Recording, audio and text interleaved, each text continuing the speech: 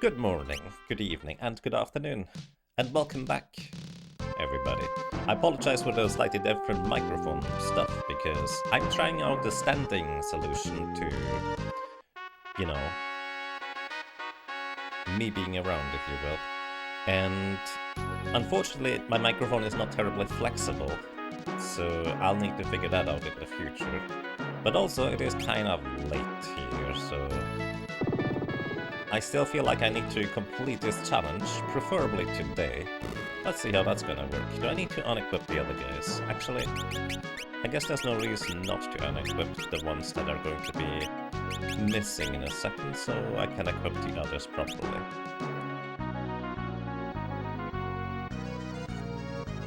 Jägerbot not active?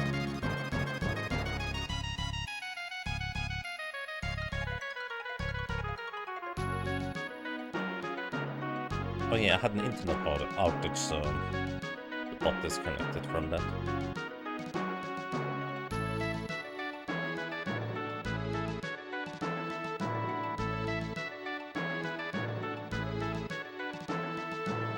And hey, I even remembered to let the timer continue going. And Finnish Kalan told me about a minute ago. Thank you. This is going to be weird for me.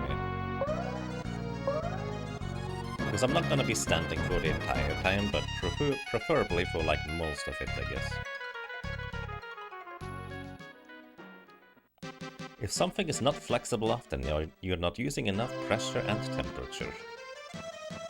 Well, with enough pressure, everything can break. I'm not sure that's much flexibility.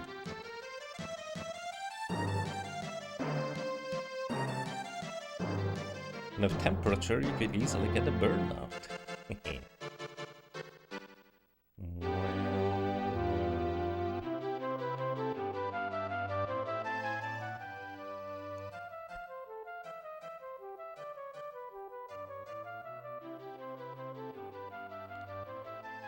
Alrighty, we're going to leave Lena and Ferris behind here. Ferris will join us soon afterwards again. But Lena is going to be out of the party for a while, which is okay. I have kind of mostly planned out as to what I want to do for the finale, more or less. And I think there's not really much of a way of over-preparing for this kind of challenge, considering the restrictions that we have. So I will probably go for a slightly longer grind than I was before. But also, I need to figure out where I want to do this, because we can only attack. So the usual places where you just nuke loads of enemies in one big group is not exactly necessarily the way to go here.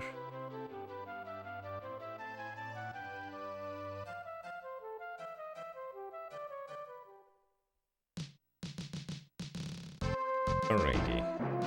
So I think we need to go and grab our Chocobo friend.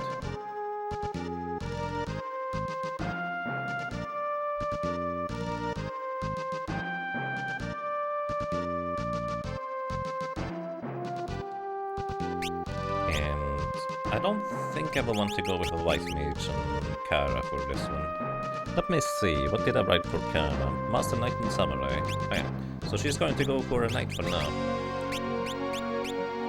And you're going to get two-handed, I guess. But no Excalibur, because that thing is terrible.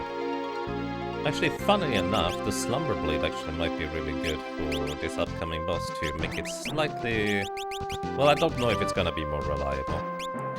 For you, I actually want to start mastering Monk, but I'm not sure this is the correct time to do so, so I'm just gonna leave him as a freelancer. So the plan is for Bonk, as well as Ferris, to master Monk. But the other two, Kara and Lena, have a bit further to go for mastering their job still, so it's fine if I just use the freelancer for now for more power. Welcome to Karmaku. We are in World 3 indeed. Also, I need to move my chat slightly because at this angle it's kind of difficult to see because I'm standing right now. Hey, there we go, that actually kind of works.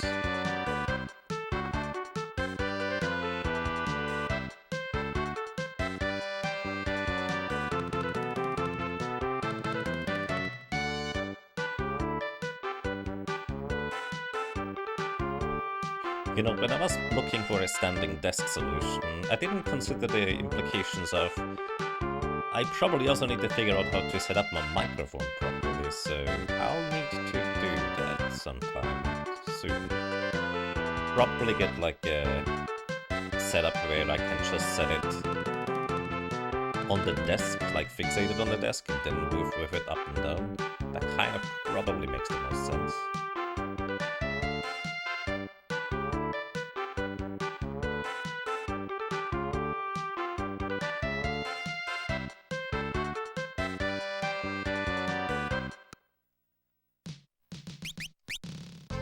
Initially, I was a little bit worried about this upcoming boss here, but thinking about it, I have defeated this with level 1 and level 3 characters. With not much better equipment, so it should be fine.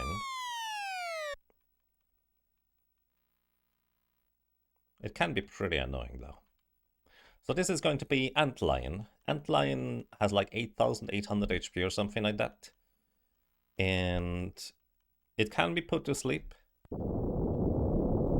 And it's mostly annoying because it can cut your level down by half with Sonic Wave, which I just hope it doesn't do. So let's see what happens. It is also decently fast. It is faster than my characters who have, you know, pretty good speed right now. Oh yeah, Bonk actually. Oh nice.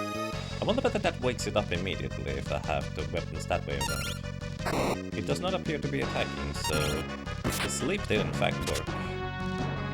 Maybe if I have 2 sleep blades, that could be surprisingly reliable. I didn't even consider that.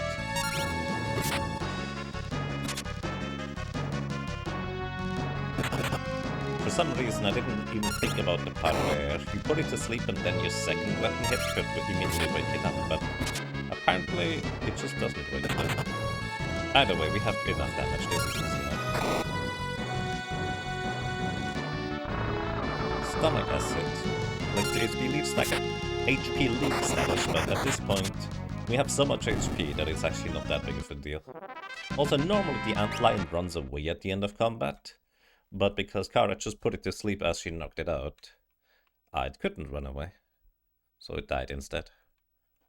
I don't think it makes a difference here, but for example, if you kill Gilgamesh in like the basement with Galuf by using an instant death attack like with the Doom Scythe, he does actually in fact drop something that he would not otherwise get, like an elixir or something like that.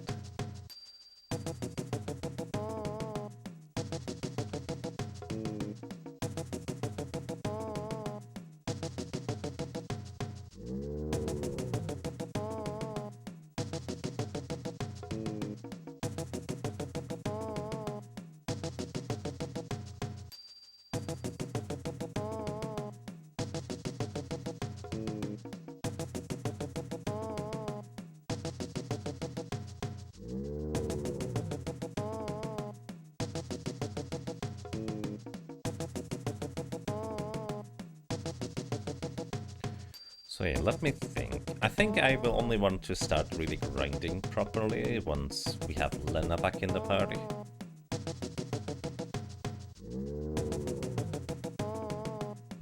Although according to my notes actually, she only needs to learn the samurai evade. That's it. She doesn't need actually much of anything else at this point. Which means Lena is basically done, so we would be okay just leveling without her for a while.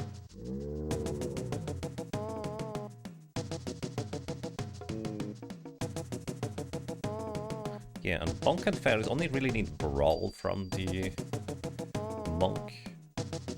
It would be better if they would master the Monk, but Brawl is sufficient theoretically in order to get the strength of the Monk. But mastering it would also give them the HP, which would be quite desirable, and the counterattacks. Good day, welcome to you, Longfellow. Hope you're doing well. Either way, I think I'm going to keep my characters at their current normal setup for the upcoming pyramid, because the pyramid is otherwise going to be kind of sketchy. So I'm gonna give you a ribbon to have immunity against most status effects. And I'm also gonna give you Flame Blade or do when building it. What could you do? Actually, it makes more sense to... Oh wait, you can't equip the double lens. Bone Mail is fine, Elf Cape makes more sense.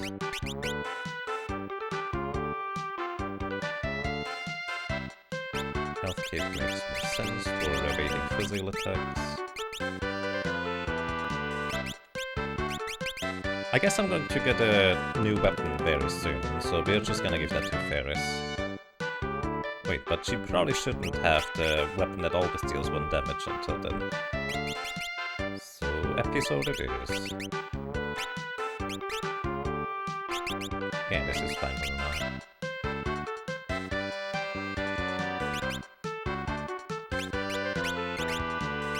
I'm actually gonna give you 2 air lances so Ferris can equip the Ice Brand instead.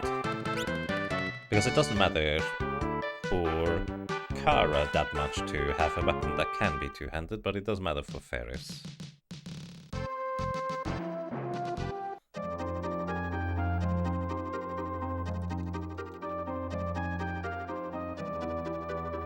Oh, I see. Welcome back to you in that case, lone fella. Heard about your legendary challenge run. Oh, I see. Welcome. I'm not sure this is a legendary one, but it's certainly a interesting challenge. I can only use the attack command in combat, which means no running or switching rows, no defending. And I also cannot use magic or items outside of battle either. And that's kind of the biggest restriction really, because I cannot heal or remove any status effects outside of combat. And if we get afflicted with zombie, the zombie status does not get removed by sleeping at an inn or using any other healing method. Zombie is literally permanent if I get afflicted by it. So there is actually going to be a part coming up in the pyramid very soon, where I could easily get zombied and, well, that would be less than ideal. And yes, we need to reset when we get zombied. At least you can't get killed by death. I mean, death is a bit annoying, but at least you can sleep it off.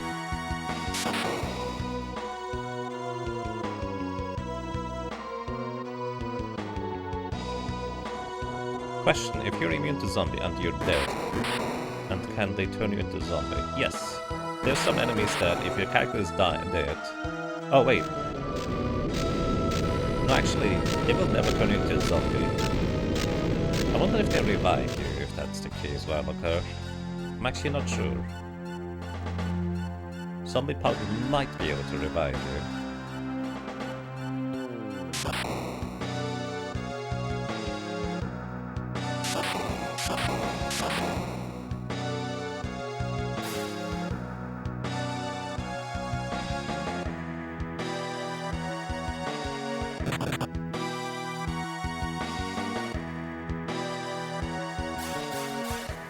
Ribbon does not actually protect from zombie status. Only Angel Ring does. Right. I actually don't know what happens while occur. It might just revive you instead of zombieing you. But I genuinely do not know. It could also just softlock the game. The SNES has the tendency to do that when zombies are involved. Bone Mail actually also does not protect you from zombie. It helps against zombie breath because it is poison damage.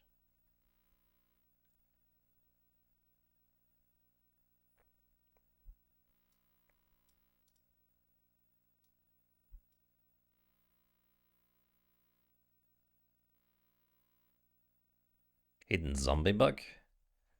I mean, the parasites that cause the zombie are pretty hidden. Can't remove them by sleeping.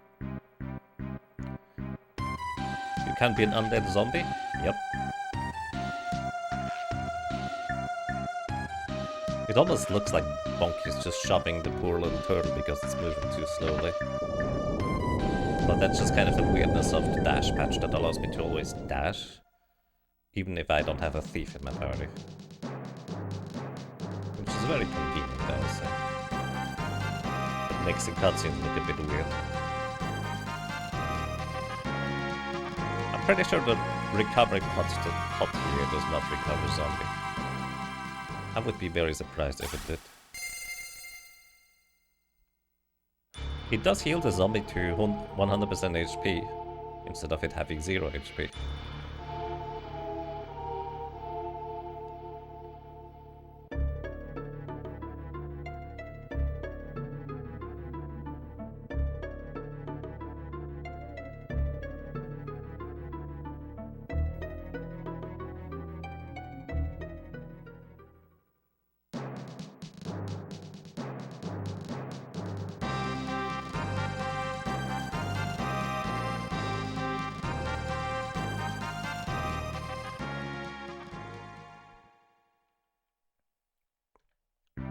Alrighty.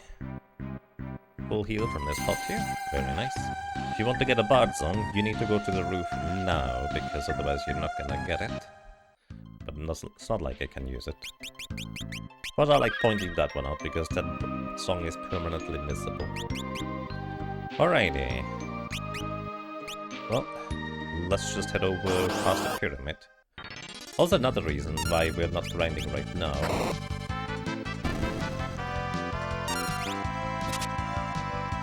is because we're going to be a lot more efficient once we get the extra speed. Apparently these pythons are weak to ice, which I guess I should have expected. Most lizards and reptiles tend to be in this game. I just didn't actually know that.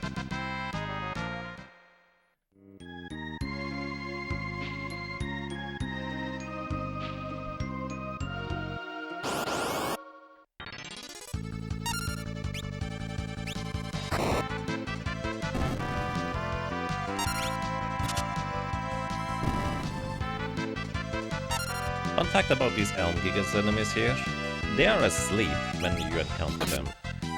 Oh, apparently also they heal from wind attacks, so that's less than ideal. Either way, the reason I didn't attack initially with Kara is because this thing is not gonna do anything until I attack it. Also, if you use spells, it's never gonna wake up either. There's a cutscene here if you go, well, in front of the tree, but you can just go one tile down and avoid it.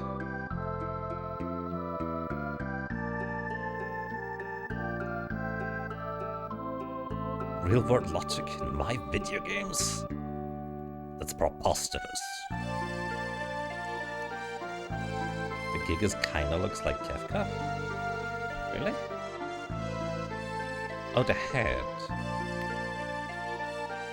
I never thought about that. Nice. You assume that if Lena was a zombie, when she leaves the party, that would be removed when she returns? Probably. I don't know though, but probably. This is a Brett. A lot of defense. But look nice.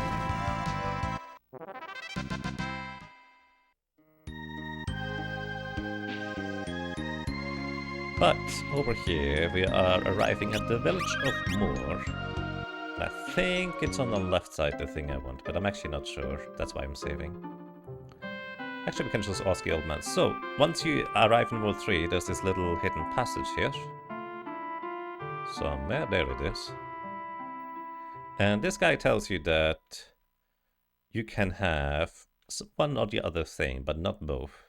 If you believe you're a coward, take the chest on the right. I'm brave. So, the way these two weapons work is, the Brave Blade becomes weaker every time you run away from combat in the entire game. In the Pixel Remaster, I do believe there is a way to recharge it by just continuously fighting, but in every other version, it's just gonna lose permanent power. That's the short version. So this thing has 150 attack power, which is pretty ridiculously good, literally the highest attack power in this game. The Game Boy Advance game, I think, has higher powered weapons in the advanced dungeon, but that's a different story. Either way, this increases my attack from 130, which is doubled already from the previous weapon, to 300. This thing hits like a truck, but only if you never run away from combat ever in the entire game, which, you know, is kind of a big ask if you would like to put it that way. I'm gonna put the Slumber Blade in your hand. Here we go. But yeah, it's a really ridiculously good weapon. But that's the only thing it does. It just hits like a truck. The chicken knife is the other weapon you can get here, and that one is kind of the opposite. The more you run away from combat in this game, the more powerful it gets. It doesn't quite theoretically reach the height of the Brave Blade in terms of raw attack power, but because it is getting multipliers of strength and agility rather than just strength, which is what the Brave Blade does, you actually gain way more power with the chicken knife's attack than the Brave Blade once it is fully powered up, despite the base attack level being lower. However, the catch with it is that if you attack with the chicken knife normally, it has a 1 in 4 chance to just make you run away, which was actually a strong consideration for this run here, because this would be literally the only way I could run away from combat, since it is triggered through the attack command. But I think the Brave Blade is just, you know, more raw power, which is what I need right now. The other part is also that you can circumvent the chicken knife's running away things. For example, if you have the chicken knife in your left hand and the double lancet in the right hand, the double lance always procs a secondary attack. It's a 100% chance effectively in a sense, and you can only proc one weapon effect per turn. So because the double lance always triggers, you could have the chicken knife in the offhand as a ninja, for example, and it would guarantee that the chicken knife running away effect never triggers. So that's one really good way of doing it. Which, by the way, this might not work in the Pixel. This probably does not work in the Pixel Remaster.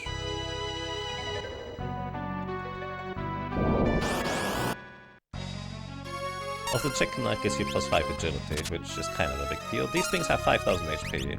Let's see, Ferris hits for 4110 with the Brave Blade. Admittedly, this is double gripping as a knight, so it is a bit stronger than it, generally speaking, would be otherwise. But it is quite something. You know, I did this wrong. It's fine. I'm gonna wait until the guy on the left attacks, and I knock out the guy on the right. Because for the gargoyles here... Oh, I tried it anyways. The gargoyles here, when one of them is alive, it will revive the other guy. That was not smart. Can I knock you out first? Alright, very good. Basically, they will revive each other if one of them is down. Also, they have a weird AI script where, I think on the 3rd turn or something like that, they have a chance to cast Infusion, which means it will kill them and heal their body to full. If they target their body, they can also target themselves with it. It's called Fusion, actually. But on top of that, there's a 50% chance that both of the gargoyles have the exact same speed in combat. And then additionally, they could just both decide to cast Fusion at the exact same time. So it's effectively 1 in 3 for Fusion for one of them, then another 1 in 3, which is a 1 in 9 chance, and then a 50-50 for them to have the same speed.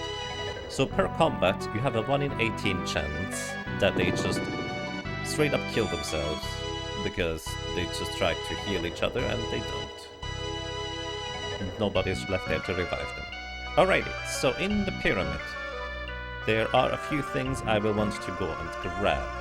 However, I think I'm gonna come back here later and just rush through for now, because the biggest problem I'm gonna be running into is there's going to be mummies at the end of the first pyramid segment.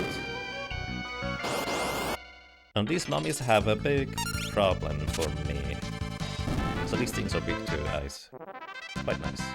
Also, a lot of enemies in here are weak to fire because they're mostly undead. Either way, these zombies, or the mummies, can turn a character into zombies with their Danse Macabre. They only do this when there's only one zombie remaining, or one mummy remaining. Also, this Zephyr Zone has a lot of evasion, so I just hope that I hit it. Also, surprisingly high defense, but this is just kind of the traditional RPG logic where the less armored a female character appears, the higher defense they have, and that apparently applies to the Zephyr Zone. Alright, can I just sneak by? No. These things are weak to lightning, and I'm just hoping to hit. They are dangerous. This is 75% of my current health and damage with missile. I don't have a lightning weapon, do I? Please hit Ferris. Thank you. Alright, it's not too terrible. Just don't have a good way of healing. Or any way of healing at all. And here we are at the mummies. This is the reason I'm rushing through here. So I believe you can put him to sleep. So I'm actually gonna equip 2 Slumber Blades here on Kara. I will equip the Flame Blade because they're weak to fire. And then we're hoping for the best. That's the short version.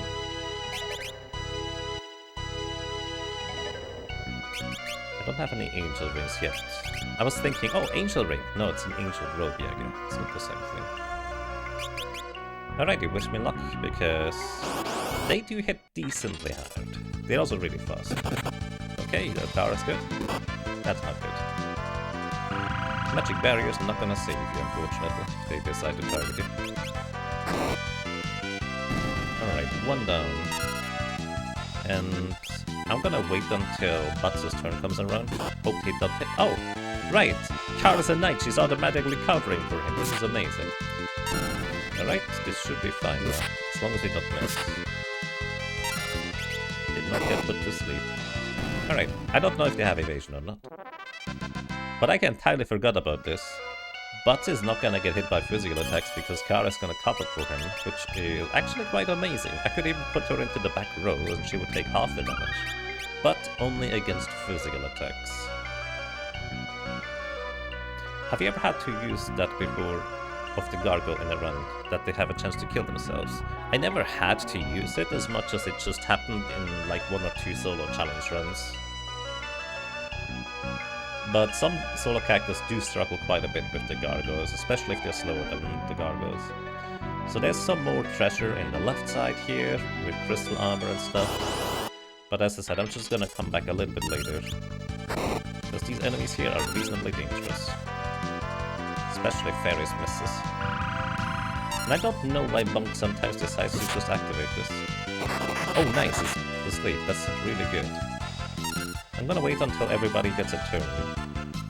It would be nice if I could have Fairies attack at that point instead, because an asleep enemy can never dodge attacks. Also 1 in 16 chance to get an elixir from a Zephyr Zone.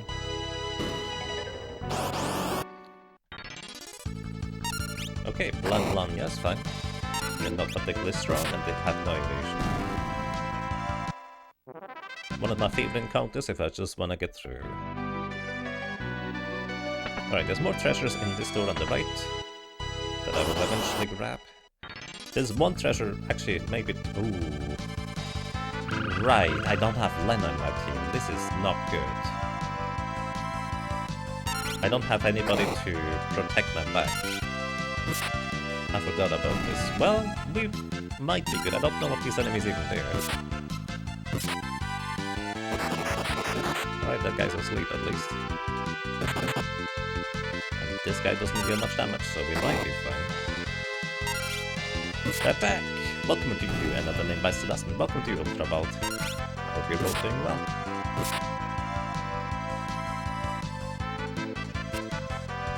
Finn, I'm pretty sure that would poison, which would be kind of very unpleasant. But hey, we got it. Yeah, I forgot that I didn't have Lena in the party. Even more of a reason to rush until we get her back first.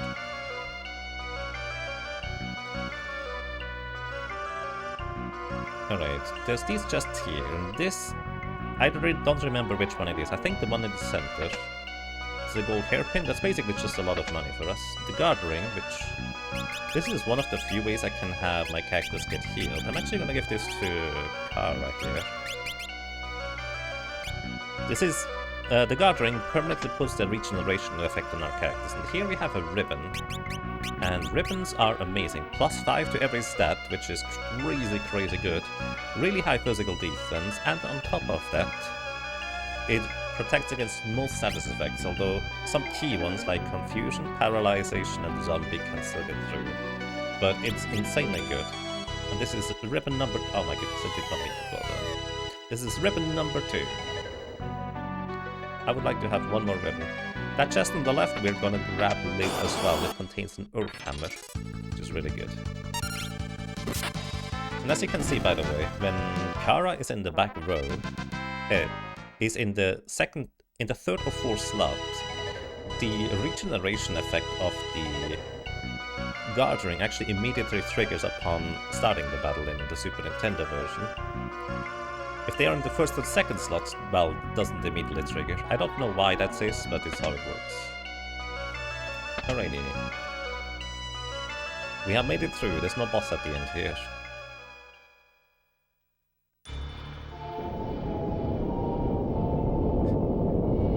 What should I do now? I know. Attack! And yes, it does have quite a bit of thinking in this run, because preparation is key. But also, attacking what? Or with what? On whom? It's kind of a tricky subject at a time.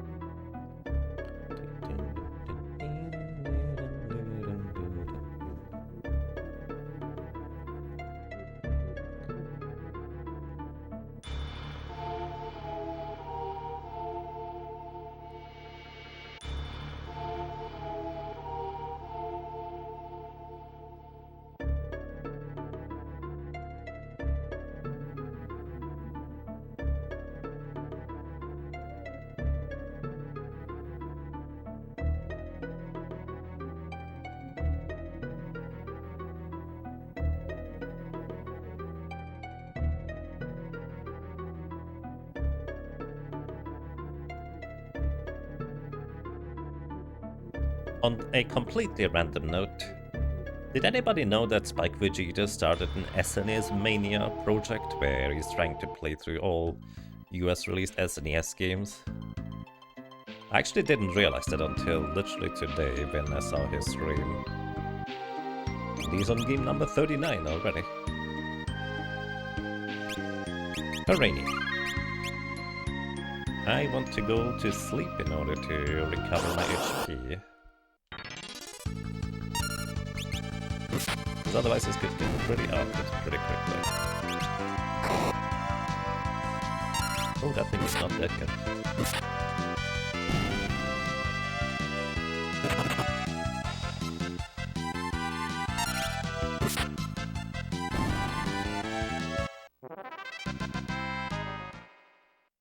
By the way, the guard ring also provides, I think, some immunities to some status effects, but I never remember which ones there are. But in case you're wondering where I get pretty much all my information from, there is a Algorithms and Stats FAQ on Game FAQs, which I use all the time. So let's see, guard ring.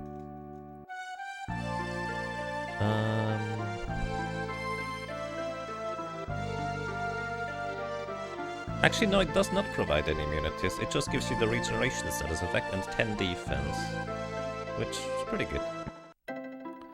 Yeah, it's not Petrify in this game. Oh well, Protect Rings are kind of a staple of Final Fantasy 1 at the very least, but that's the only one I do know. But in here, they're just high defense and regeneration effect, it looks like, which I love regeneration effects. I just wish you could get the regen ring earlier in the game. Would that negate Sap? No, Sap is separate. It's the only temporary status effect, which is kind of unique. Most of them are more permanent until removed in this game. Alrighty, everybody's full health. Let's trek back over to East, because that's where we get the next boss, and then we get Lena back. Hopefully no back attacks in the meantime. By the way, it's a 1 in 16 chance to get back attacked if you don't have a thief in your party.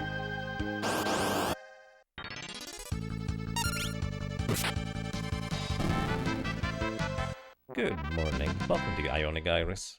Hope you're doing well. Alrighty. Let's see. Do we just go with a Flame Blade here? Excuse me. This might be a little bit sketchy, but actually, worst case scenario, I can have Blanc knock himself out. It's gonna be a lengthy cutscene, so I can explain as to what this boss is up to. The upcoming boss here is called Merijin, and she effectively has four different forms, and you don't know which one she has, except for the very beginning. So she's kind of a spellcaster. She casts ice, lightning, and fire magic, and occasionally does physical attacks, and that's kind of all she does for the most part. And initially, she is weak to fire, and then she has 3 other forms, 1 weak to ice, 1 weak to lightning, and 1 weak to physical attacks. Although the 1 weak to physical attacks is literally just, you know, 0 physical defense, which in this game means that she's weak to it, which is fair because we have really, really good weapons at this point to hit like a truck. Either way, once she casts the barrier change, which she can do on the 4th, 5th, or 6th, 7th, 8th, or 9th turn, we won't know what she's weak to, and anything she is not weak to, she has high resistance to physical attacks, or she literally absorbs the other elements that she is not weak to. So this is why it's kind of a bit sketchy of me to use the Flame Blade. She's weak to it initially, so I'm just kind of hoping to nuke her before she can even barrier change.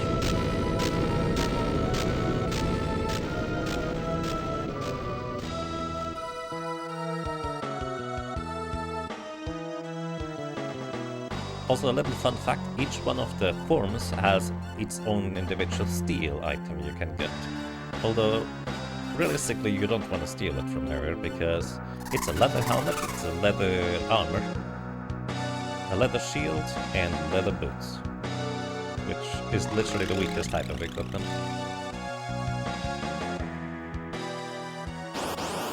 But hey, maybe some people like the leather. Either way. Ferris has non-elemental attacks, so she would hit like a truck, but especially butts with basically 4000 damage. She can be put to sleep, which is why I gave Kara 2 sleep blades here. Okay, she did not do anything this turn.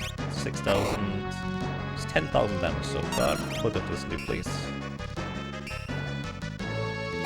Nice. Alrighty. Gonna wait until Kara's turn comes back around before attacking.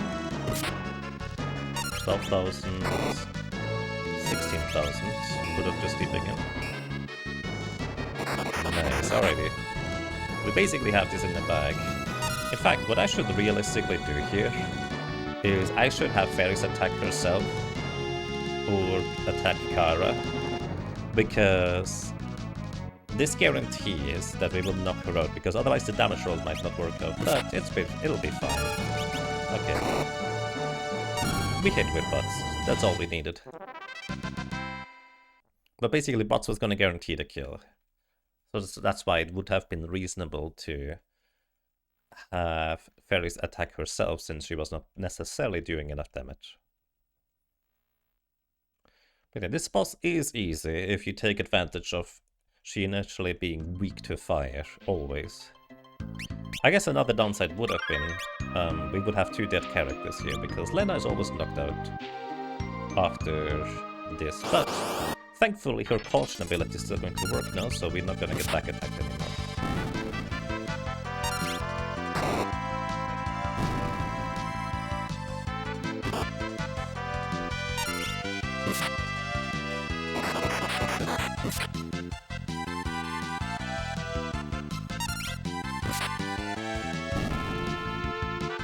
Yeah, she can be put to sleep, and in this game, unless you specifically get hit by a physical attack, you do not wake up, ever. Which is why I had time to just explain what is going to happen here.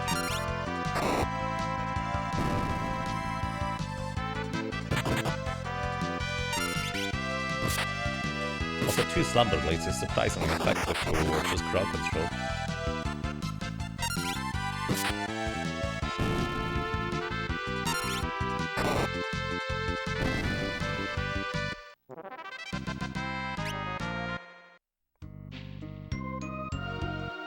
So once we get our boat back and can fly around the world, this is where we want to consider starting to go for some grinding to get our final setup, so to speak. And hey, but this is the harpoon. Challenge is actually going quite fine. There were quite a few interesting and unusual roadblocks, which is quite pleasant actually.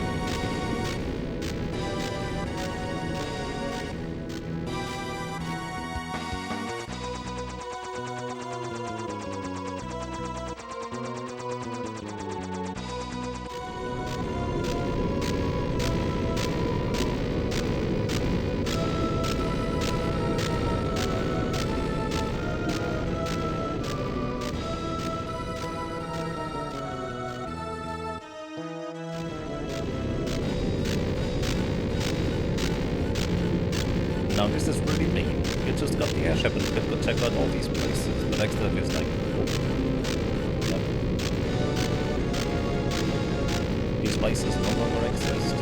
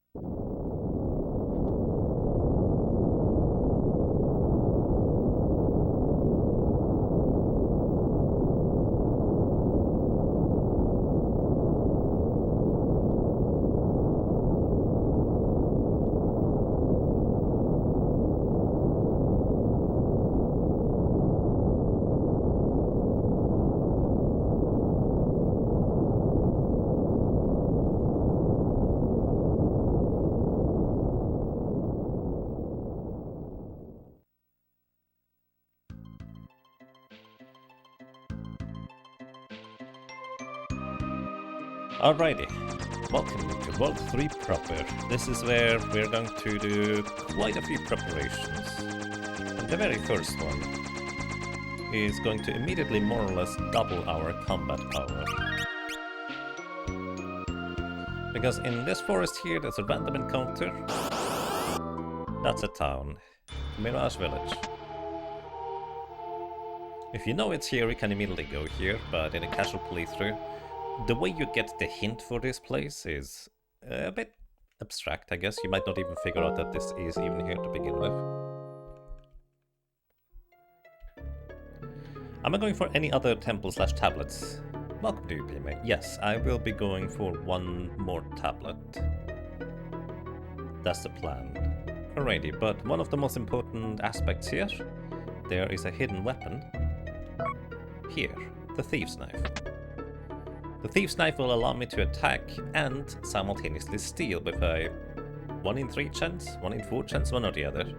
Either way, I can now finally steal from enemies, which means I will be able to procure more healing staves as soon as I... Wait, can I get healing staves? I hope the sleepy enemies still exist in World 3. I didn't even consider that part. Either way, then there's a hidden shop. That's kind of the theme of this town, by the way. There's just always a hidden entrance. Let me go ahead and sell all the things we have no more use for, because we're gonna get quite a substantial equipment upgrade stuff here, and can sell all the old things that we have no more use for, in order to get more money out of this. Because this is gonna be expensive. Oh, we have Golem too. I could just sell that. I'm gonna keep the Revivify just in case I decide to change the rules at some point for some weird reason. Probably won't, but who knows. I like to also keep the unique weapons that have, like, maybe potentially outside uses, but we'll see. So the Partisan... The Excalibur is interesting, but I have no use for it in this run. Sell the Air Blades, sell the Tattoo. Power Staves... Probably won't have any use, but might as well keep them, they're not worth that much. I'll need a shotgun hat or leather hats. Do I ever need a coral ring? I don't plan on, but I might as well keep them for now. Glasses... Probably won't need them. Diamond ring definitely don't need it. Keep the diamond stuff just in case I decide lightning defense is the way to go. We will get better armor for our mage guys soon. Not gonna use a power armband anymore. Gold hairpin is worth a lot of money. And that's largely all there is to this. Alrighty, so here, this is what doubles effectively our combat power. Running shoes. These things give up permanent haste. They cost 50,000 gold each, so it is pretty expensive. But they give us permanent haste, which is pretty insane. And they give you immunity to sleep, paralysis, and stop spells. Which, if you remember, the ribbon does not give us immunity to paralysis otherwise. But this, with the running shoes, does. And haste in this game literally doubles the amount of turns you get. So that's why it's effectively doubling our combat prowess. Which means we unfortunately can't use any other of the interesting accessories. But they are just too good to not use. Especially in this situation. Welcome to Warcraft. Hope you're doing well. Am I letting myself use items outside of combat? No. No items allowed. Alrighty. Anything else? I could give you the strength armor for now, because at this point we're just gonna try and destroy enemies before they can do ever anything.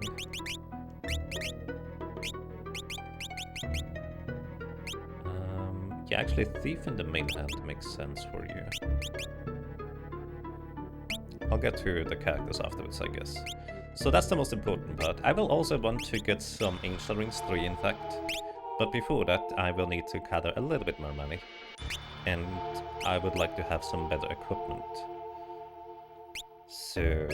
Dark Hood has +1 in agility as well as long strength and decent defense, but... I don't feel like I have the need for it. I could get crystal armor for higher physical defense. I'm not sure how valuable that will be, but it could be usable. But what I definitely want to have is I want to have 2 black robes for my healers in the late game, as well as 2 circlets. Actually, hold up. Ribbon does not prevent confusion, does it? I'm just gonna double check real quick. Ribbon. Ribbon prevents death, petrification, toad, poison, darkness, aging, berserk, mute. And that's it. So no, it doesn't. Alrighty, so in this case we're actually gonna buy something way cheaper, the tiara here. These have the same magic power bonus as the much more expensive circlet over here, much worse physical defense though. But it prevents confusion if you have a tiara. Also, by the way, in case you're ever wondering, the black robe over the white robe is always the case in this game, with one very odd and specific exception. So black robe gives you +5 magic power and decent defense. White robe gives you +3 magic power and 5 vitality, I think. You might think, oh, vitality is nice, but the problem is equipment vitality does not actually increase your maximum HP, and consequently, literally the only thing it does is it determines how much you regenerate from the regenerate buff, if you have it. So there was one solo challenge where this was useful, and that was the Bard solo challenge, because the magic power didn't matter, and it actually could get regeneration through its own spell. That's the literally only use you have for that thing. Then, what else? I think I might just get Dark Robes for everybody, because these are really high. Well, it's decent defense with additional agility and I think 1 strength. It's basically a bit of a compromise as opposed to just using straight up the strength armor. Less strength, but much better physical defense, which I think makes sense. So I'm just gonna give this to everybody except for the one that uses the bone mail at the moment. And that's kind of all the purchasing of stuff I wanted to do, I think. Unless I'm forgetting something. Let me actually just compare the defense for the Dark Hood compared to the Strength Bandana. It is 6 more defense. Okay, I think I'm not gonna lack attack power, so I'm just gonna equip the Dark Hood as well. I think this is fine. But that's only gonna be temporary anyways, because we're gonna get ribbons. Well, 1 more ribbon. I'm not sure I'm going to go for the 4th one. Because I actually don't know where the 4th ribbon is, to be honest. There are 4 ribbons, like, all over the world. I know 1 more that I can get, but I don't know the remainder. Okay, do I need to grab another weapon? Actually, no, I'm gonna grab weapon in just a moment anyways. Do you want to know where to find Sleepies in World 3? Yes, if you happen to know, I would be interested. I do have a source where I can look it up, but if you just know, that would be much more convenient. Alrighty. We come out of that town dramatically stronger. Now, before I switch my jobs around, we're going to go ahead and...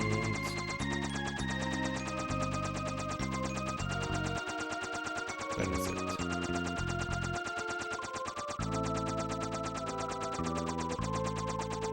We're gonna gather a few more things.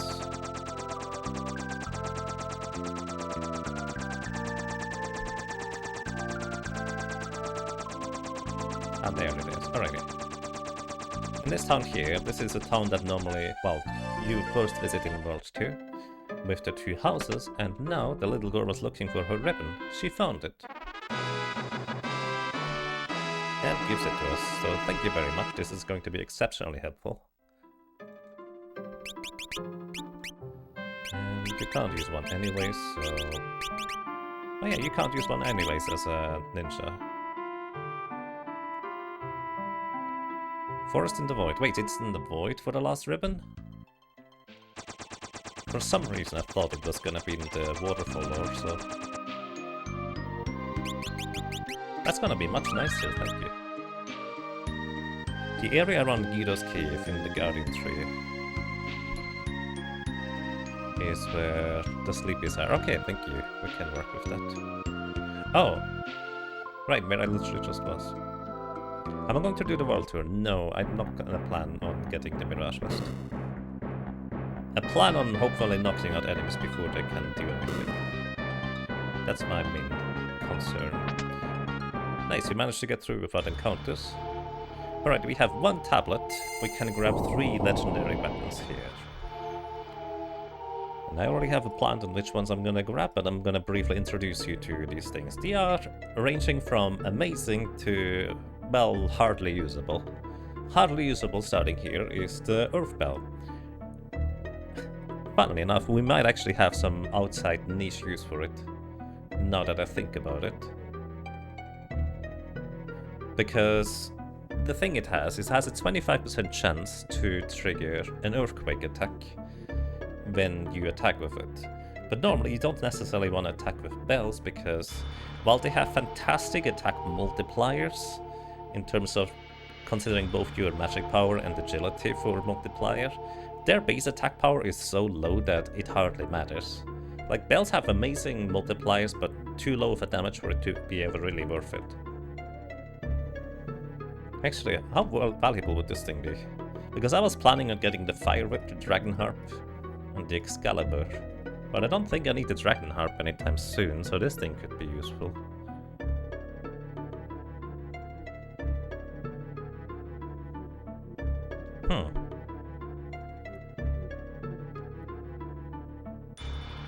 I'm actually not sure. We'll see. Either way, the next weapon here is the Excalibur. I'm gonna grab this one. This is a knight exclusive weapon, a two-handed sword, or a sword that you can two-hand. It is always Holy Element, so if an enemy absorbs Holy, less than ideal. If they're weak to it, it's fantastic.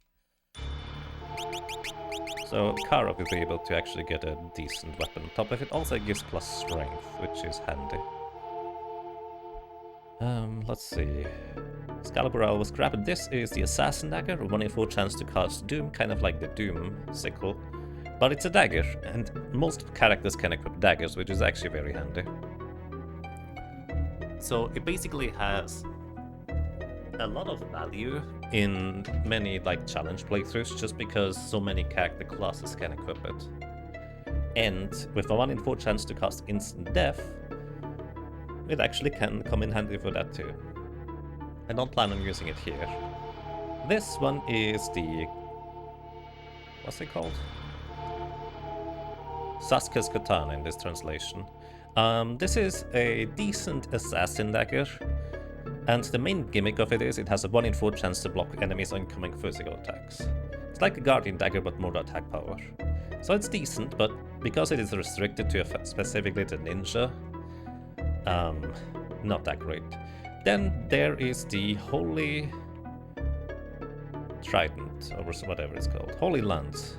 It is a spear type weapon that is strictly worse than the Excalibur. It has less attack power, although only a little bit less. And you cannot two-hand it or double grip it. But you can combine it with the thing, because it does give plus 3 strength, as well as the Excalibur, I think, giving plus 5. Then we have the Rune Axe, which is one of the weapons I kind of sort of planned on using. So this is effectively the straight up best axe in the entire game.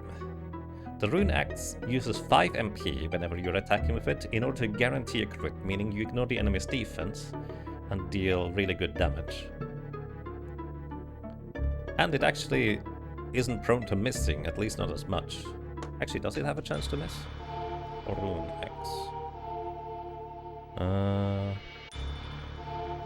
Yeah, it has a 90% chance to hit, so it still can't miss like most axes can. But it's really good. And it also scales off of your magic power. And specifically in this game, you theoretically can underflow your magic power for it to hit even harder. You can also double grip it, so it's a really good weapon. Then we have the Masamune. If you use it as an item in combat, it casts a haste spell, which is amazing, considering haste is one of the most broken buffs in the game. Aside from that, it has a chance to crit and decently high attack power. Then we have the Yoichi bow, which is just a bow with I think 100% chance to hit and a chance to crit. Decent attack power, but it's a bow, so maybe if you use a ranger. Then we have the whip. This thing here is actually a bit of an oddity, I will say, because it has like a 1 in 3 chance to cast Fire 3 when you're attacking. It does okay damage by itself, but it's actually not fire element by itself. But if you have like a white mage with the Fire Whip, they can actually contribute quite a bit for like dealing damage, but you need to be able to equip whips for it. I did plan on using that one. Then we have the Sage's Staff. If you use it as an item in combat, it revives a character with like a little bit of health. And more importantly, it deals like 8 times ignoring defense damage to undead, so it actually can be used as a combat weapon, but specifically against undead. Then we have the Magus Rod. This thing here increases your elemental damage for all elements except for water. I think it does increase earth damage, but I'm actually not sure. But basically it's just a more convenient version of the elemental staves you normally use in order to increase damage for spells. And that's mostly what it is, it's mostly for convenience. What about poison? probably increases poison too. You know, we can check. Magus...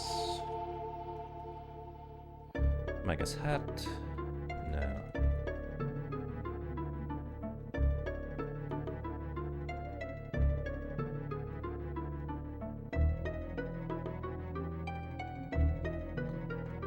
Is it the Wizard's Rod? It's called the Wizard's Rod in this version. It increases air, earth, poison, lightning, ice, fire damage. Yes, poison and earth are both included. And this is the Dragon Harp.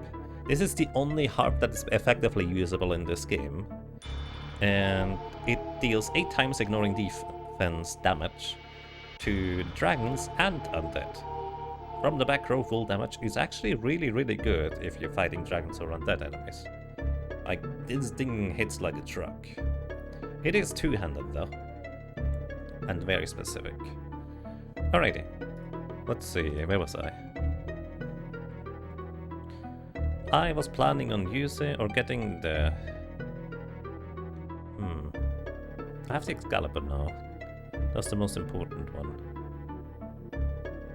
It really doesn't matter too much which are the ones I get. Okay, I'm gonna plan on using the Fire Whip, because I will have some cactus in the back row for extra damage. And then I could also use the Gaia Bell. You know what? I'm gonna do that. There is never really much of a reason or purpose to ever use this thing, so I feel like let's just use it for once.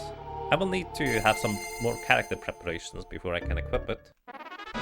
But yeah, also by the way, the Earth Bell does increase your Earth damage, if I'm not mistaken, or Earth spell damage.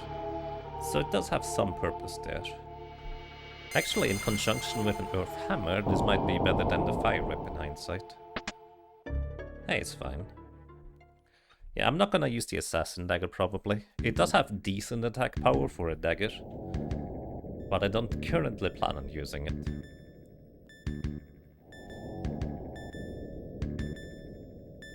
I believe the bell increases all elemental damage except water. I think you're thinking of the Rune Bell.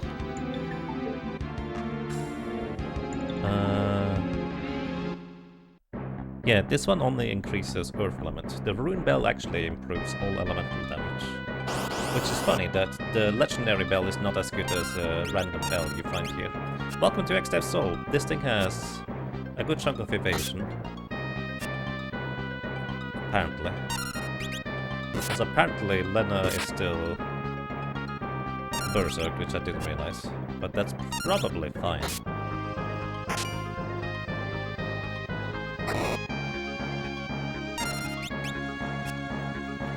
He's weak to Holy, but this is the problem that we can run into. Although he's one of the 2 less bad encounters that we can run into here. So this is preferable. But as you can see, we're getting a ton of turns before he gets 1 turn, which is very helpful. Also, as you can see, the double lance actually only attacks once, because Lena keeps using capture instead. So the double or the capture attack overrides the double lance chance to hit twice. Oh my goodness, the chance to dodge this thing is crazy. Wait, does she always capture? She has always captured. Okay, no, she doesn't always capture. I was thinking that maybe there's a weird interaction. Alright, we got lucky, because this guy can instantly kill a character with a Doom attack. And we're out. Alrighty. There's also a shield dragon in here, which we probably cannot beat. That thing has so much physical defense that we effectively cannot really defeat it, really. Might be thinking of Twintania Bell, actually. No, the Rune Bell is the one that drops from the weird enemies in the void, in like the first mechanical ancient area. That's the one that increases all elements. The Tinker Bell from Twintania doesn't do any magic element up. The Rune Bell is kind of the only one that is more or less usable, because it guarantees a crit, actually ignoring the enemy's defense. What about the Taco Bell? I do not believe that's in this game. But it might be Tasty. Alrighty. What's my next preparations? I was going to actually go to the Phoenix Tower to try and steal a ribbon, but I don't think we need to. Let's get some sleepy enemies in there. And here, we need to have some monks. Because the point about monks for me here is right now that... Evade? Evade this one. The point for me to use monks is I would like to have my physical attackers have as much power as possible, and monk has the highest baseline strength. So... both Fairies and Bonk would preferably master monk. But I'm not sure this will happen, because that is going to take quite a while until we get them there. Not sure, we'll see. Lena is still mastering ninja, so she can dual wield. Kara is mastering knight, so we're good on those ends. Let's see, can you get better weapons? Oh yeah, you can equip the Brave Blade now, because that one's free. Brave Blade Excalibur combo. That's a dual wield right there. Also, in hindsight, maybe I should have grabbed the Assassin Dagger, so Lena would have a bit of better weapon here. I'm gonna go double lens Thief Dagger for now. She also has Berserk on right now still, which I think is maybe fun. Actually, no, it's not. Hold on. I need to try and steal from the Sleepy. So I'm going to give her Caution, so we... Oh wait, we didn't have Caution, so we could have gotten back attacked. Whoops. And this is fine. Alright, let's try to get 3 more healing staves. Which I think is around here, you said.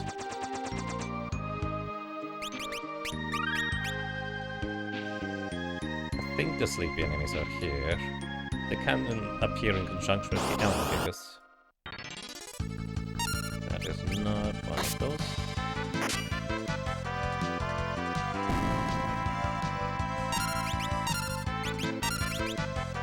As you can see, our characters are just continuously blinking now. This is the effect from haste. Oh, they can counterattack? I have no idea. I need to be aware of that a little bit.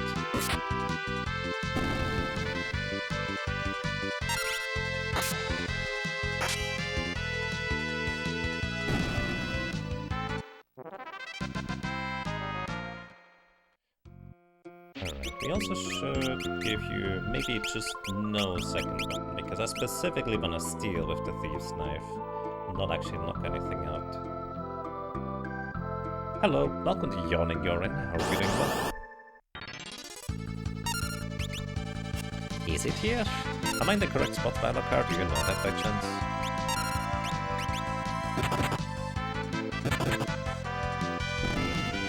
As you might be able to tell, monks are unfortunately not the strongest at this stage in the game. Like 500 or up to 600 damage without needing any weapons is not bad. But in comparison to all the other power upgrades we have gotten, it's just kind of lagging behind in terms of damage output. Raid. Attack. Indeed. Welcome to you, everybody. I hope you're doing well. Thank you so much for the raid, Rakadactylus. What were you doing over there, if I may ask? Hello. I'll actually just check my map. Let's see. Final Fantasy 5, where is it?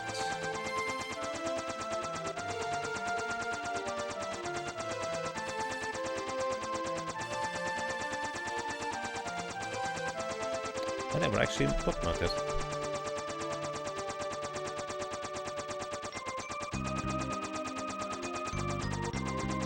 Caves of Nash is the website that I usually go to for Final Fantasy 5 stuff. Because they do have like a world map for checking encounters somewhere. Where is it? Or is it this one anyways?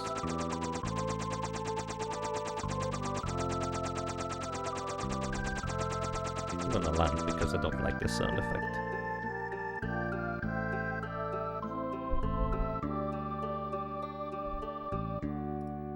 There we go, final world encounters. This is not here. I'm in the wrong spot. Oh no, there is a chance for sleepies to appear here. Are there any other sleepies? There are other sleepies too. There's one encounter with sleepy here. One here, one here.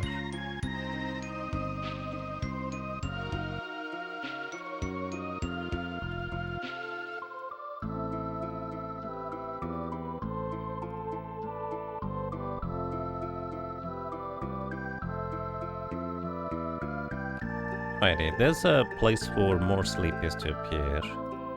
We're gonna go there. Just actually straight west of here, across the ocean.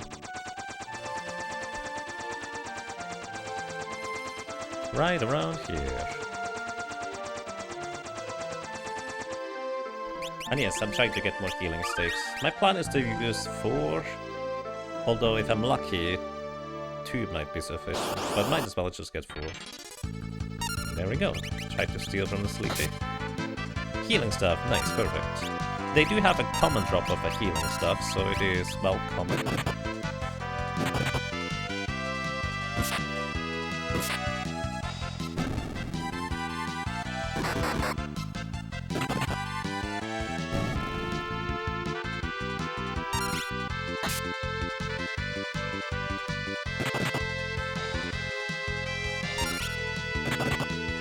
So we just need 2 more.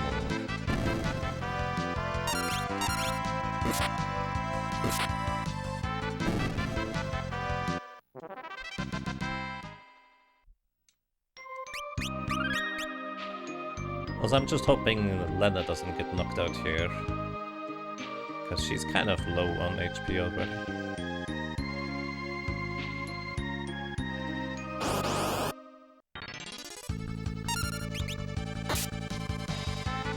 Wrong encounter.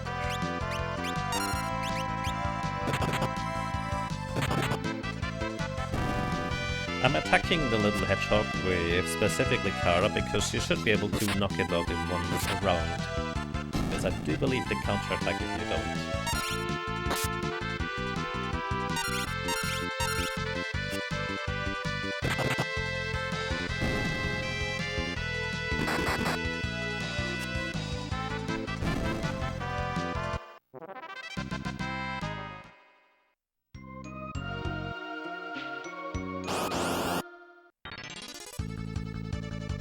And the attack challenge is going quite fine, I would say, so far. Alright, unfortunately the sleepy did... Oh. Kara's gonna knock that out, isn't she? Yeah, that's actually fun. We get one more chance for stealing.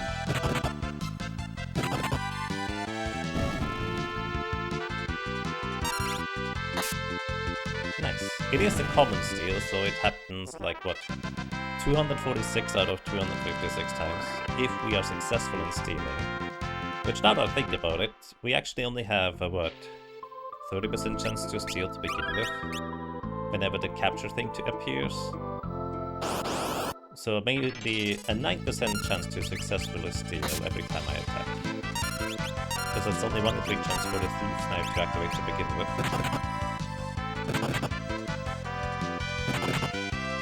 It's called neat, nerd. Boom, got him. Welcome to Kenview. I hope you're doing excellent. Nice. Oh, that's the rare steal right there of the high potion. That can happen too. And rare steals are actually pretty rare, especially if the enemy has a common steal that you could, you know, steal.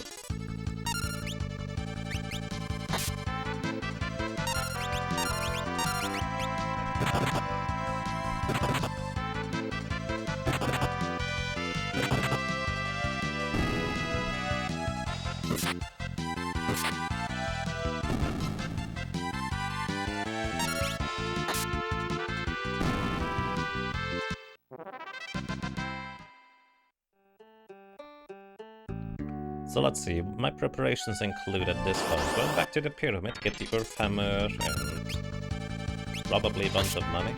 Oh shoot, that's a wrong attack. Whoops. I might just knock them all out.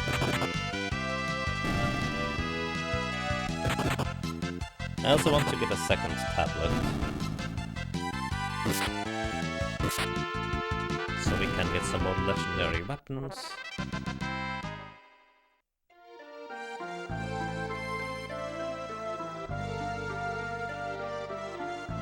Buy 3 angel rings.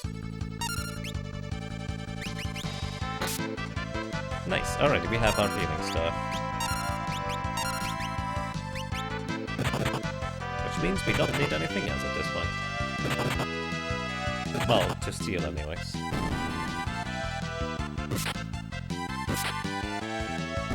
So we can go to step number, I don't know, 3 at this point, before 3, and get back into the pyramid. I'm not sure the monks will do the trick inside the pyramid, but I'm gonna try. Also, Lena can now equip stuff again for dealing more damage instead. Actually, hold up, you can equip... Alrighty, this is going to be a little bit risky, but if I just give her equip access... Wait, no, we don't have the rune axe right now. Never mind. Back to caution. I was gonna give her the equip access and equip the rune axe, but can't do that. I want to have the double lance first, just for it to deal more damage. The Thieves' Knight second. Okay, now to find the pyramid. Might as well go and rest real quick though.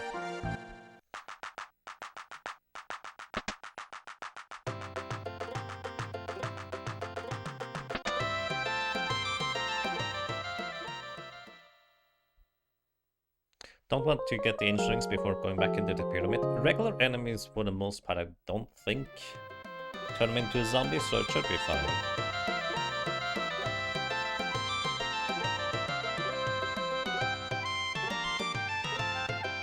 Oh, little fun fact in World 3, this guy over here is gone, so you can actually check these chests for a cabin. Is there anything else? No. It's not really worth it, but it's interesting that this is a thing.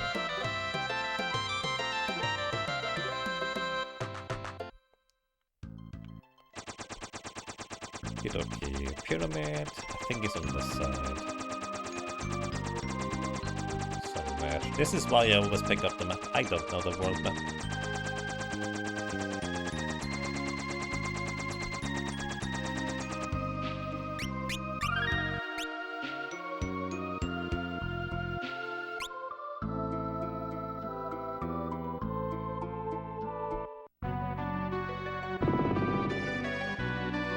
Alrighty, there's a chest on the right side here that I think is just a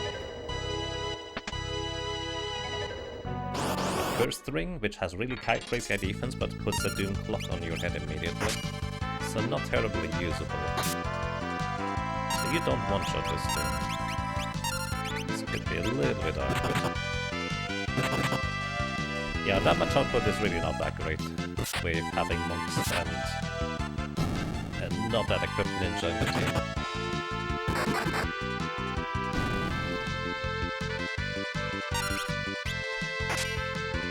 On the bright side, we are way faster than the enemies, so we should be able to attack at least once, if not twice, before they can go.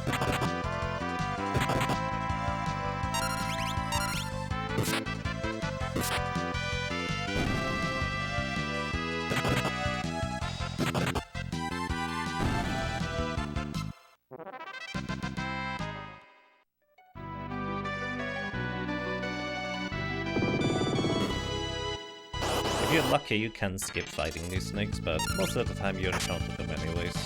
At least I don't know of a reliable method of avoiding them. Also, if you don't look at them, they don't engage you in combat. So sometimes you can skip at least past one of them. Alrighty, in this chest here, there are enemies guarding the thing. These guys are cursed ones. They do hit decently hard and have like, what, 2,500 HP? Something like that. I actually don't know exactly how much. But 2 monks should be able to take out one of them, and Kara definitely takes out one of them. And with the preemptive attack that we got on them, it's actually quite fine.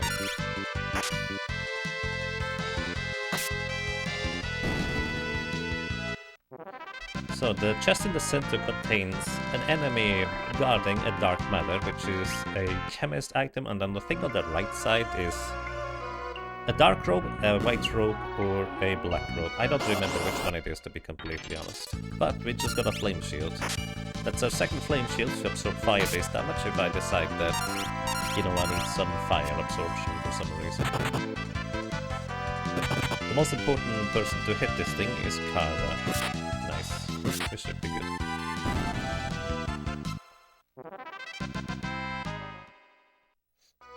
I'm gonna just wait here. These spikes and stairs turning into a slide back down is on a timer. So let's see. Can I sneak past? Almost. So the chests on the left and actually in the far right, the chest contains an elixir. The chest just to the right of where we are right now contains an elixir as well. The chest behind the sarcophagus contains a... what's the thing called? A Thornlet, which is basically the highest defense helmet that only can be equipped by heavy armor classes, and it reduces your intelligence by 5. On the right side there. However, that is mostly usable for underflowing the Berserker's magic power to have ridiculously high magic power. Beyond that, it's not really usable, because it permanently inflicts the HP leak status on you, which, if you have high enough HP, it is negligible, but I don't really grind for that much HP for it to be negligible to that extent. The chest on the left contains a black robe, white robe, one of these guys. It's also guarded by enemies and I don't need it. Oh, fun fact, you can actually just straight up walk across the spikes if you have float or a geomancer in your party, because they protect you from ground damage. Then over here, there's one chest that I want. I don't remember which one it is. Most of them contain dark matters that are guarded by enemies, unless you have a chemist that can use mix. Dark matters don't do anything, they are not even worth selling. Here, I think it's this one. It's guarded by like a zombie dragon type deal. Oh, the statues. They would be weak to lightning. They have like 2,500 HP. They're decently scary, honestly. Because they can petrify us on their second turn, if I'm not mistaken. So I hope to knock them out before they knock or petrify any of my characters. You can also petrify or unpetrify them, which instantly kills them. I did not mean to attack that guy, but apparently that's also not in the background. Okay. Targeting this guy was kind of difficult, apparently. I think this skips the first turn, because there was like a long pause there in battle just now.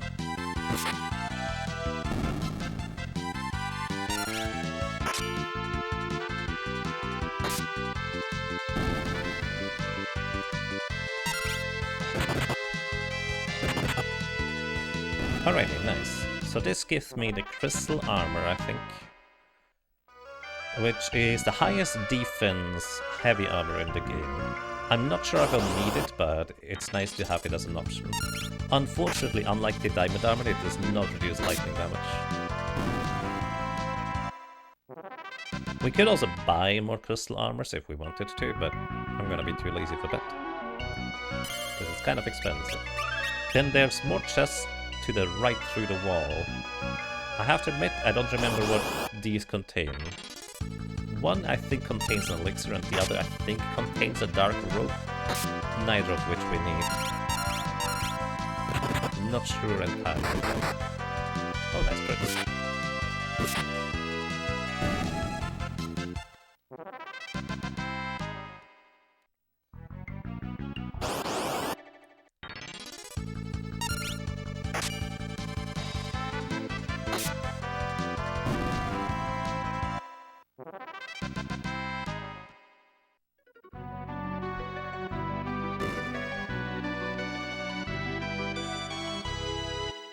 Alrighty, so here we have this room. And I think the chests I want on the right are just money. The ones on the left are both containing dark matters guarded by enemies. Then there are like 6 more chests at this point.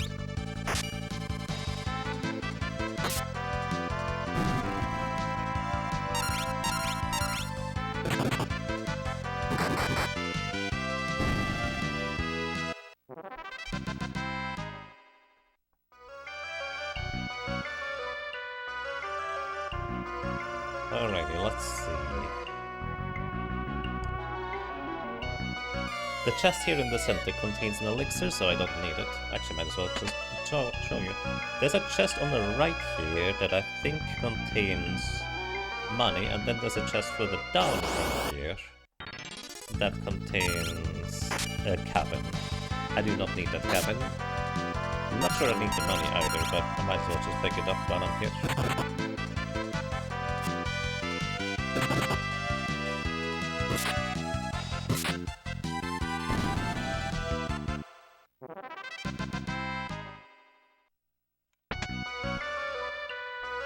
So on this chest on the left here is the Earth Hammer. This is one of the reasons why I came back, but I just remembered actually just now that I could actually in fact buy an Earth Hammer in Mirage Village.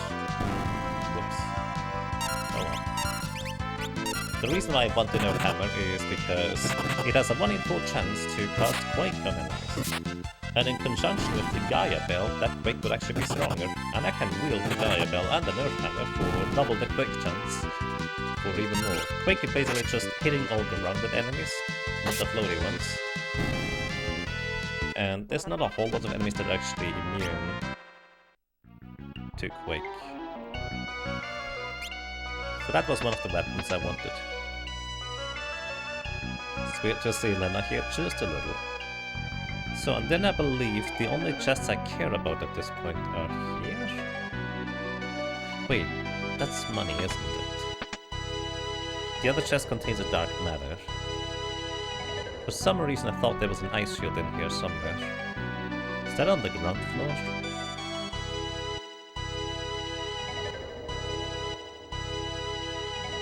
By the way, in Pixel Remods you can walk diagonally across these things. It's kind of funny. That's an elixir. This is not what I need. The other chest once again contains dark matter.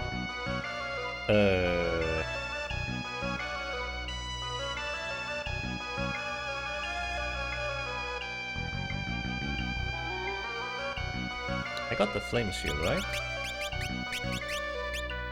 Yeah, 2 flame shields. Wasn't there an ice shield in here? Maybe I'm making that up. Where's the second ice shield?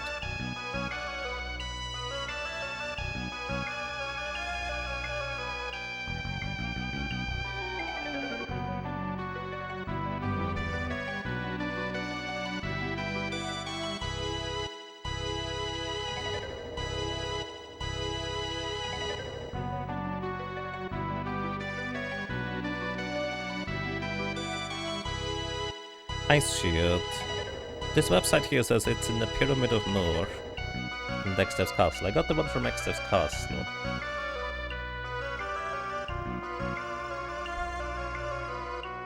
Maybe one of the chests I thought had something else doesn't. Maybe it's on the right side here. Hold on.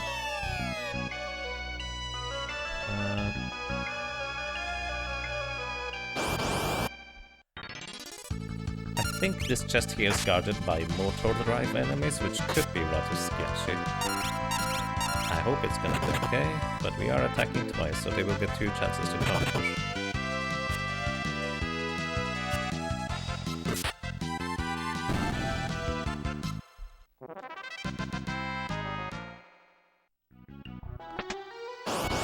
Is it motor drives, or are these the stronger ones? Oh, that's yeah, that can happen too.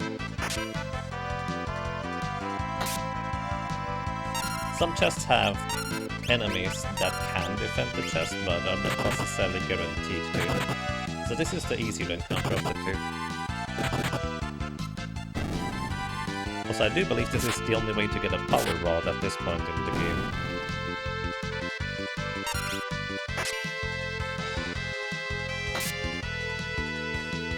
music here similar to Kuja's theme at parts?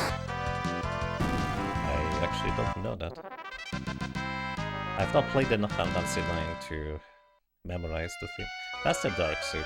This chest up there I can't get from here. I actually have to drop down from above.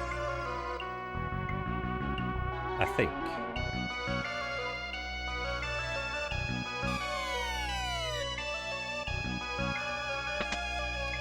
Monster in the box. Maybe that's the chest I'm thinking of. Nope, those are the easy guys.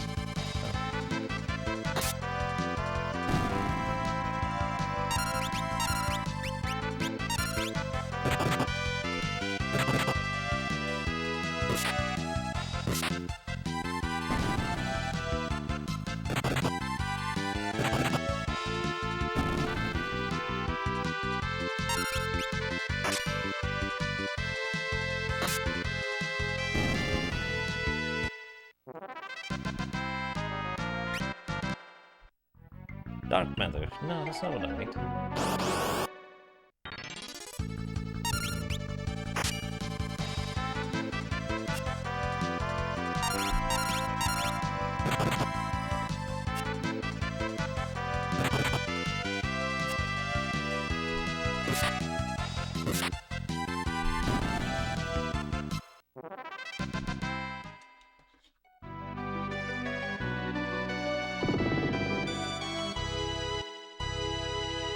Maybe the other chest in that room there contains the ice shield.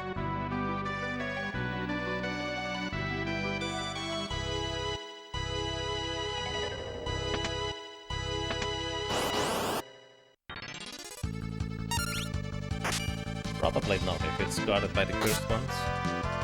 But it could be. I mean, the flame shield was guarded by cursed ones.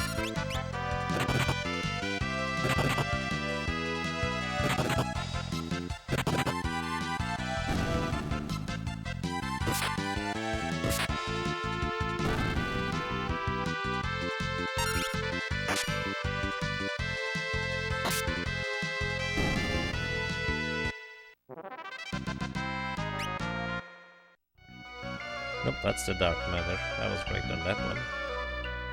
I'm wrong on one of them. Maybe there's a different room in the basement at the entrance. I'm backtracking there anyway, so we might just see. Plus, running around here and just knocking out enemies is still working towards my goal of mastering the job classes that we have equipped, so it's not time wasted, all things considered. Monks do need a lot of ability points to get all the way. Maybe the chest on the left here. I'm pretty sure it's an armor, but not entirely so, I guess, anymore.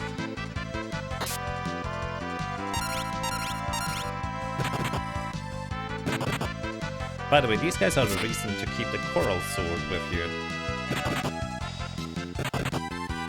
Because they're weak to lightning. Or a trident, which both the coral sword and trident are weak weapons at this point, but because if you target an enemy's weakness, you ignore the defense, it can be really good still.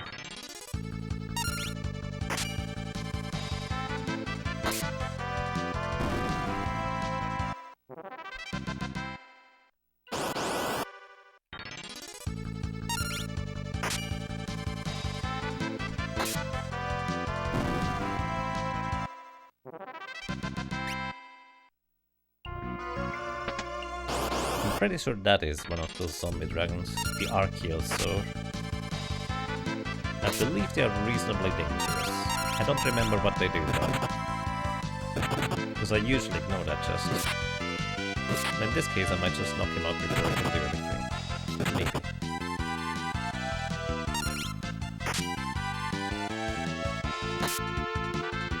Yep, alright. Black suit. Alrighty, that's not what I need. I know for a fact it is not these chests up north in the room. Maybe it's the chest on the right here. Although I highly doubt it.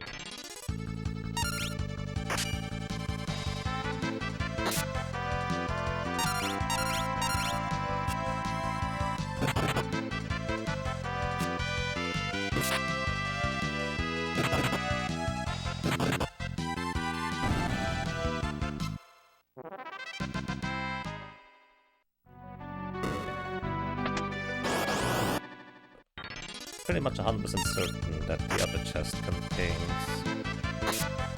a dark matter.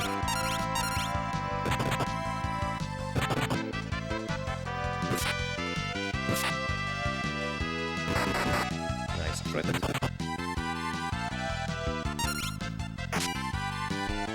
There is an accessory to make the monks hit much harder with the Kaiser Knuckle, because it effectively increases their attack power by 50 and gives them a good chunk of strength on top of it. The problem is that it's an accessory, so it's not that usable. White suit, alright, that's the white robe.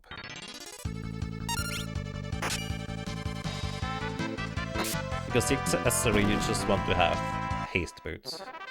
Like, it's not even a contest. If the Kaiser Knuckle was a weapon, that would actually make monks really good in this game. Alrighty, let's see. I'm really going to go outside and save, just in case I run into something strange.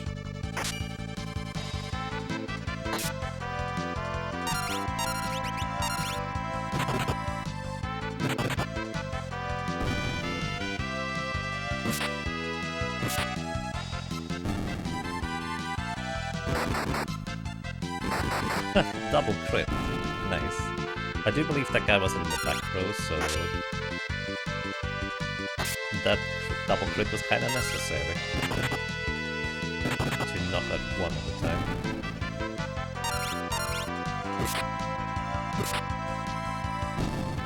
This place really puts the nail in you.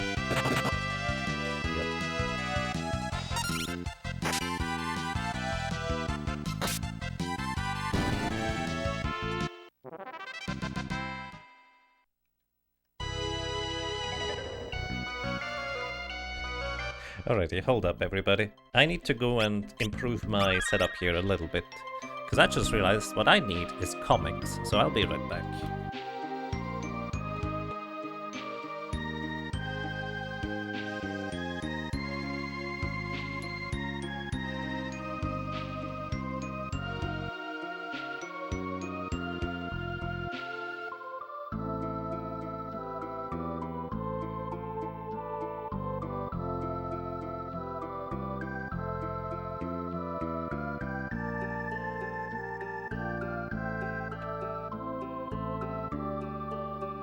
Okay, I'm back.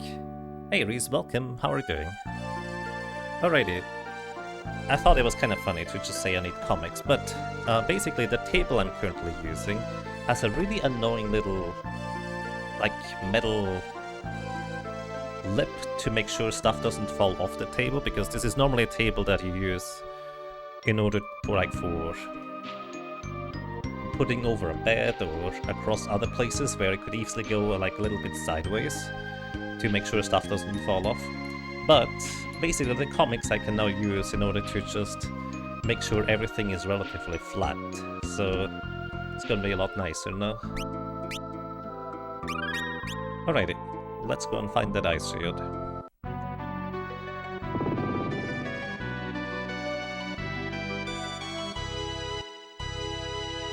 Even in attack only, Berserker does not make the cut. Actually, I did have Berserker. Lena mastered Berserker. She now has the strength and vitality from a Berserker as the regular class, plus she does have the Berserk attack ability to deal a lot more damage, which I was actually quite impressed by. So I did use Berserker. And I would use Berserker on Kara as well, but I realized that Knight actually makes more sense because cover could be useful. And it also helps that she can now actually use good weapons right now. If I were to use a Berserker, it would be too slow still, even with haste boots.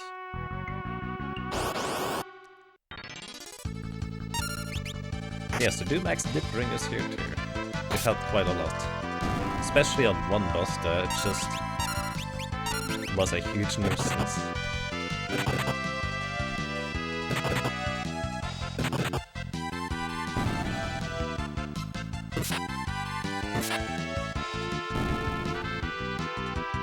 But yeah, Berserker, the main downside is it's just too slow.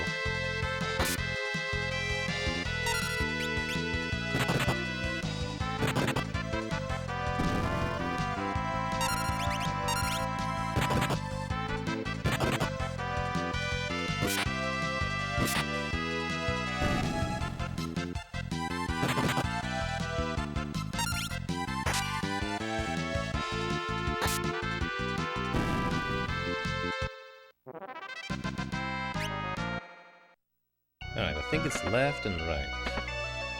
Once again, you could just use a Geomancer or float in to get across, guaranteed. Oh my goodness. More Niles. This is an annoying encounter if you don't have area effect attacks.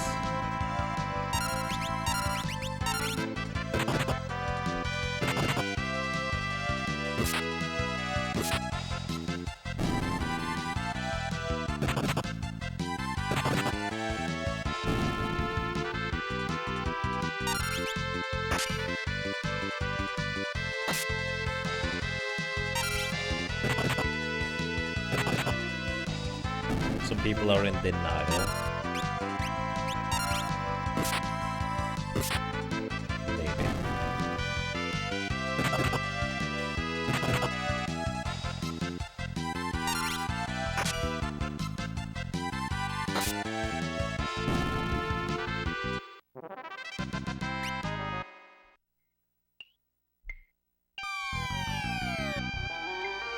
Alright, is it this one?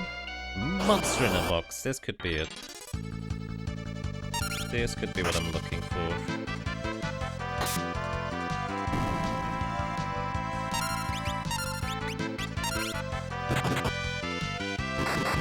Nice crit. And Bonk, can you crit as well? That would just give us a 1 cycle.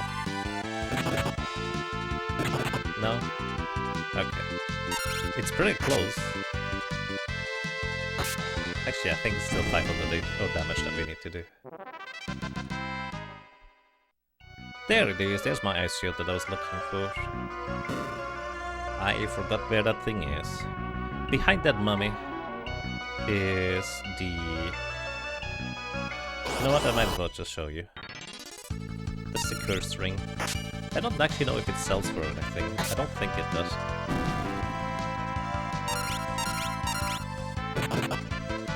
You don't support nihilist points of view. Wow.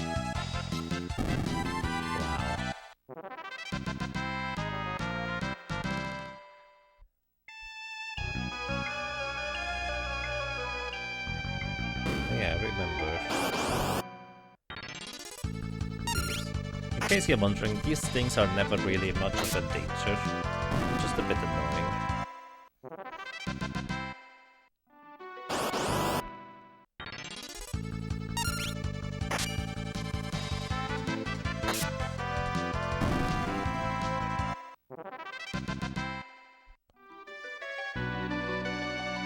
Alrighty. I believe these are like king mummies. These are different than the other mummies. Oh, it's a grand mummy. This is one. I have no idea what this thing does. I'm just hoping I can knock it out before it can do anything. Because I don't normally go over here, there's hardly any reason. Apparently it is not weak to holy though. Let's see, I'm actually curious. What does a Grand Mummy do? A Grand Mummy has 6000 HP. And it can use a strange dance, which I believe actually just puts you to sleep. Or maybe that's named for the dance macabre, which makes you a zombie. There's the cursed ring. I'm gonna sell this thing immediately, even if it's only worth 5 gold, because that has really high physical defense, and the game is automatically going to want to equip it whenever I change equipment stuff around. Grand Mummy throws grand pianos.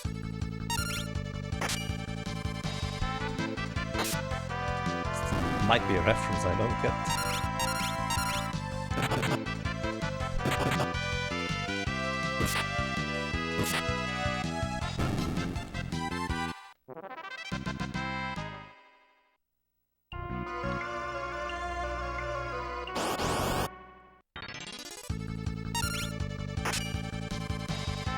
You thought a Grand Mummy was just 1,000 mummies. Maybe there's 1,000 mummies inside that Grand Mummy.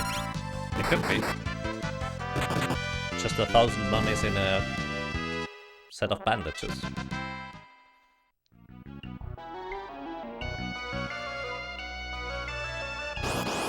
Grand Mummy spoils her children rotten. I mean, that's the job of them too, to be fair. Right, that's how it usually works.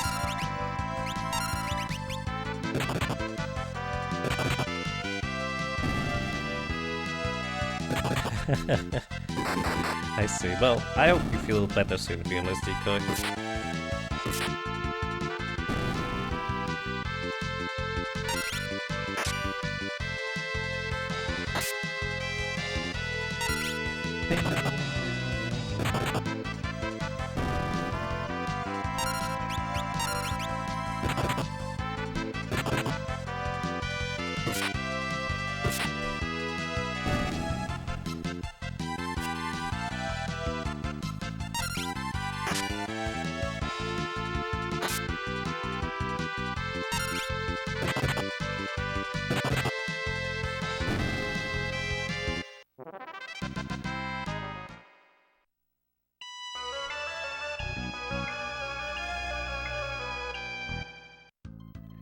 Alrighty, we're out of the pyramid. We have a second ice shield and a lot of other items.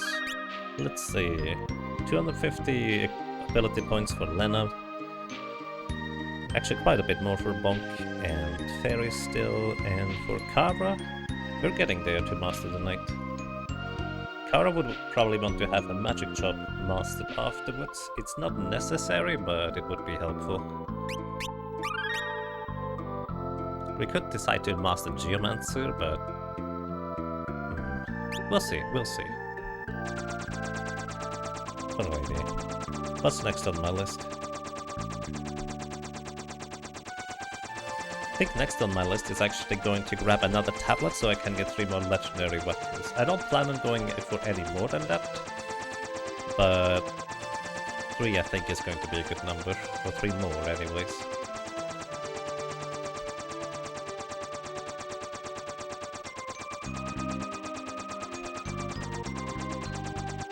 Did we ever get hit? No, I think we just leveled up, which is why we're missing HP. Actually, Kara might have gotten hit.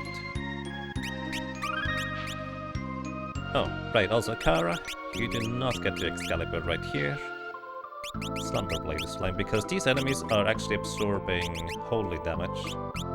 So we kind of want to, you know, not hit them with holy in that case. 2 Gargoyles. 5,000 HP each, you kind of want to kill them more or less at the same time, otherwise they will revive each other. About 2,000-ish damage.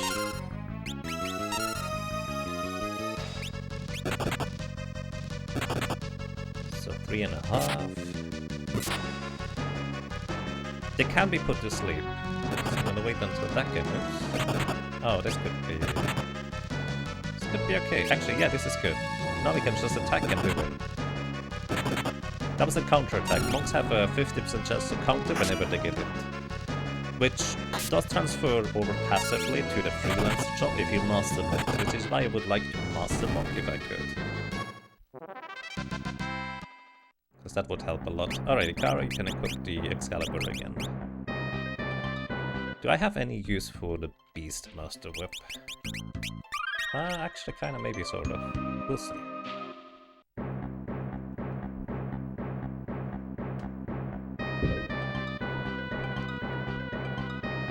Might as well pick it up, I guess.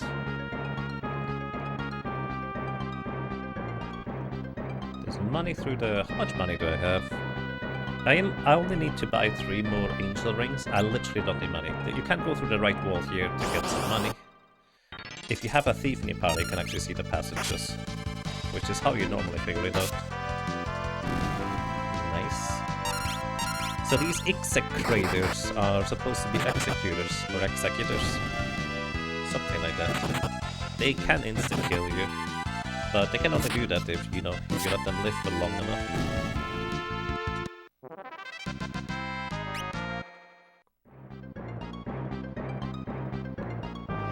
Go for Summoner, they can equip whips, right? No, not in this game. Beastmaster is the only class that naturally can equip whips.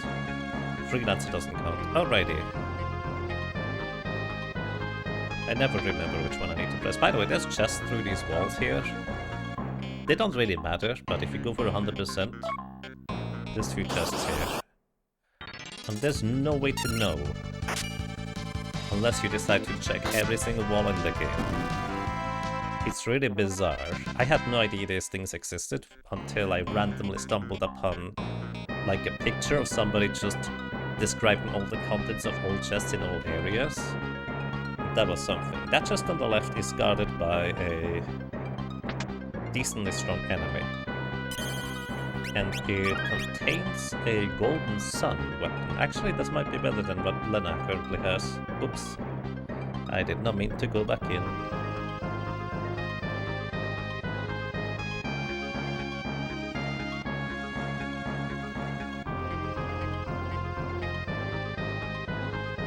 Are they in the Pixel Remaster? Rip all chest achievements if they can't. I don't know, maybe. Alright, this is one of two possible encounters. It can either be invisible, which I don't know what he does, or it can be a doggy, which I also don't know what it does. But I think the gimmick is usually they have really high evasion and stuff, or maybe even cast damage whenever they get hit. Something like that.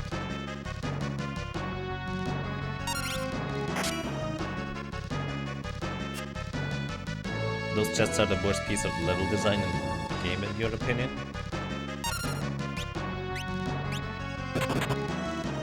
I believe there's now two enemies layered on top of each other.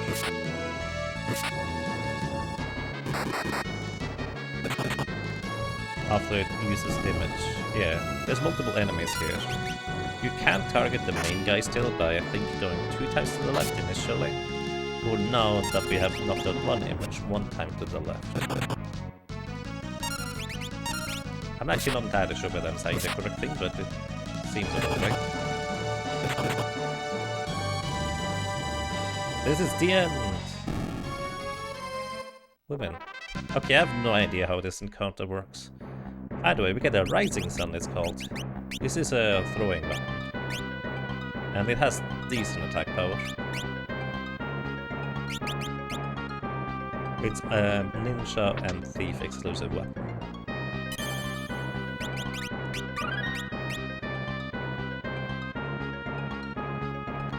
Alright, let's see. There's a chest through the wall on the right, which I think is a crystal helmet. I'm not sure how else you get crystal helmets in this game aside from that. Oh yeah, these guys. These are very, very rare birds. If you know French, you know why I'm saying rare birds. If you try to pronounce this word, it kind of sounds like oiseau rare. But it's supposed to say oiseau rare, so it's a rare bird, but in French. It took me a long time to understand that part. Yeah, this is a fan translation, and I well guess that the translation team just didn't know French, or didn't recognize that this was supposed to be French. This chest here is either defended by a machine head, or one of these World 1 machines that hits like a truck. Either way, it's a guard ring in there, which... I like my guard rings, but I'm not gonna fight a potential enemy that can just wipe me. Not for now. These are very bird, right?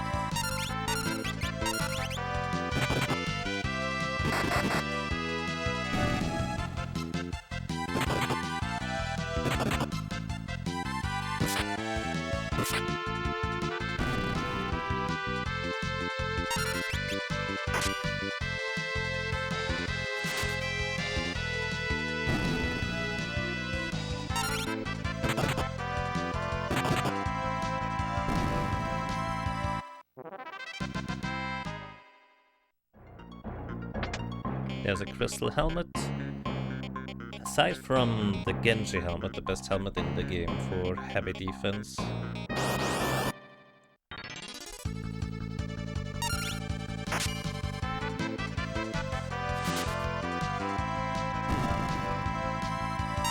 Also, what are these cursed ones a reference to, by the way?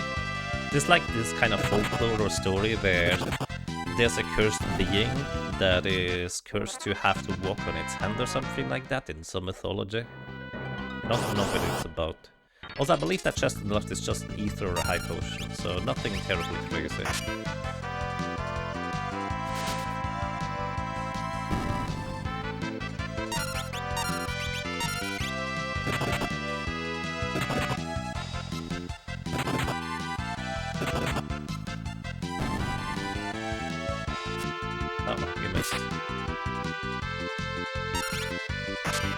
not be fast enough. Is Omniscient going to be part of this run? I don't plan on it currently. It wouldn't be that difficult, because all you do is you just equip a Mage Master, or two actually, and hit a character on your own side with a Reflect Ring until you get a Silence Omniscient, then you just hit him once or twice really hard.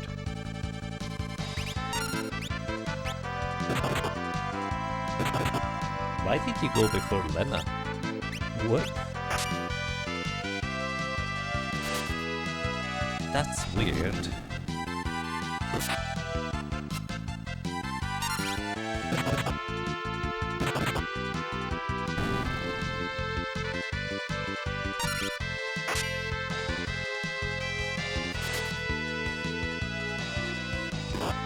And yeah, the other way would be just waiting until it is at 0 FP. That would be an option too.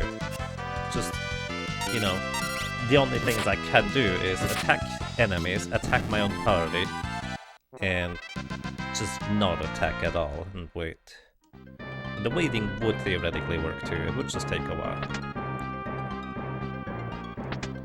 There's a Beast Killer. This is a whip that always guarantees critical hits and ignores defense against beast-type enemies. And can paralyze. It's actually kinda decent.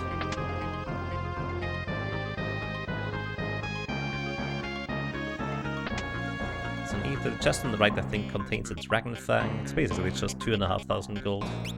Unless you use them for chemist mixes, which, well, I don't plan on. Then the chest on the right I think is a tiara or a circlet. The one on the left is like an elixir. I don't need either of these. So here we're gonna turn Lena into a Berserk ninja, because might as well.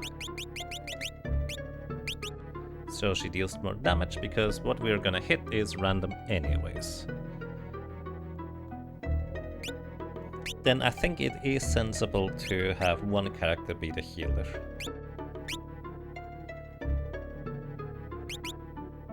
I'm just gonna make Ferris the healer for now. Got shield and healing stuff. Running shoes. Actually, I want an ice shield here. Tiara is fine. Alright, back a row for you. Wait, who has the bone mail? You have the bone mail. Let me unequip this. Let's give you dark robe for now.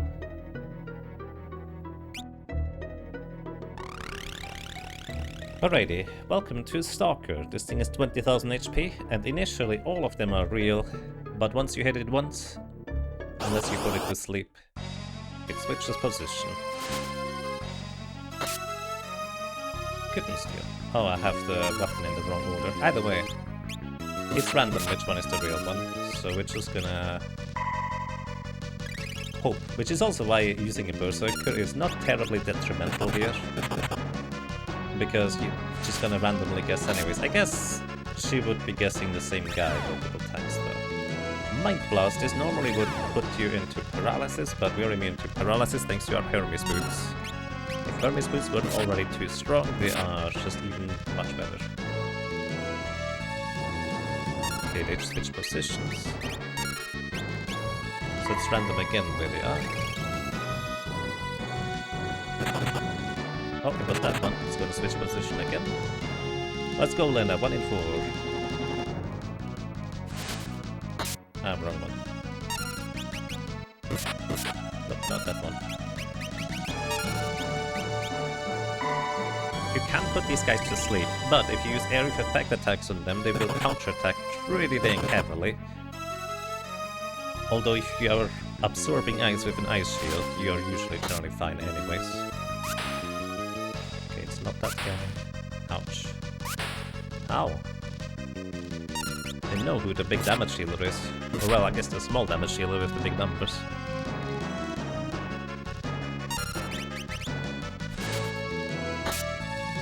By the way, they can be twice in a row in the same position.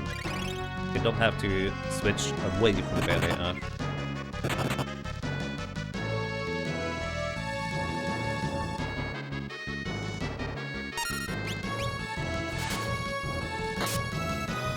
Alright, we know it's not that guy. It was the front then. I think this might do it. There we go. There's some weird interaction if you put all of them to sleep at the beginning of battle, where you need to wake them up in order for them to realize that they're dead. It's kind of weird.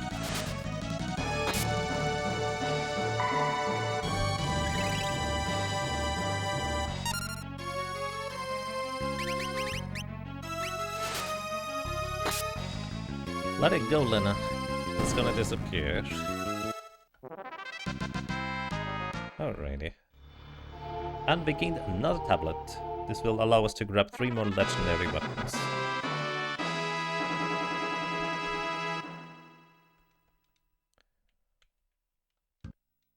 Also, this will technically allow us to enter the barrier tower where Omniscient and the Minotaur are residing, but I don't plan on climbing the Fork Tower.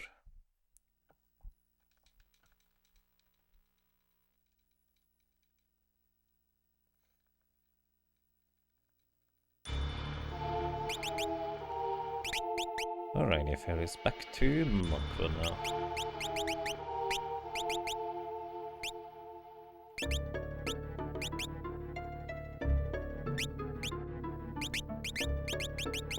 Running shoes. Strength armor. And you can equip the bone mail again. And Lena, you're going to get back to caution so we don't get back attacked. Running shoes, double lance here, and Rising Sun here.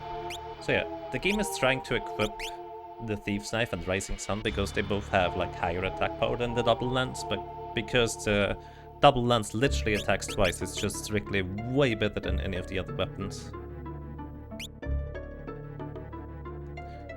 It only becomes worse when the enemy has particularly high defense, which they don't have that much high defense yet. Hey Brofness, welcome. Yes, we are using the Brave Blade, which I'm not normally using, but here it actually makes a lot of sense.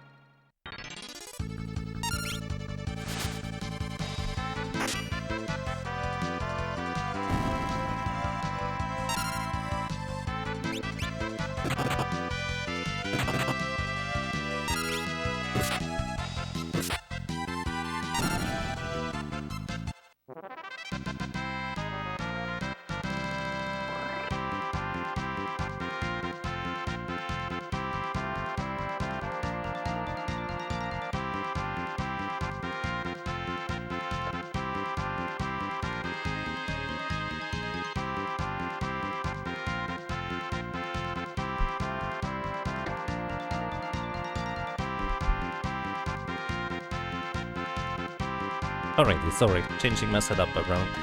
I was hoping to do this a little bit more quietly and quickly.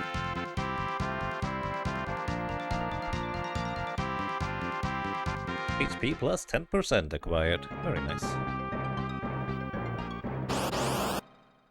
20% and 30% are the next numbers.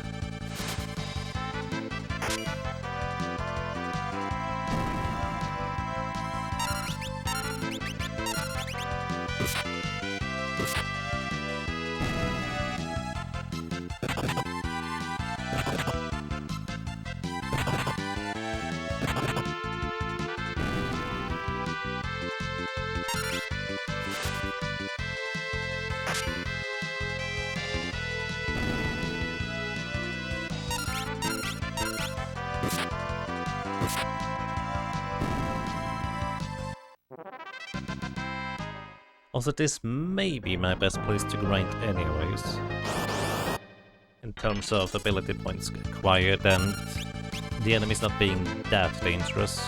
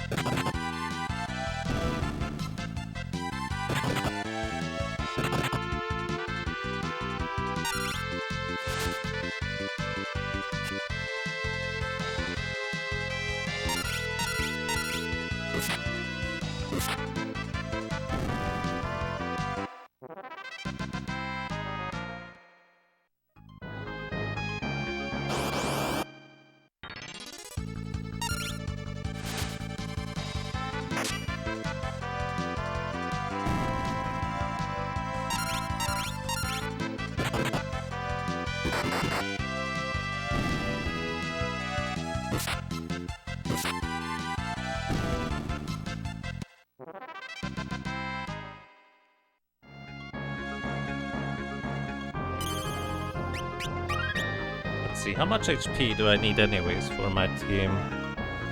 Oh, you know what could be a problem? Twin Tanya. I didn't even think about that. I guess I can always go with like get lucky with the Doom scythe approach, but Twin Tanya could be an issue in hindsight.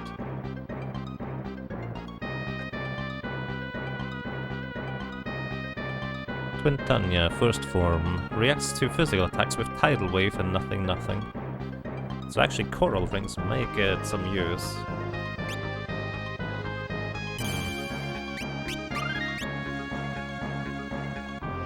Also, I'm pretty sure this is my best place to grind right here.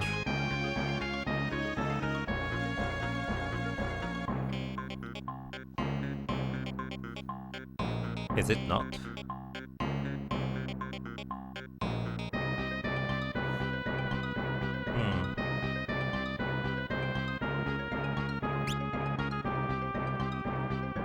Because the problem about the Void is that enemies are going to survive a bunch more hits and attacks.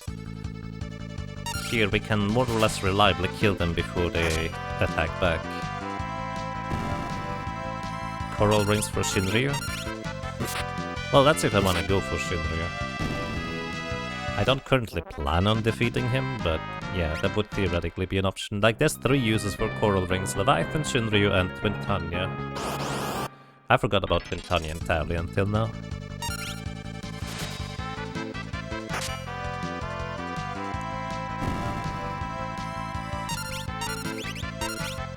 Also, I'm not just grinding for ability points, I am grinding for straight up levels to be able to survive an Almagest. How much does an Almagest hit for? Does anybody remember? Was it 1600 or 2400? Because I don't remember.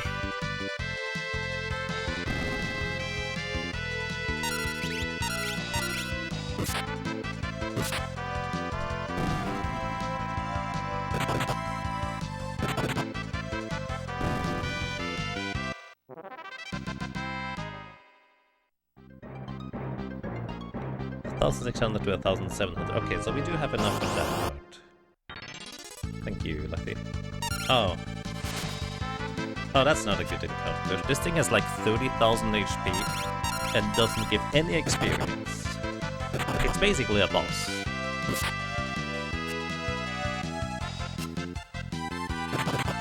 I forgot this could appear here.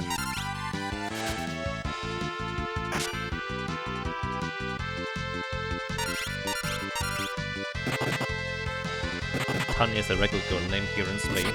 I see, it's also pretty regular over here. I don't know if Twin Tanya or something like that could be like something else in other places.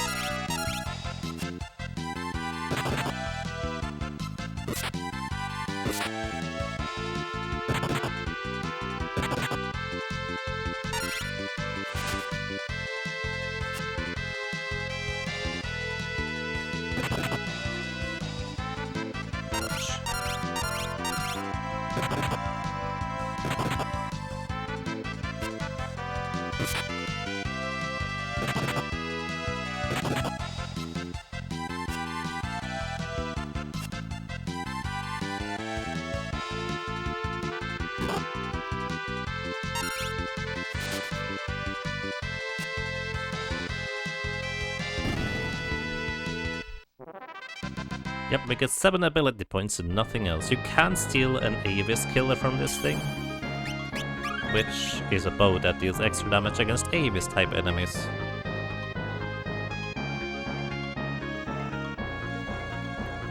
I don't think I've ever found a use for that. That chest, by the way, is the one with the money that you need to go through the wall for. Also, there's different branches you could take here, one for a money chest and one for an elixir. Again, I don't need either of these at this point.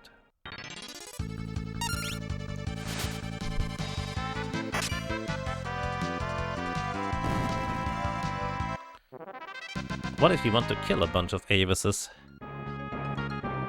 Well, then it might be useful. I'm not sure why you'd want to do this, because the Avis dragons in the void are neither Avis nor dragons.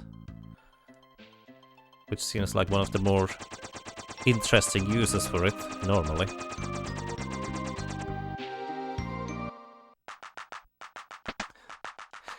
There are enemies called Avis dragons in the void. They are pretty good experience if you can knock them out quickly.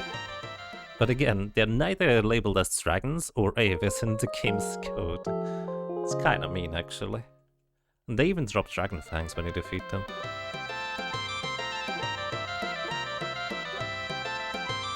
Aren't the enemies around all the dance items just Avis enemies? Oh, they might be. I actually have no idea. I don't usually fight these things, but that could be. That might be a use for it.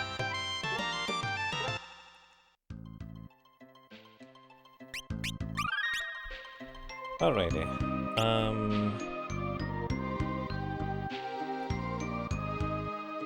I kind of have the weird wish to go for the weird enemies that I ended up fighting for the solo challenge with the monk, which I think is around here-ish somewhere.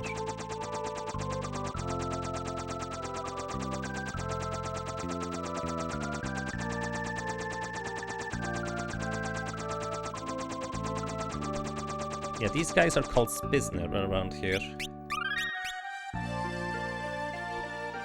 And if you do a solo character challenge with the monk, you can kick them twice before they can retaliate, and you get a good chunk of experience. I don't know if they're any good for this kind of grind though.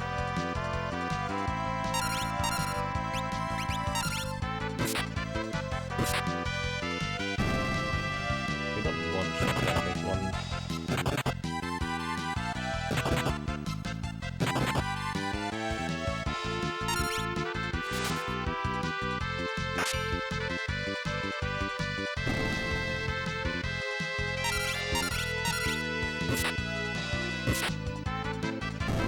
Let's see, these are 937 experience, 4 ability points, and I think they reliably appear here.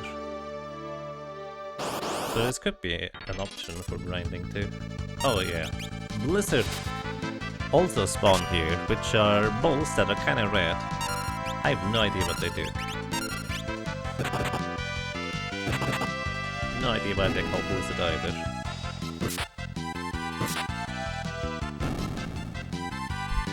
Blizzard enemies, 2300 HP. They do absorb ice damage. They are weak to fire.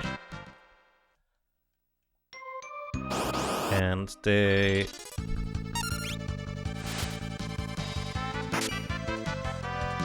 run away when you hit them with a fire attack. Or run away with a... yeah. If you hit them with fire, they run away. It's kind of funny.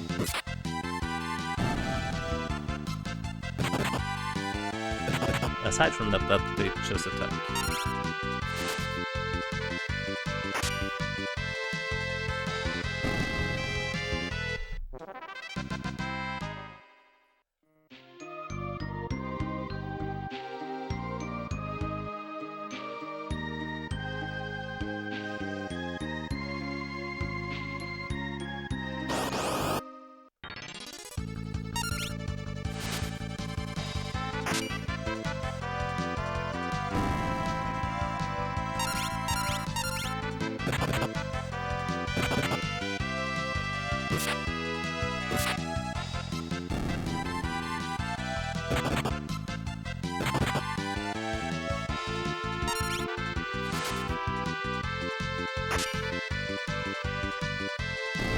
Hello, welcome to And Beyond Chaos. How are you doing today?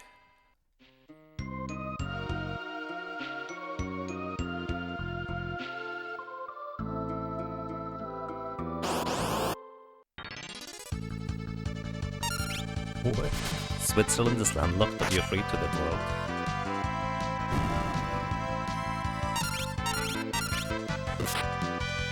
I do not understand, but I hope you have an excellent time. Welcome to...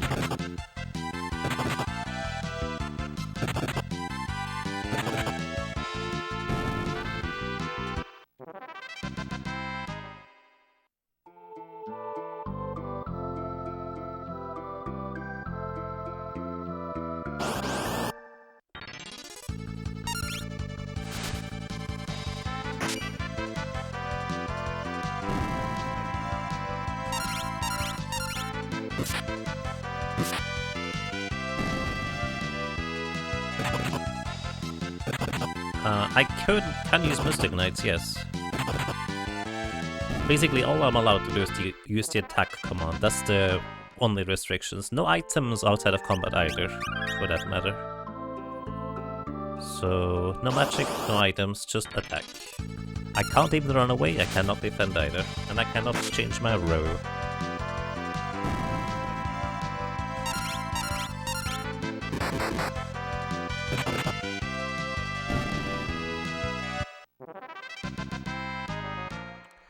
I'm curious how many levels I'm going to get still.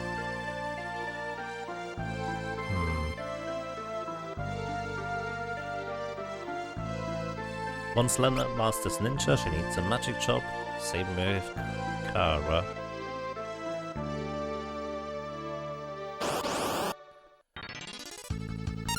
And I think Bonk and Fairies are going to be basically entirely done once they have the Monk. But the Monk is gonna take a bit longer still.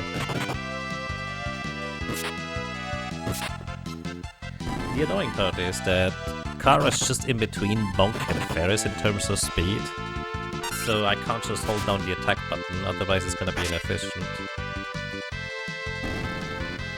So let me actually try to adjust the speeds of my characters by shifting some equipment around. Let's see. You guys have 27 agility, 28, 29. Alrighty, so if I make Kara slightly faster, this is gonna be helpful. So equip a Dark Robe for 1 more agility. And I'm going to actually unequip, or let's see. Yeah, I'm gonna unequip her helmet, just so she has 1 more speed as well, because the equipment weight is below 8 now. And Fairies, you only have strength equipment anyways.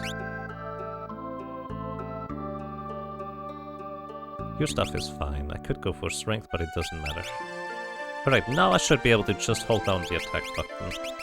Actually, you can go for strength armor as well. Okay, now I should be able to just hold down the A button.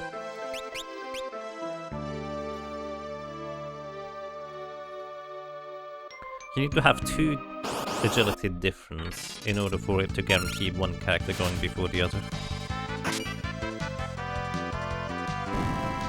Or 2 speed difference, which also involves equipment.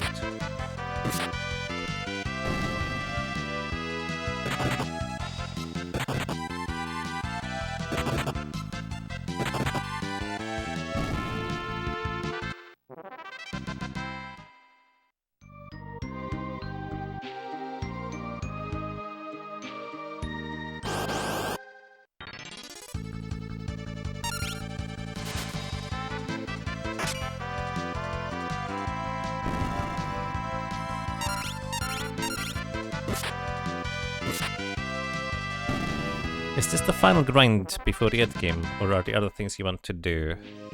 I'm gonna grab the other legendary weapons, the 3 that I can get at this point. Let's see. But aside from that, that's pretty much it, really. Mastering monks, so we have the maximum attack power. I could master Thief on Lena, that way I could just have an, well, not equip Caution all the time, but it's not all that necessary, it's just a little bit of switching around before engaging with the bosses.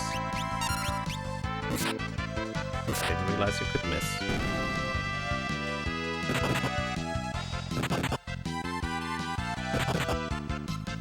But yeah, this is pretty much the last grind here.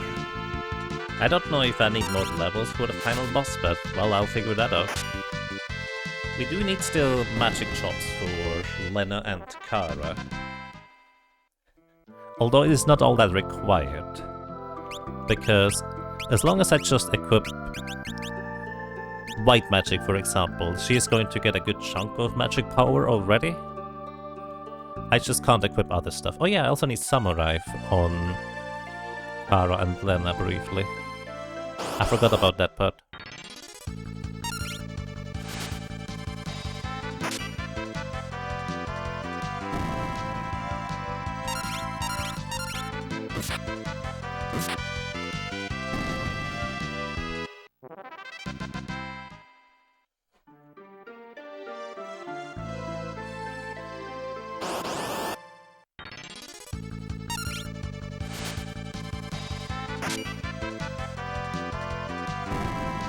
mean, you can beat Fork Tower.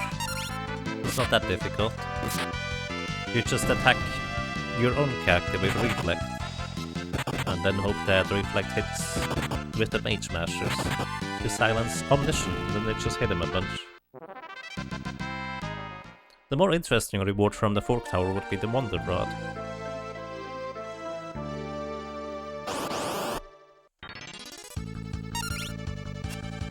But yeah, I actually don't have any plans on using Aegis Shields. Interestingly enough, I don't think they're gonna be valuable.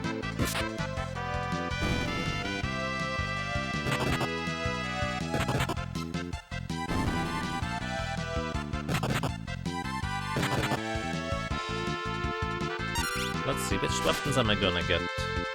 I did not get the Dragon Harp. I wonder whether I even need it. I was originally considering using the Dragon Harp on the final boss to nuke down the Grand Cross section.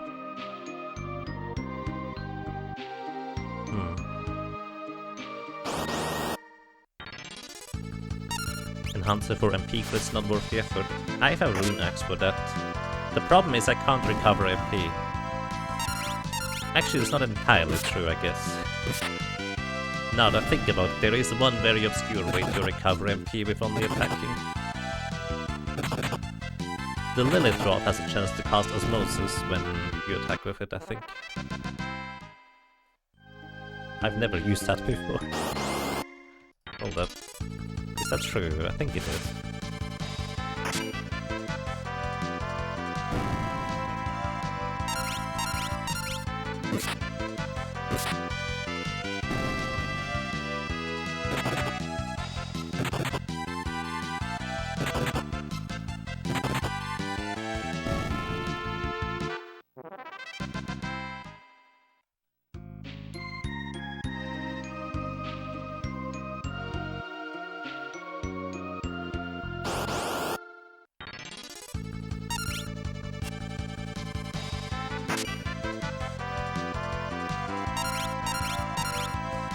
There is an enhancer, I think, in the Void. Wait, enhancer is not a rune sword. The rune sword is the one in the waterfall. Yeah, no, it does have a 25% chance to cast Osmosis when I use the Lilith Rod. This might be the one run where it technically could theoretically have a use. But I don't think it's worth the effort.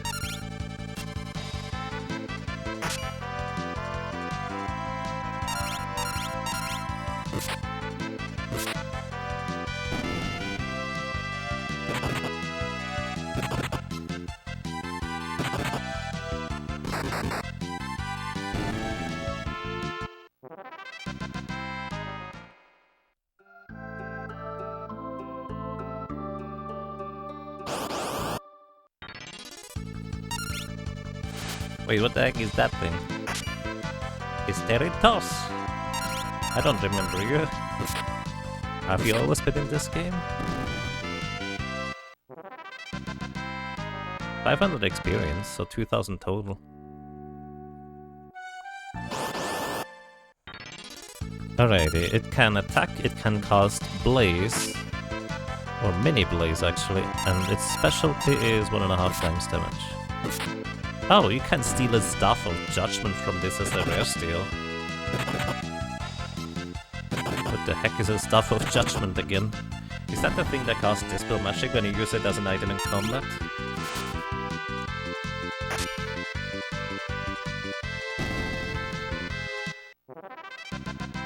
It looked like a Final Fantasy VI enemy? Kind of did, yeah. There's other types that look like this in World 1 too. The mini dragons.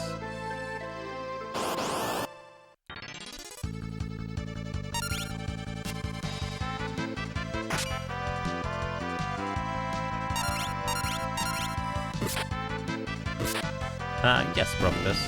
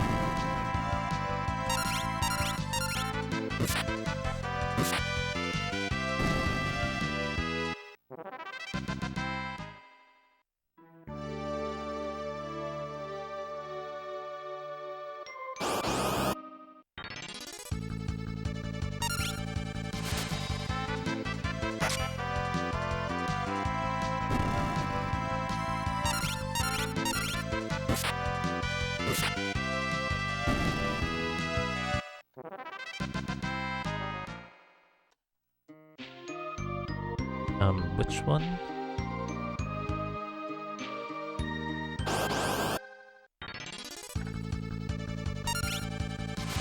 Oh, I see. I'll do that right now, Prof. Ness. Thank you for letting me know.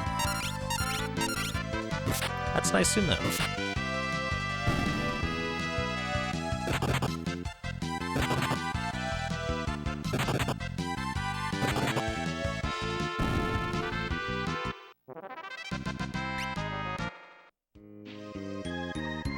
I can adjust that one.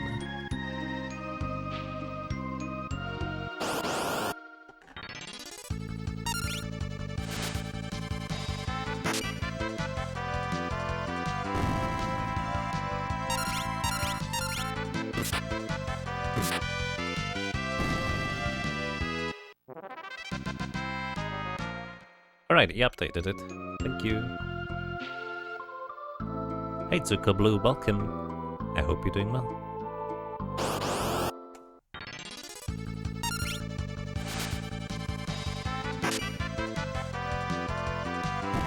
Wait, do all of your emotes begin with an S? Because Prof. Ness? That would be kind of fun.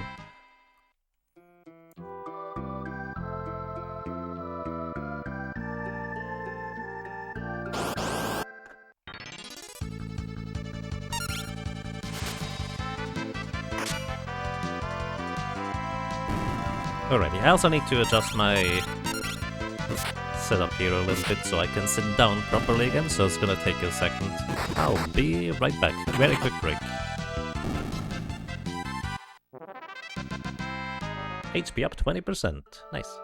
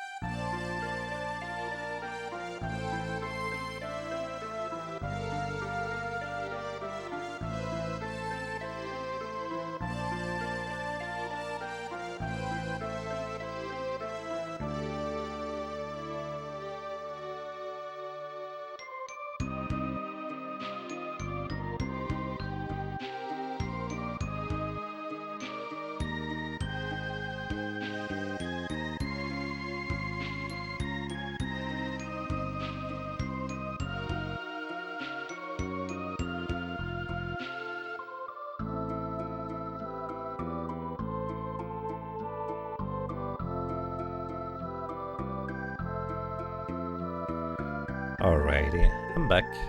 And I'm sitting again, hooray.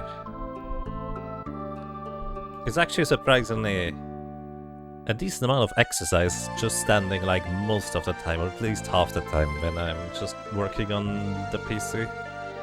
So here we are.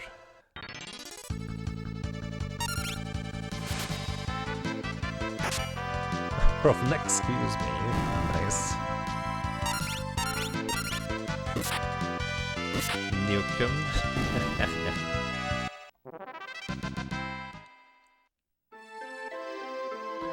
Well, so good to hear you're doing fine, Tsukablu. Alrighty, we're almost there with Lena. We have mastered the night job with Kara. I actually probably missed that somewhere along the way. One more level for Bonk, which actually it still takes a while. Alrighty, so Kara has a high HP and strength job as well as a high agility job. Now she kind of would like to have a high magic power job as well. And the big question is mostly, how can I efficiently do that for her, so she can still contribute? Probably equip sword. Like, what's my best? Also, my microphone is slipping down again. Oh no. Hold up.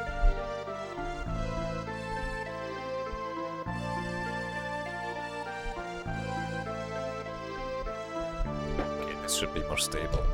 Alright, what is my best magic job to go for? I think she already has a little bit of white magic, so might as well just continue here, I suppose.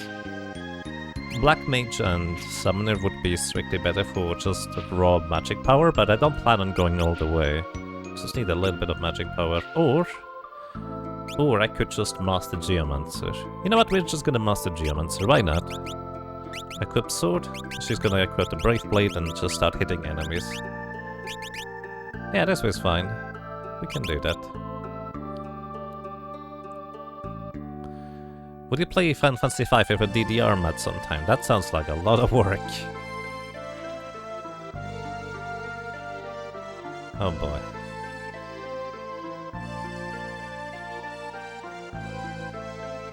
Okay.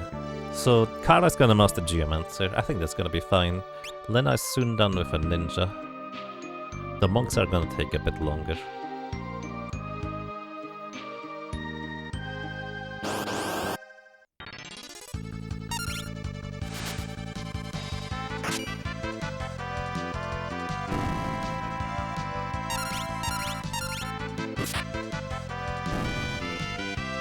Nice. Kara still one-shots them. Using Equip Sword does transfer the Knight's strength onto that character, so even though Geomancer normally has really low strength, with Equip Sword she actually has quite a bit. And the Brave Blade, of course, is, well, hitting like a truck anyways.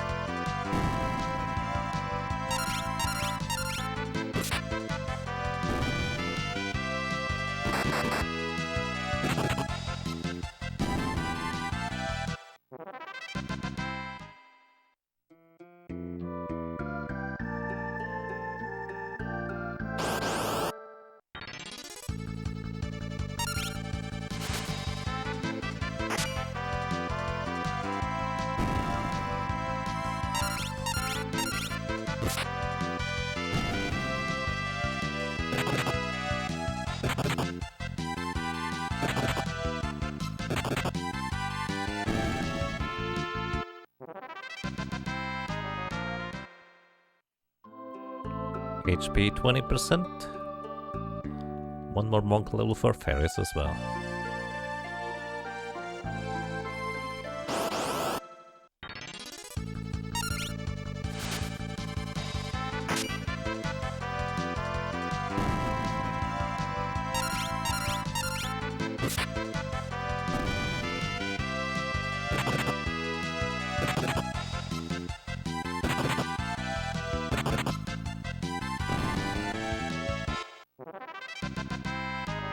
Alrighty, and then we have Lena mastering Ninja as well. She now has mastered Berserker and Ninja. Berserker for the high strength and vitality, and Ninja for the high agility, as well as being able to equip 2 weapons at the same time, which is extremely handy. Next up, I would like for her also to get a magic job. The problem is, I usually equip Caution on her. So the question is right now, how much more do you need to master Thief? Is it just 150? I think it is more than that, isn't it? It's like 150 plus more 300. So this is kind of far away.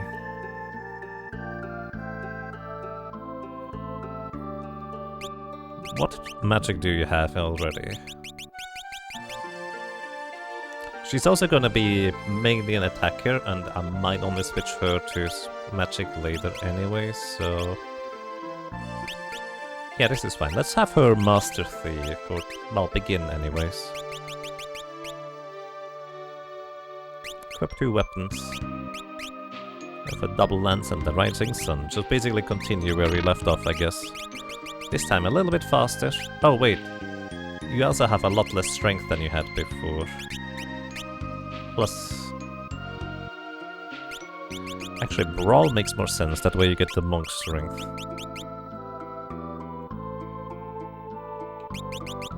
Yeah, I think that makes more sense, actually. But instead of a Rising Sun, you get the Double Lance. But you're probably not going to be able to one-shot one of these enemies anymore with this.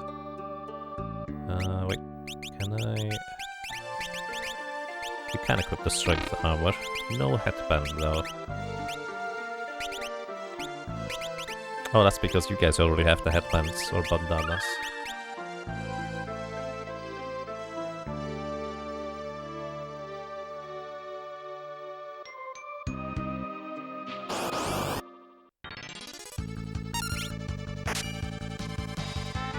It's close, but she needs like 250 more damage in order to knock them out.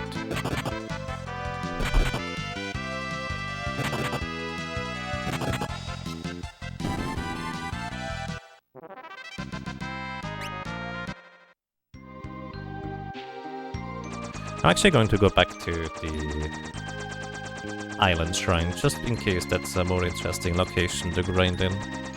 If anybody else knows like interesting locations to grind in, where I can one-round enemies without them being able to retaliate, that would be ideal.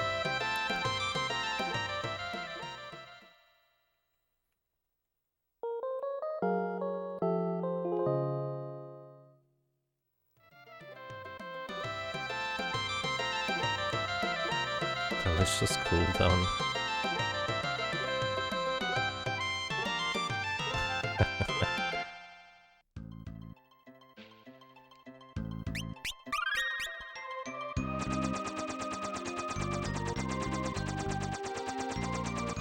Let's see how good the entrance is. I basically just wanted to avoid the Toad Avis, and I'm pretty sure they do not happen to appear in the entrance. So hey, you can see the passage. Do you one-shot these? What? Do not. Shame. Neither do you. So I would need to do proper targeting. Actually, does it matter?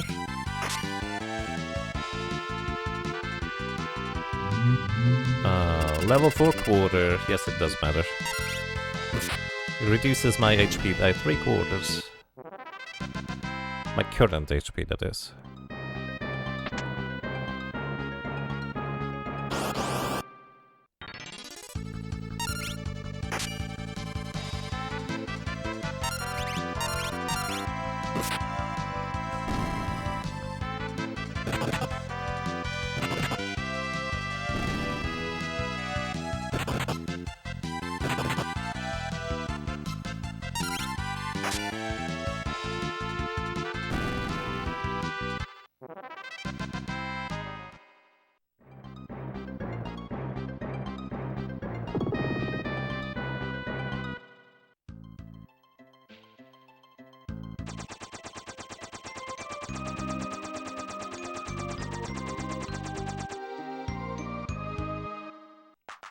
Hey Miria, this translation hack looks familiar. I wonder why. Welcome to you. I hope you're doing well.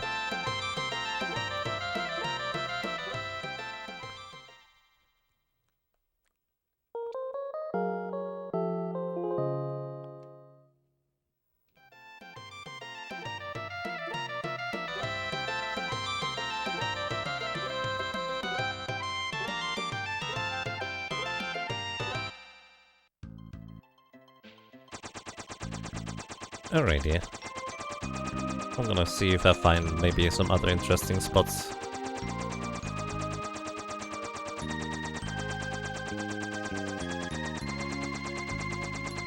But I feel like the Spizner might just be as good as it gets.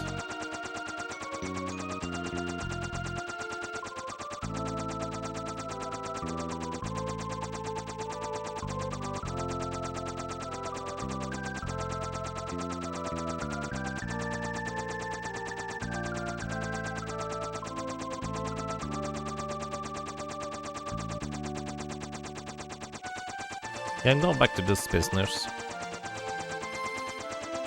Such a strange enemy. I didn't even know they existed until quite a bit later. Actually, here. Unequip the bandana. Let's see if Lena just gets like the range threshold if I give her the bandana with +2 strength. To one-shot them. Well, 1-2 punch them.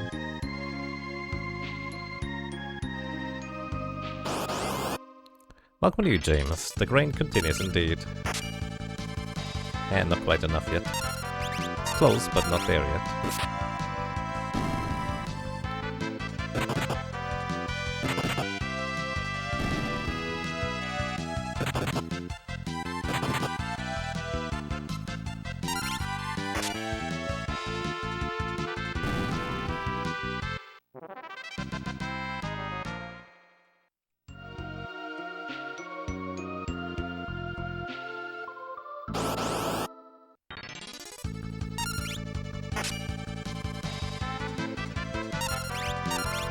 Wait. Oh. We have the agility ties again.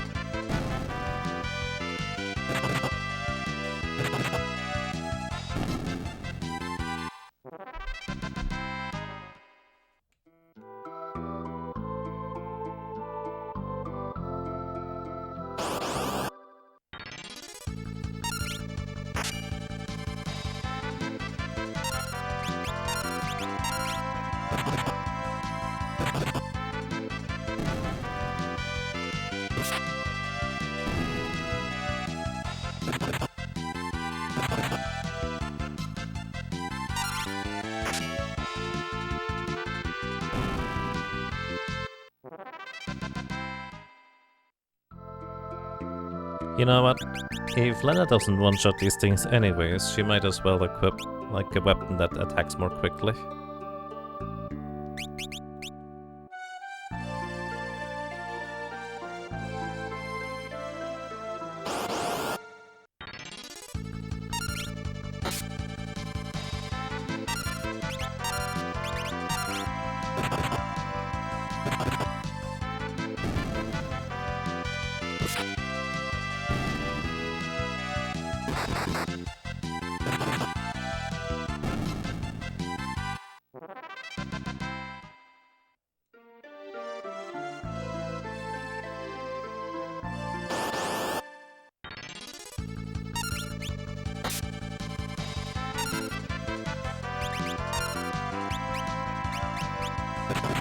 I didn't think this attack's set up through.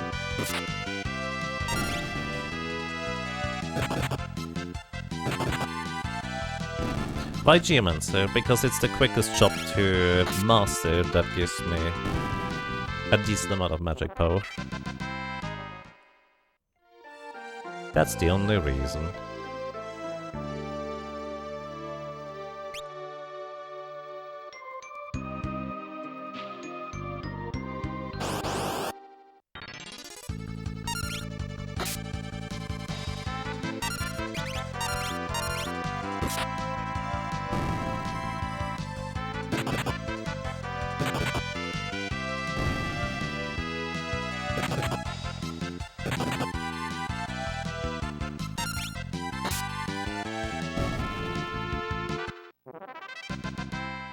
Aside from that, on my melee attackers I have mastered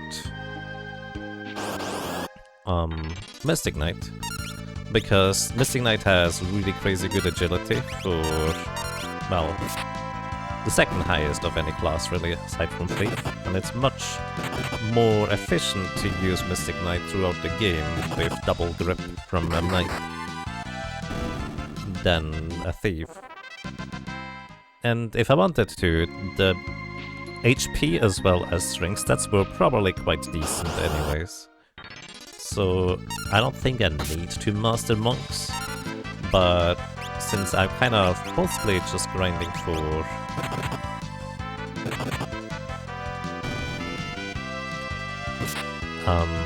my support cactus anyways, might as well just use the monks at the same time.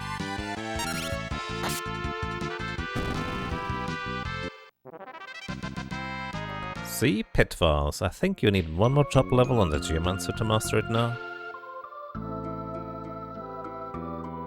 Because they really don't have that many. How many more does Lena need? Actually quite a lot.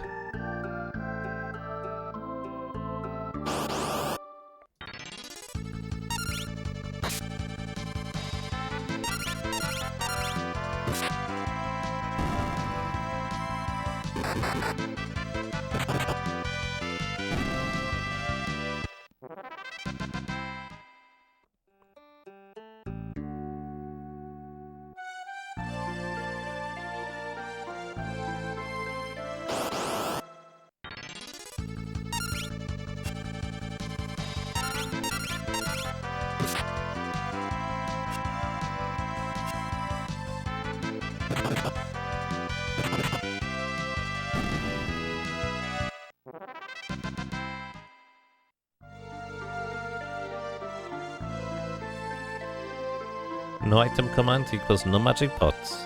Indeed, but the levels are really welcome too, so I don't mind too much just grinding for it the normal way for ability points. Because the maximum HP is going to be extremely valuable regardless. Also, by the way, no item or magic command outside of combat either, making this a little bit more complicated because if I ever get the zombie, I reset because I can't remove zombie status. And if I get poisoned or a dead character, I have to backtrack all the way to a healing location or so.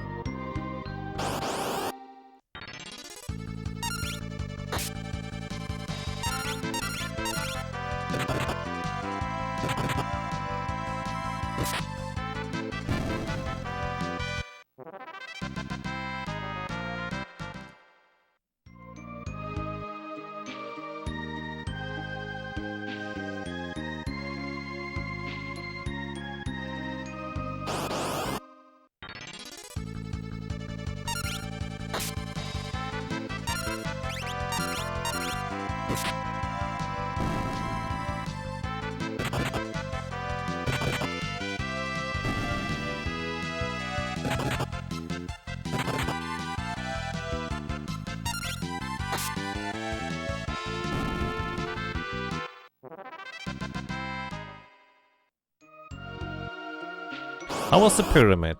Didn't see. Nothing too bad. Relatively easy, all things considered.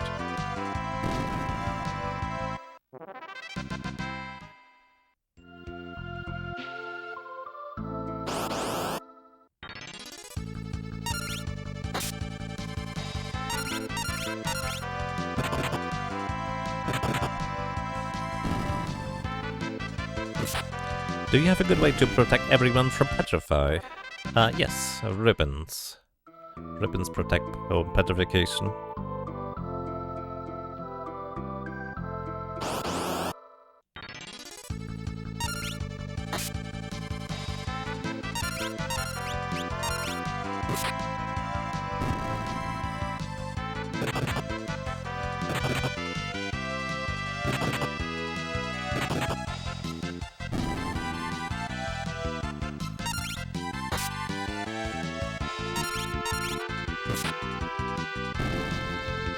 There are 4 ribbons, but you could steal more from a rare steal from a Lemure enemy in the Phoenix Tower. So it would be an option to get more. But the last one is gonna be in the Void, so we're good on those. Does Aegis status protect in 5? Well, 5. Yes. Aegis protects against petrification. It might protect against something else too, but petrification is all you need. Because White Hole is inflicting petrification and death at the same time, you only need to protect against one in this game. Unlike the Pixel Remaster, where you need to have both.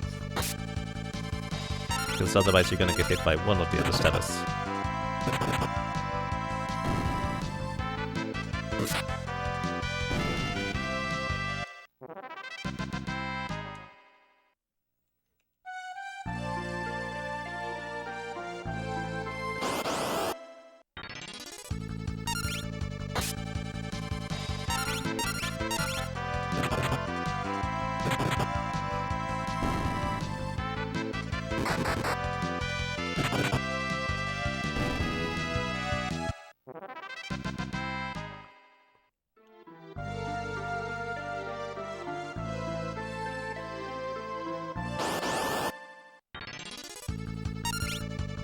Yeah, any one blocks all, which is convenient. Which is why Aegis Shield protects against White Hole entirely in this game. But you can still get insta-killed in the Pixel Remaster because it doesn't actually protect against death.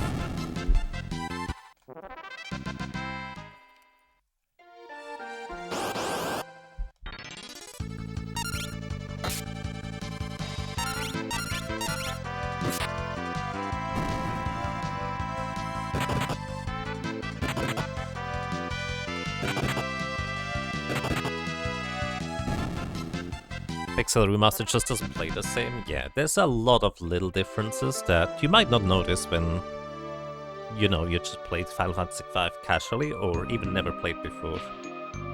Like the original ones. And it's a fine version. But I have to admit, there's just a lot of little things that bug me about it.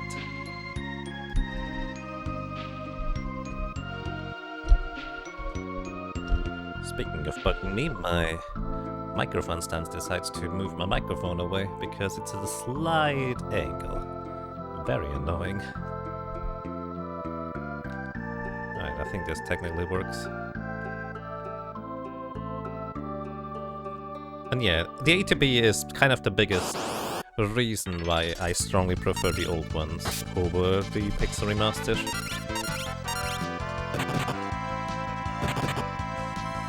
Just does not give you that little pause in the Pixel Remaster whenever you get a turn. It just continues charging up the ATB for everybody, effectively making speed a more or less meaningless stat to me. Because you cannot realistically menu quick enough. I guess actually, the one advantage for speed is in the Pixel Remaster Berserkers are actually way better because of it. Because they attack as soon as they can. I guess there's also auto combat to an extent.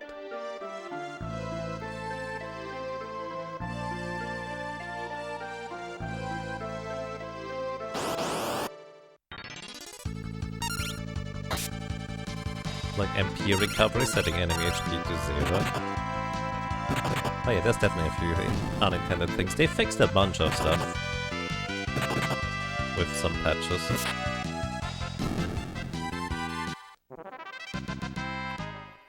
Alrighty, how far are we?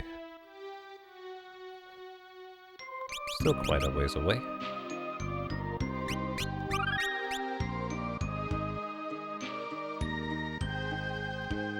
Pixel Remaster Final Fantasy V are brokenly awesome. Well, they're at least, compared to regular menuing skills, much better. Which honestly makes a lot of sense. Because one of the biggest advantages is that you don't have to menu for Berserkers, so they immediately go as soon as they can.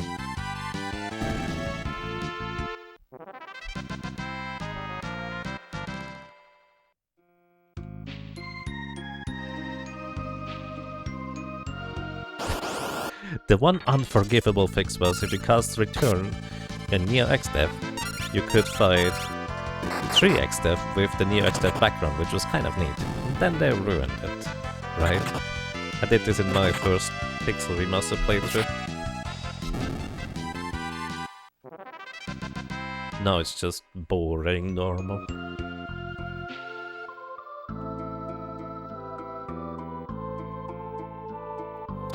Oh yeah, that's an interesting one, Tricelizer. In the original Pixel Remaster, they gave you the power song in World 1, which was a good change, I agree. Then they fixed it to be more like the original. That is one thing where I wish they had more of a sense of, instead of it just being remaking the original more or less for the most part, and trying to follow it to a T, just kind of make some changes that make sense like that. Yeah, Power Song just... you add it at the end of the list if you ever use it. Having it available from World 1 made it actually really decent. Which was nice.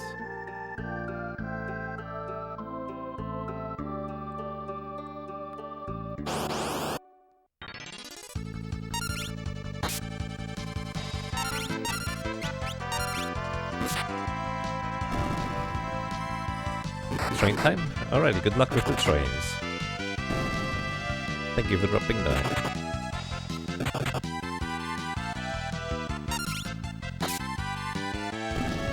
You were able to double Sword Stance with Twin Lance and Dancing Dagger? Yeah, I can imagine there's a bunch of these oddities there. Or were at least. Maybe, there's probably still a bunch. I managed to crash the Pixel Remaster. Actually, one of the good changes they did, the really good ones, is if you defeat an enemy that transforms into another enemy, they give you the experience of all the enemies you defeat. Which, based on the numbers, is probably what was intended, but was kind of presumably a bug in all the other versions. So that's really nice that they fixed it. But you can crash the Pixel Remaster by killing too many enemies and getting too much experience and gold. Whoops.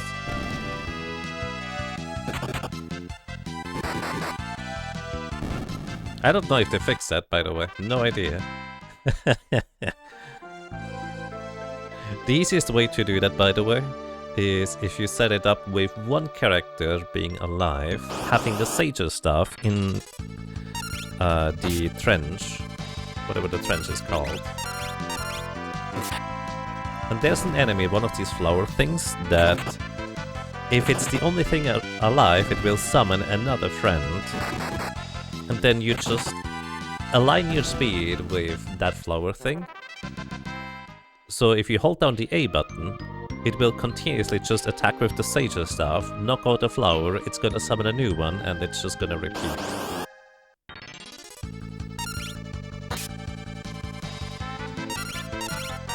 You softlock while grinding Riesli when farming Object Dart. Interesting, how did that happen?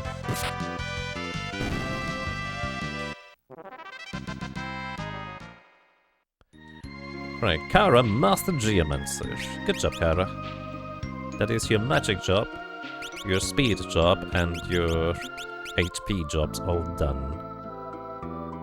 So, arguably, you're, like, completely done? Are you done, then? I think you're completely done. We don't need anything else from you, my friend, so you can now go for other stuff. Let's see, what do I give you?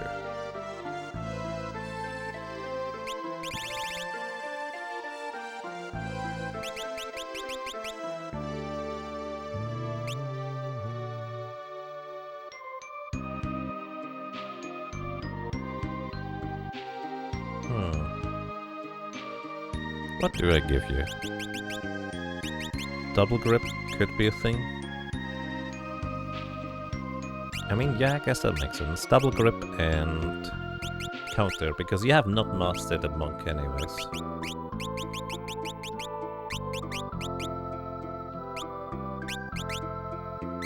You get a ribbon. Wait, the crystal armor has more defense for the crystal helmet than a ribbon? I actually was not aware of that. Interesting. Alrighty, Kara's done. She's just helping the others now get to the goal at this point.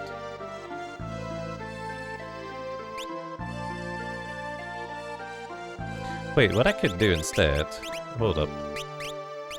I could give you the Earth Hammer plus... the Earth Bell, which theoretically has 2 chances to trigger the Quake, and it's powered up Quake thanks to having the Earth Bell equipped. That could be funny. Plus, you can actually even sit in the back row for full damage.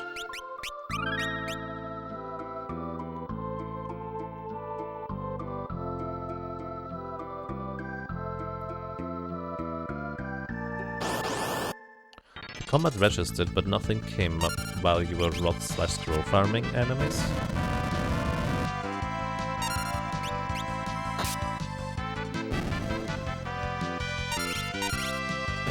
Interesting.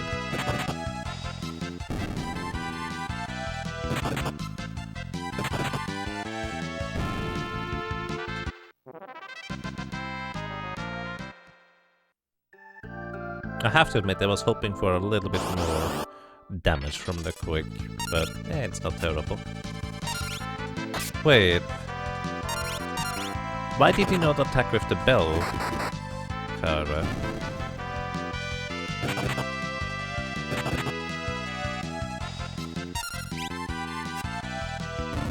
Huh? Why did you not attack with the bell? By the way, if you underflow the Berserker's magic power, you get like, what, 3, 4, 5,000 damage instead of just 1.7. Now you're attacking with the bell. Why did you not attack with the bell before?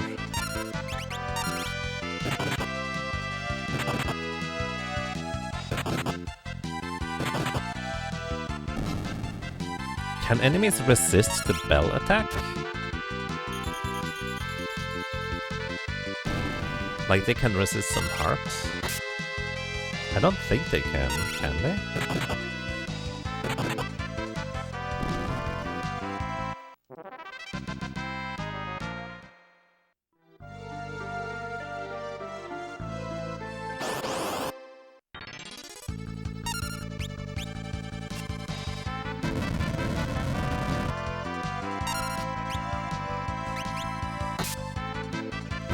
You know a streamer who says, don't play Pixel Master for Fiesta, GB is far superior.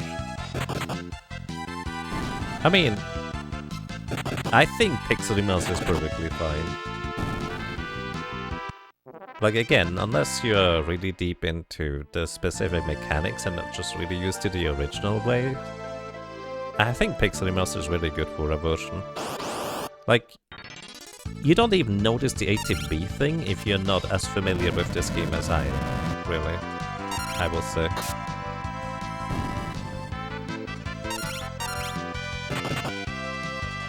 I think for the most part, especially considering it is much more accessible in terms of being able to, you know, legally acquire it, the Pixel Master is really good.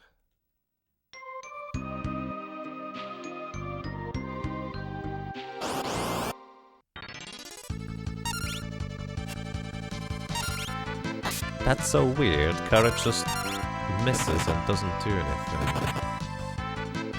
Sometimes. I wonder why that happens.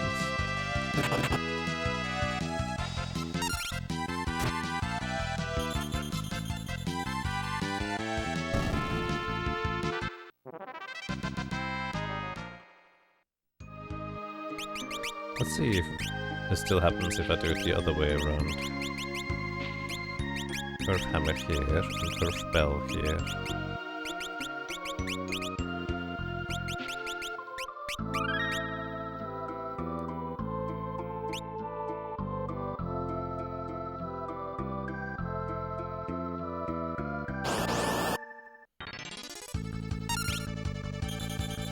The only disappointment we had with the Pixel Master is the unique spell animations between games. Firaga is the same through all 6, as opposed to looking different in each of the originals. I see. Yeah, I can see that being a bit disappointing. What I will say is I understand it.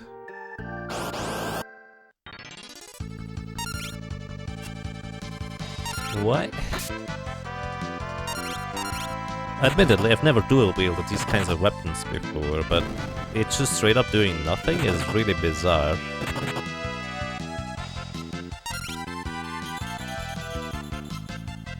I was hoping for a 2 times 25% chance of casting Quake, and instead sometimes it just doesn't do anything.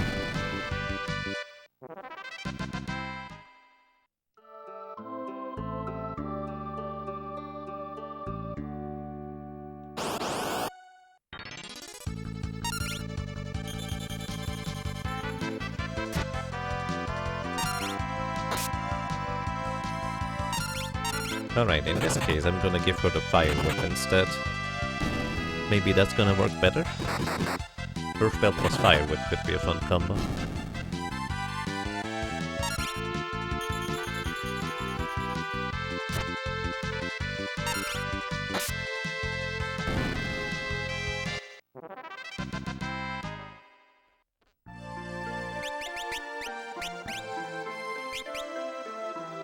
Actually, Fire Whip plus Earth Spell in that order.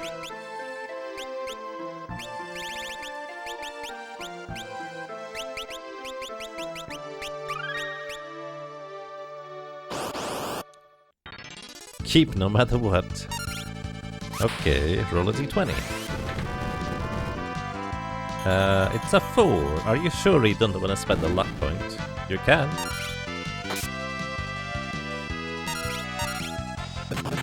You're sure? Okay. You're keeping a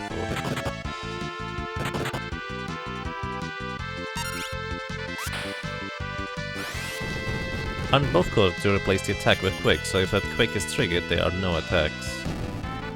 Yes. But I figured it's gonna check for one Quake, and then if that one doesn't trigger, the other one would Quake. Oh boy. Many friends. Wee.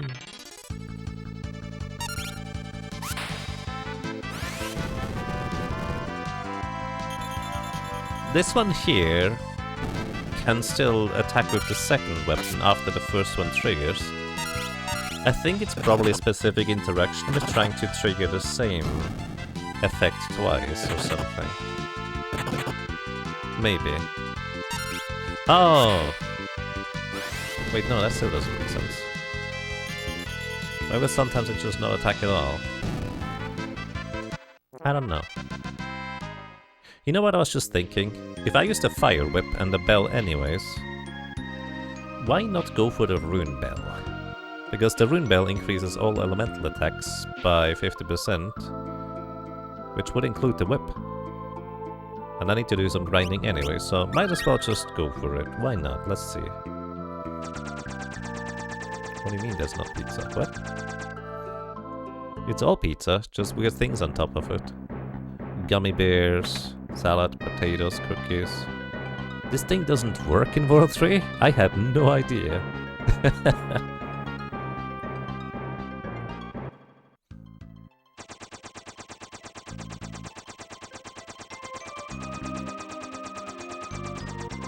So I do have the second tablet, so I might as well go here.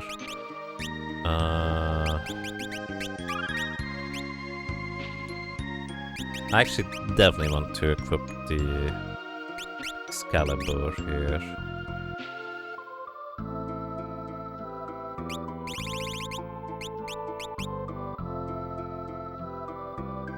Yeah. Excalibur plus Breakblade, why not? Wait, do you have double grip equipped? You do, so I might as well just own the Excalibur. And hopefully don't run into a Shield Dragon, because that thing would be a death sentence pretty much.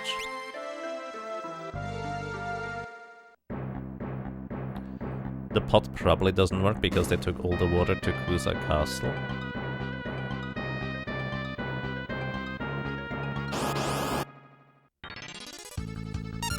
I'm not sure I understand. And there's a Shield Dragon. Ow. They can confuse with their attacks, which is really bad. And they also counter-attack the hard hit.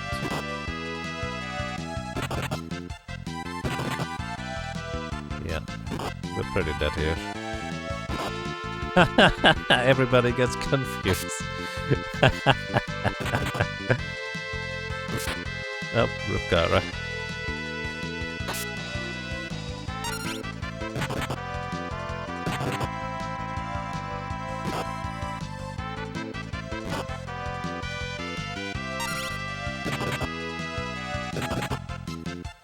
No, I cannot run.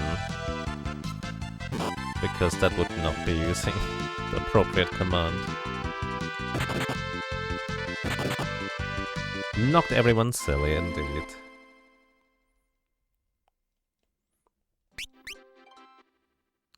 Talk to the scholar at the right entrance of the castle. He has the water. Really? I had no idea that was a thing. Nice. Wow. See, I don't talk with NPCs if I don't have to. So I didn't figure this out ever. Wow.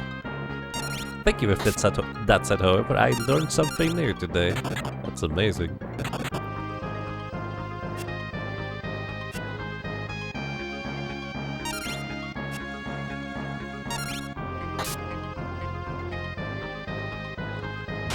No, not that. Okay, that one is okay. As long as I don't knock out Kara. Actually, I should probably give her the bone mail in hindsight.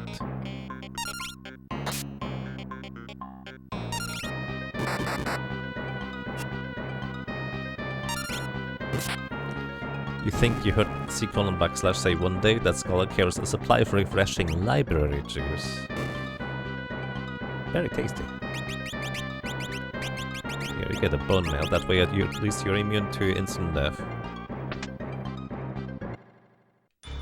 Alrighty. Gonna grab more weapons here.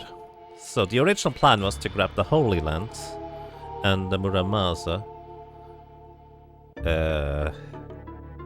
And the harp. Do I want anything else? Oh yeah, the rune axe was also part of the plan at some point.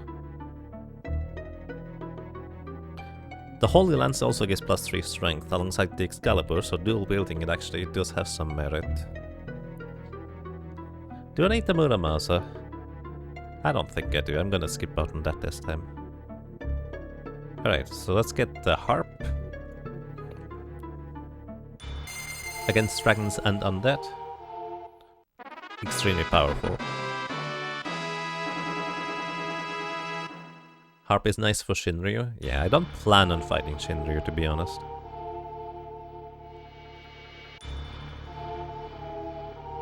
But it technically would be an option.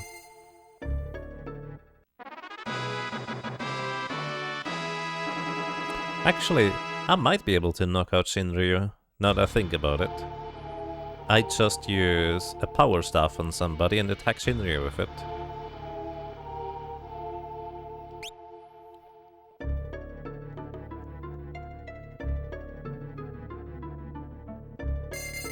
Then we hope for the best.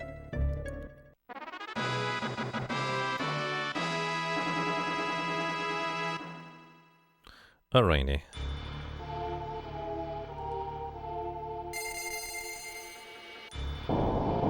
Let's hope to not run into a shield dragon on the way back. That would be lovely. Yeah, that's all.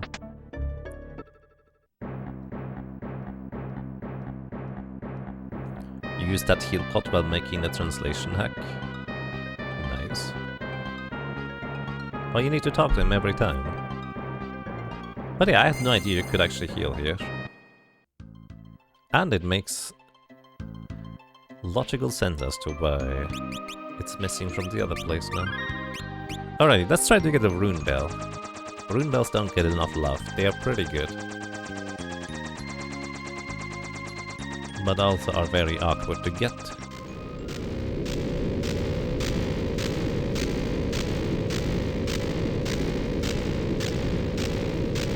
Only 2 tablets because the rock boss, you assume. Kind of, I don't think I need more. The rock boss is easy enough, but it would take a while.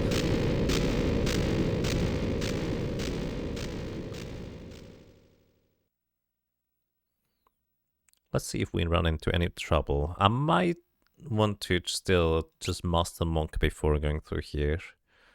Because this could be pretty awkward without having appropriate damage output with attack only. We'll see.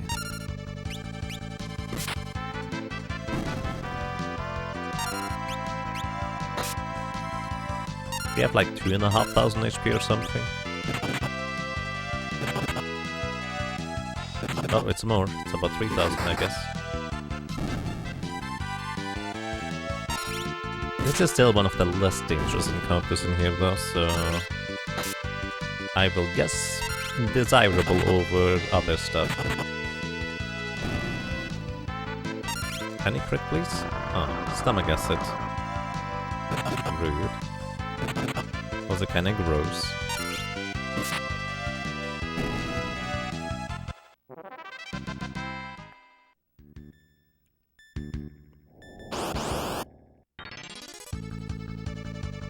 Preemptive attack, very nice.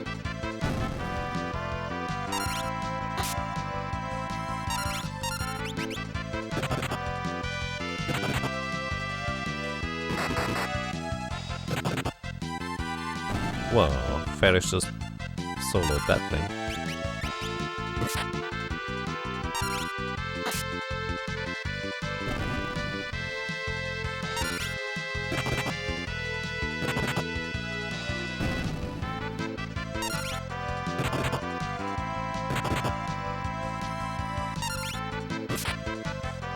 Oh yeah, you're using the Excalibur, aren't you?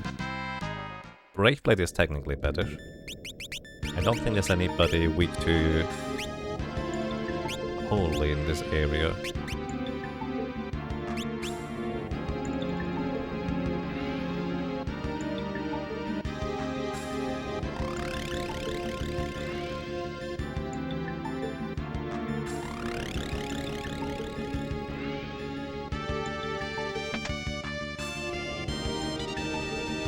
Yeah, Krile is hitting like a truck. And it's just as fast as one too. There we go, these are the enemies we want, the Bardandals. 1 in 16 chance to get a Rune Bell as a drop from them.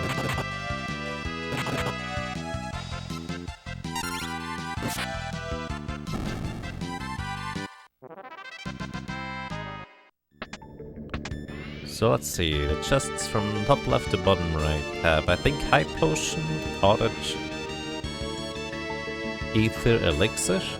Either way, nothing interesting for me. Might not be in that order. Also, is it stealing from the Bardandals? Maybe it's a rare steal hack, hold up.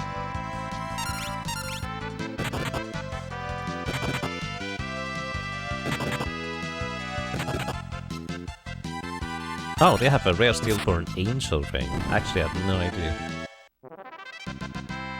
Rune Bell? Ah, we got the rare item from the level check enemy. All they do is use level spells. There's an elixir on the right side here. That chest contains a Drain Sword. 25% chance to hit, which is the reason I'm not gonna use it. I don't have a reliable way of hitting with it. Also, this healing pot here works, so this is kind of where I wanted to go, or get to. Now I'm just gonna run in circles over here. Although I feel like the first room might be the best one for encounters. I'm actually not sure. This is fine. Actually, Doom Dealers can kill me instantly, can't they? Maybe not so fine. And they survived 3 attacks. Well, 2 attacks.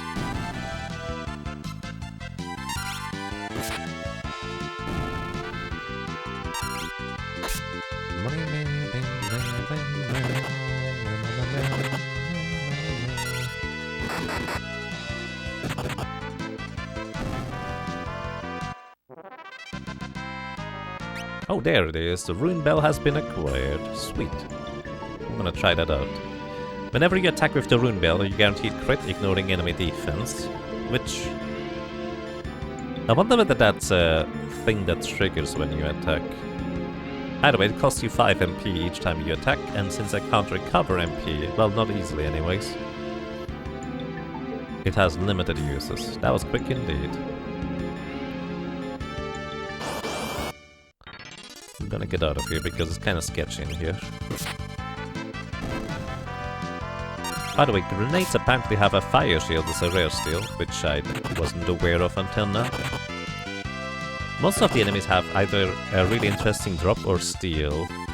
In here it appears. That's inconvenient.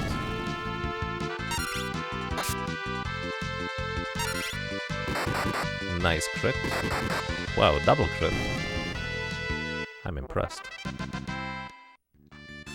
Also, it actually makes more sense for you to use the double lance one now.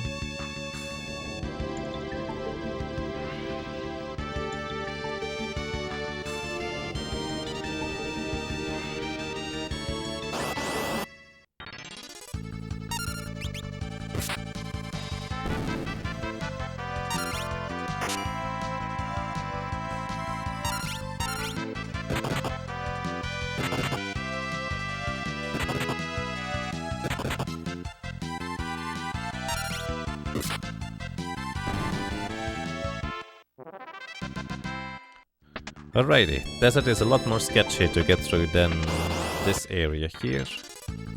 So let's hope it's gonna be easy enough.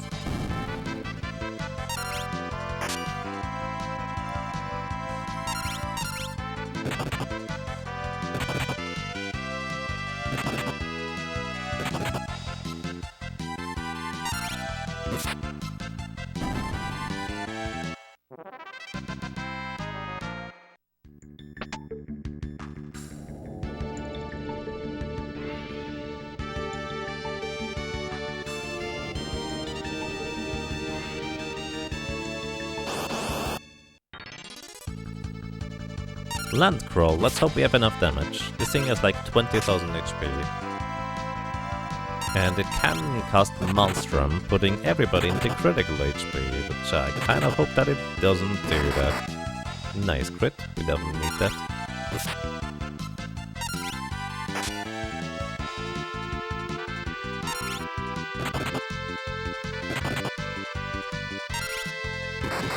Nice, good crits. Okay. Knocked it out. 7 ability points. And Ankuhegu. These are a bit scary as well, because they can cast...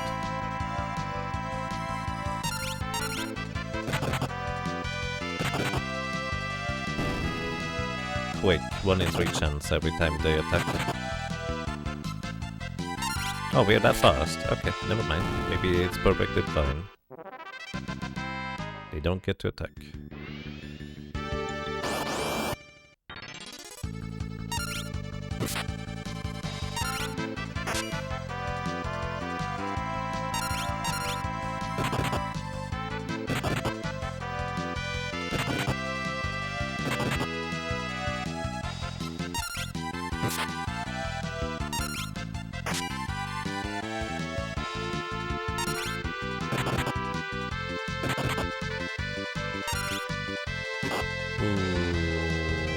Rip Lena.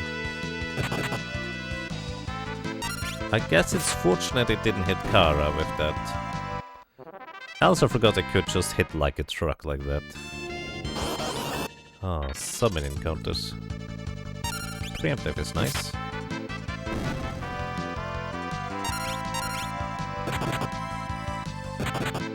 I think there should be enough with the 2 monks here.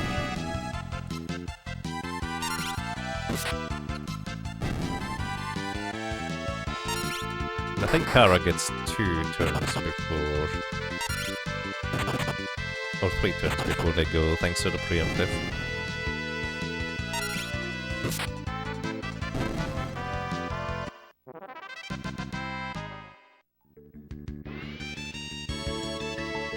Alright, we made it out. Nice.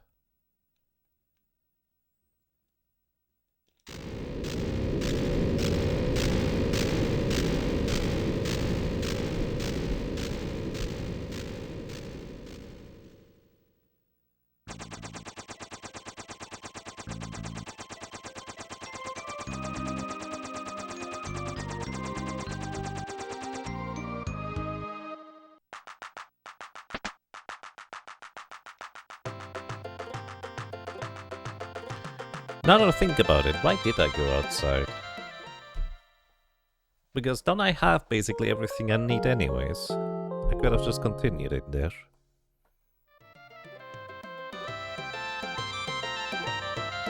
Oh yeah, angel rings. I need to go and buy angel rings. Never mind, I don't have everything.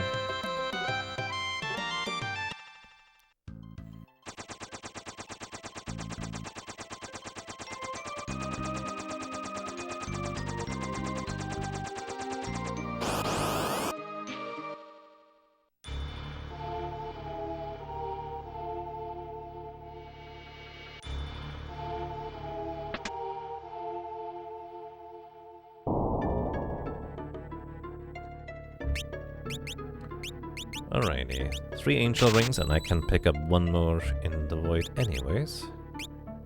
Wait, you can buy angel armor? I didn't even realize that. Also, might as well grab all the coral rings just in case I need them.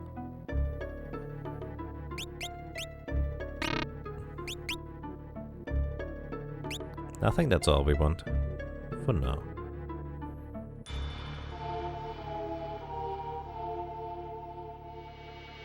Actually, I only needed to buy 2 coral rings, because I'm gonna get 1 more in the void anyways. That's fine, not like I need the money. Alrighty.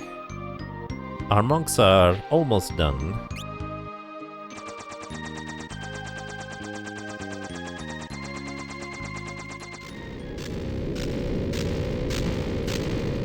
What is the GBA name for the angel armor? I don't remember that one. It's the chemist only armor, basically. I don't know what its name is.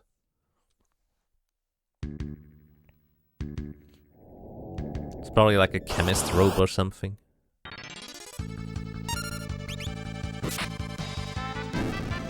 Yeah, it has the highest magic evasion of any armor in the game. Which is the main reason why I decided to just grab 3 more, because why not?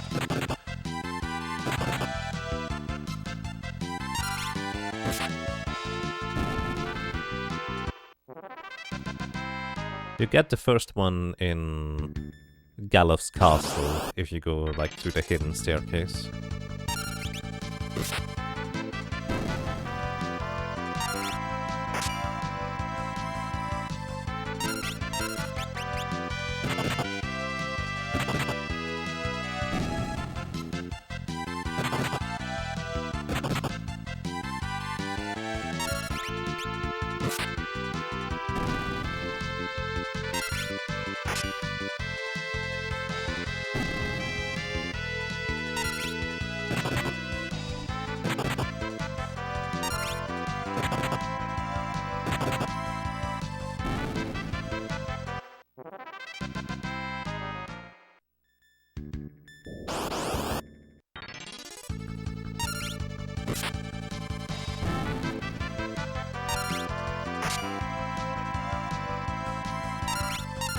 Attack! Thank you for the good luck, and welcome to Eskrand. I hope you're doing well.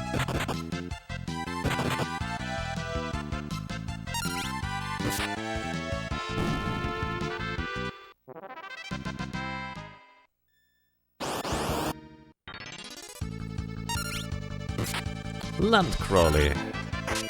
Let's hope he doesn't crush me here. Oh yeah, I was just reminded. I do want to have my samurai evasion still.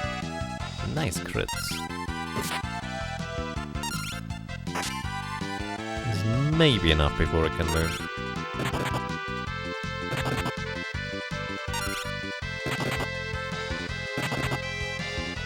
Yep, 2 crits do the trick.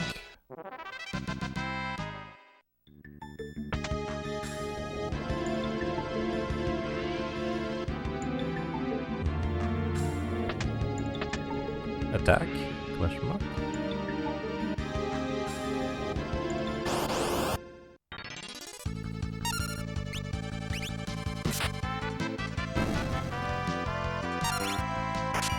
Did I already get the heal staves? Yes, I have 4 of them.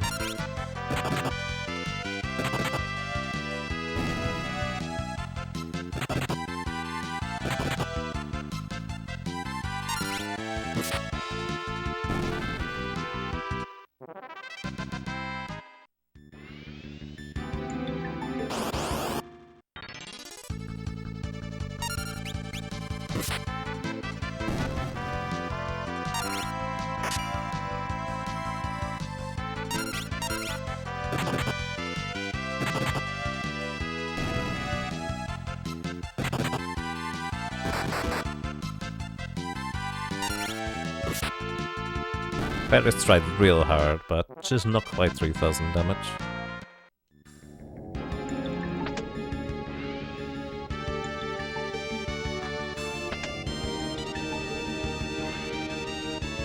Alrighty. Back in here.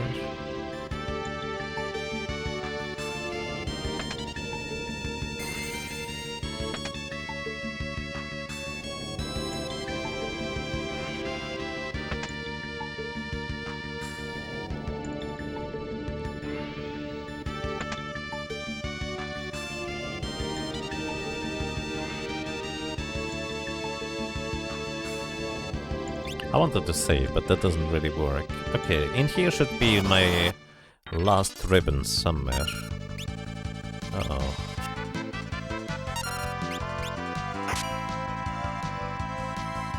Uh-oh. I don't have a good way to hit the white flames. Oh, they're not down.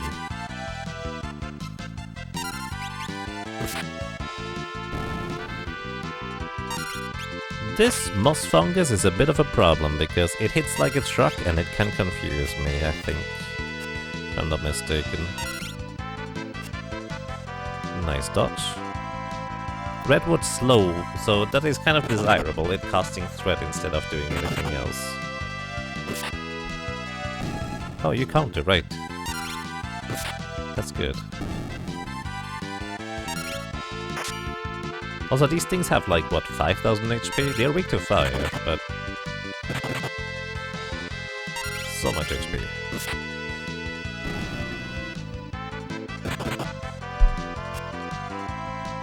I did not realize White Flame had this much defense.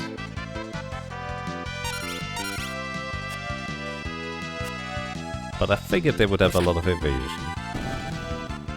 Alright. Let's see, where is my ribbon? Is it just a ribbon?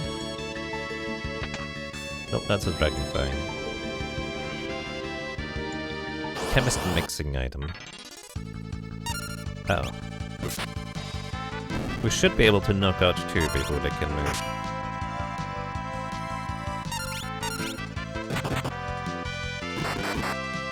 Nice.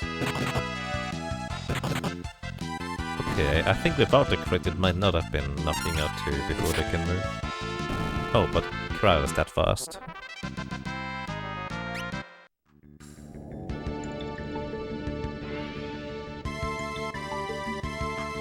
Let's see. I think it might be done here.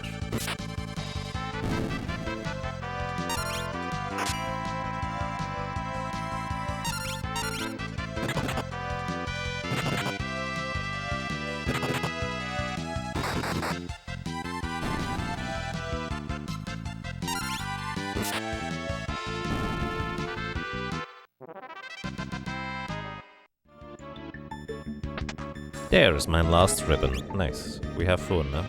I believe this is one of the more interesting swords. So this is an enhancer. This sword I think is a good chunk of magic power. I actually don't know how much. It has decent attack, although nothing compared to the other swords we have. But the interesting thing about it is that it does actually not count as a knight sword. So a Mystic Knight can equip it as well. And it's basically your best weapon to use like with magic sword. Well, outside of the chicken knife and brave blade, and if you can equip this anyways. Basically it's a really good one for Mystic Knights, I would say. Hit please. Oh, nice. Okay, Moss Fungus goes down. I arguably should just attack the Moss Fungus twice with Kara. Even if it's in the back row, it should knock it out in 2 attacks.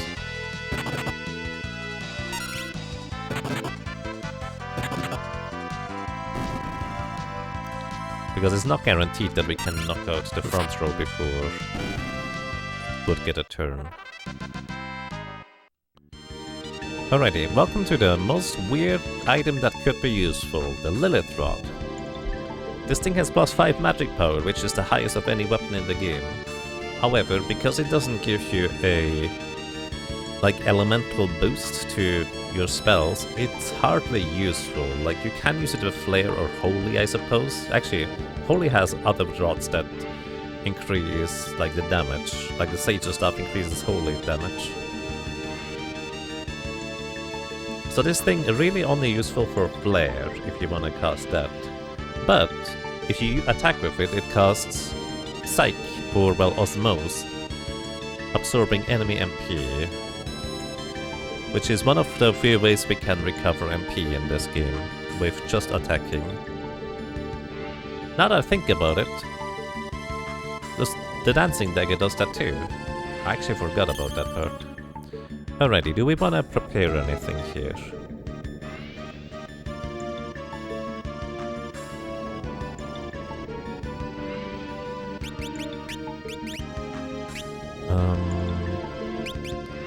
I'm gonna briefly...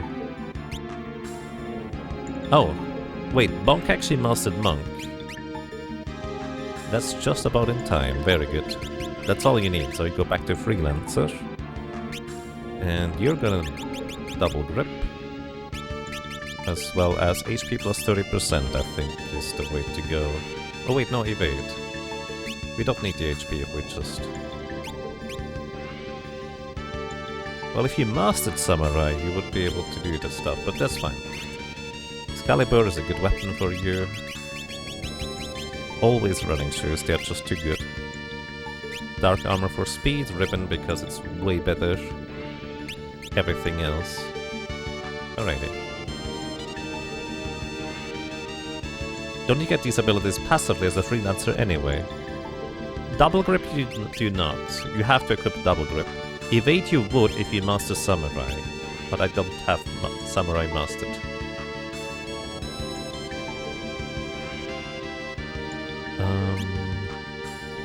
Alright, with Bonk basically being ready to hit like a truck, I'm still gonna turn Lena into a freelancer for now.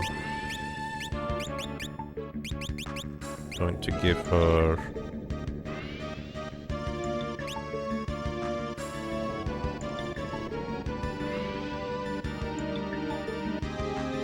She has two-handed passively because she mastered Ninja. Actually, I'm gonna have her be Berserker. Why not?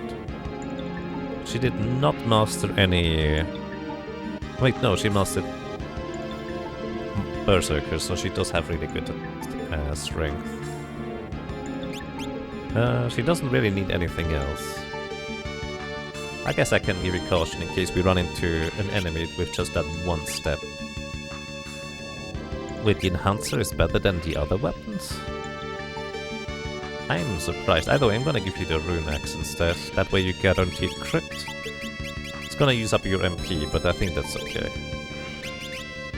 Get a ribbon. Alrighty. Lena's gonna hit like a truck.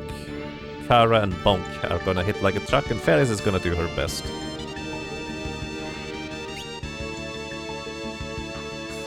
You have the Bone Mail equipped. Yes, okay. Kara's gonna guarantee survive, basically. Because this thing does not have that much HP anyways. But it can counterattack, which is a bit annoying. With Drain, and if it hits Kara, she will reverse the Drain effect.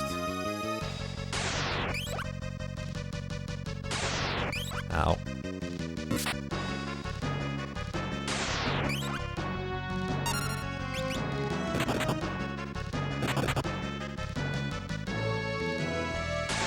Yeah, we can resist the Drain, by the way. That would be an option.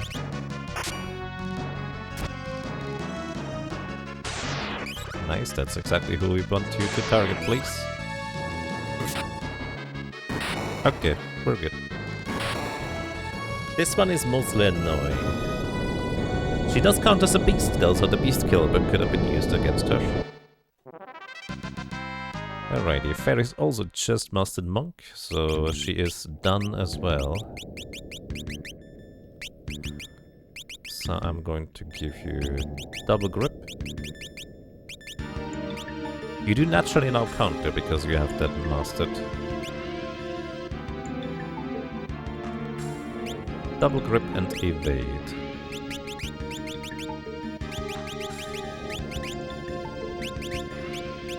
And And the ribbon. Alrighty.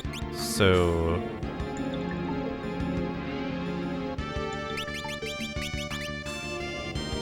Alright, Kara, you're gonna go into the back row, and instead of a Brave Blade, I'm gonna give you the Flame Whip. And the... Rune Bell.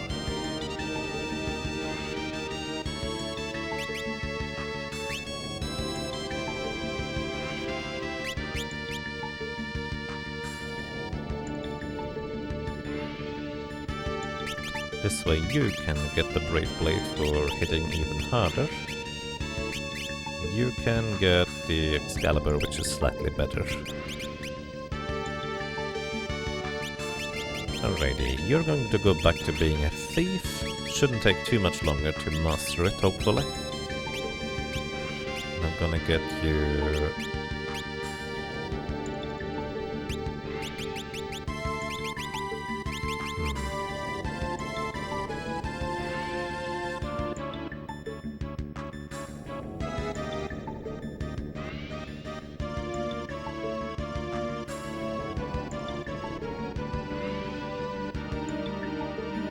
I could have you equip Access and use a Rune Axe, actually. Thinking about it. That's actually not a bad idea.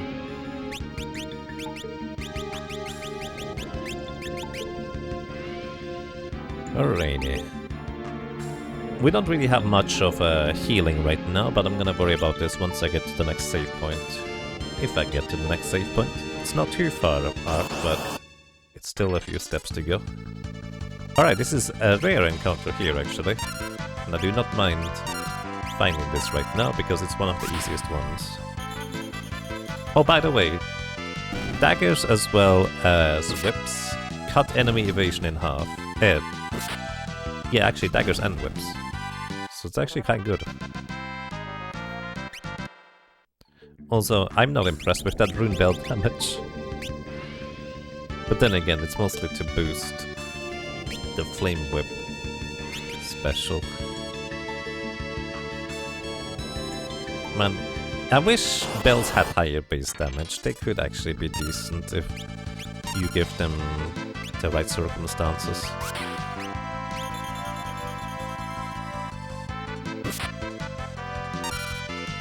Uh-oh. This is a problem. This thing counterattacks with Quick. And you missed that one. I think this one counterattacks with Petrification, potentially. If you hit it...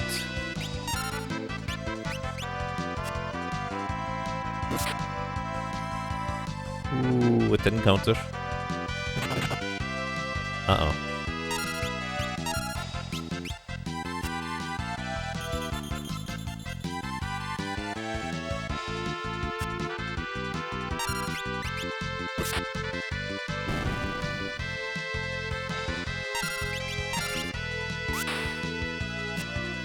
Didn't proc the fire. Okay, didn't counterattack. Hit, please. Oh my goodness. Oh my goodness. Stop dodging everything, please. Ow. This is really bad.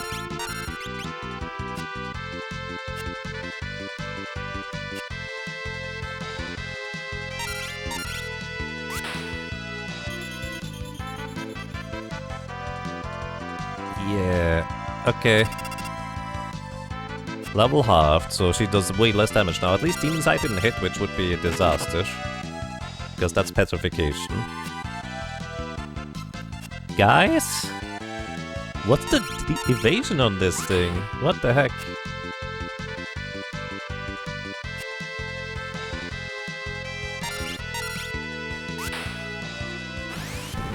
It has 70% evasion?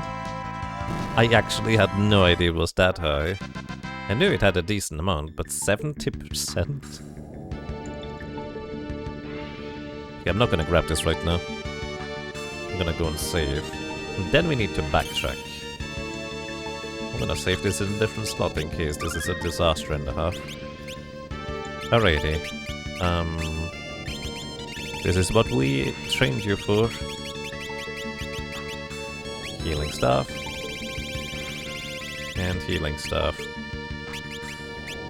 And Ferris... well... I guess the Brave Blade isn't the other guy. Let's hope we don't run into those guys anymore. Oh yeah, we're immune to petrification. Never mind, we have ribbons equipped. So that's not an issue. This is an issue though. But please don't counter. Okay, it didn't counter. Wait. Why did it not even try to counter? Because it didn't have that little pause, so it didn't try to counter. This thing has 10,000 HP, by the way.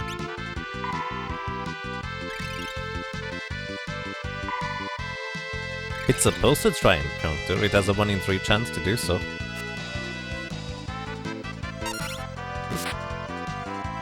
Okay, a 3-shot.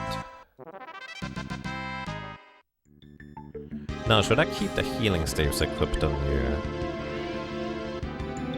And just have Ferris try to do all the work for damage?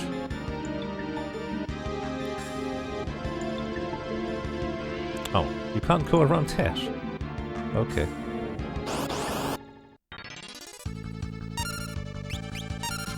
Okay.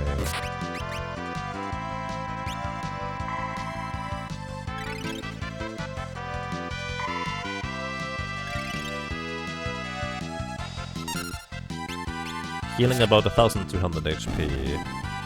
It's pretty good, I will say.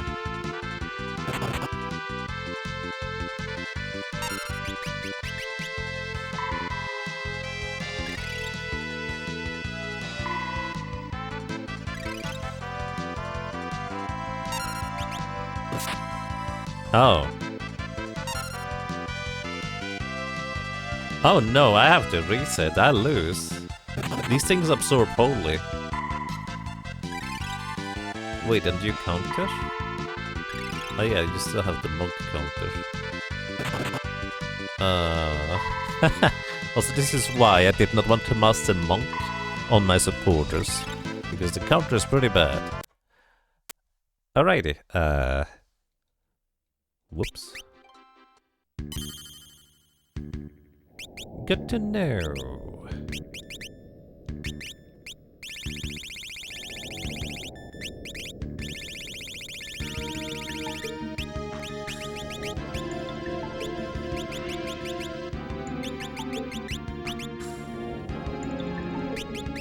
Like, Excalibur is fine here, but in the next area we'll have to switch over to different weapons.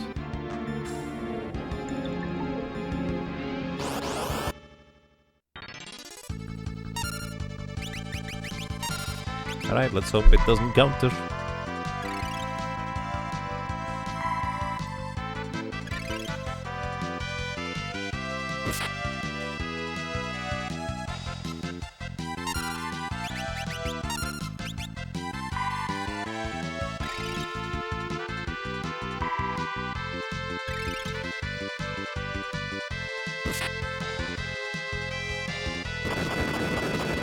Ouch.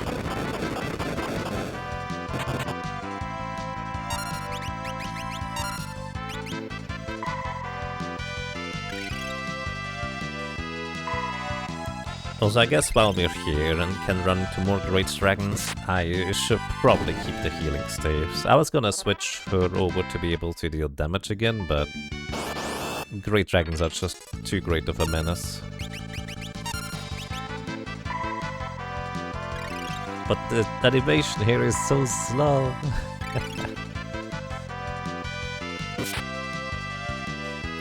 And Ferris does not quite two-shot them, which is another tragedy.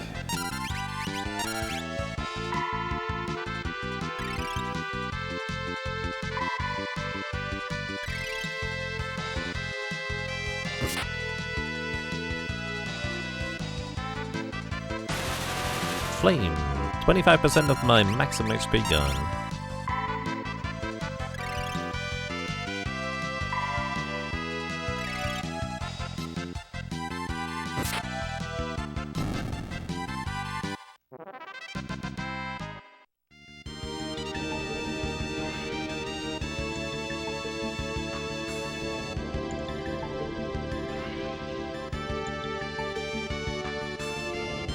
Alrighty, let's give Kara some weapons where she... Actually, one encounter... Wait. I guess the Enhancer's sword is going to be as good as it gets. Because I'm pretty sure the spirit thing is absorb fire as well, so I don't want to use a flame blade, even though it would be super effective against the mushroom thingies. Preemptive attack, okay.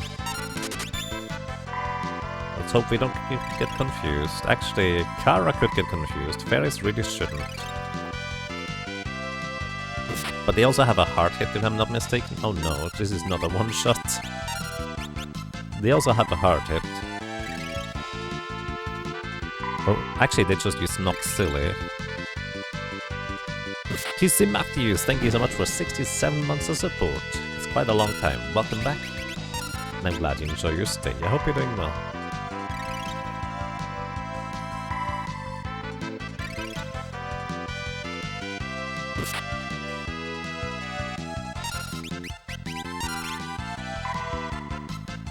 On the bright side, thanks to Preemptive, we get 2 of them down before they can attack.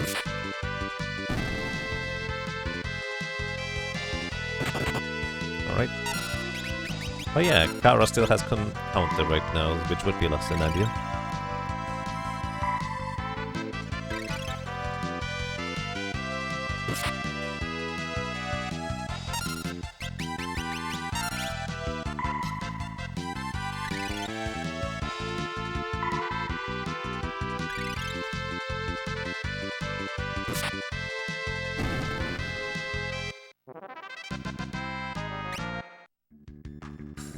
Alrighty, let's definitely give you some proper weapons. The Flame Whip and... maybe Beast Killer Whip. I'm actually not sure if the Flame Whip reduces enemy evasion in order to be able to hit them. The Beast Killer definitely should.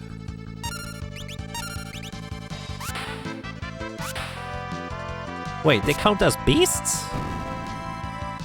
What?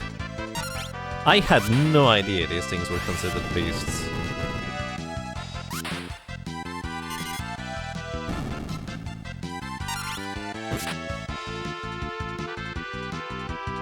Spore, I think that poisons, but we should be immune thanks to having weapons.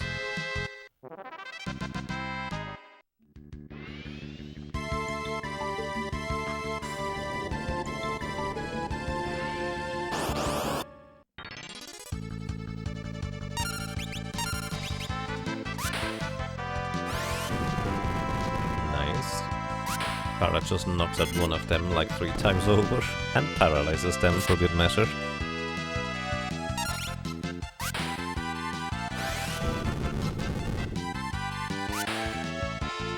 I had no idea these things are considered beasts.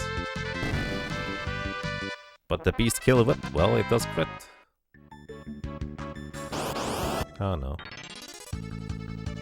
Okay. We're probably fine here. Also, this is only a 1 in 3 chance to cast fire too. But we keep getting lucky here, it looks like.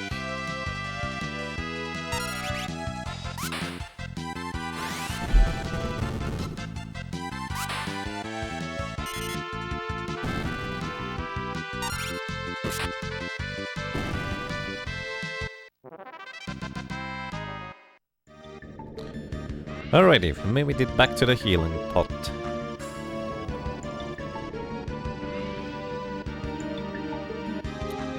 And now we go back forward again. Well, once I actually get to the healing pot, there it is. I keep forgetting on how far back that thing is.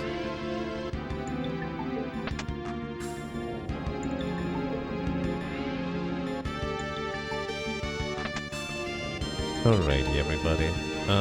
I need you to not die this time.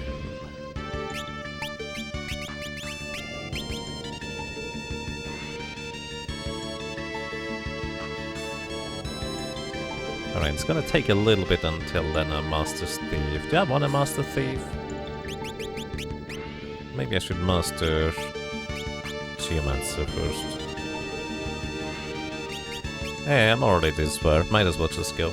Gives her also slightly better agility. I think thieves have like 4 more agility than the others, so they are slightly faster.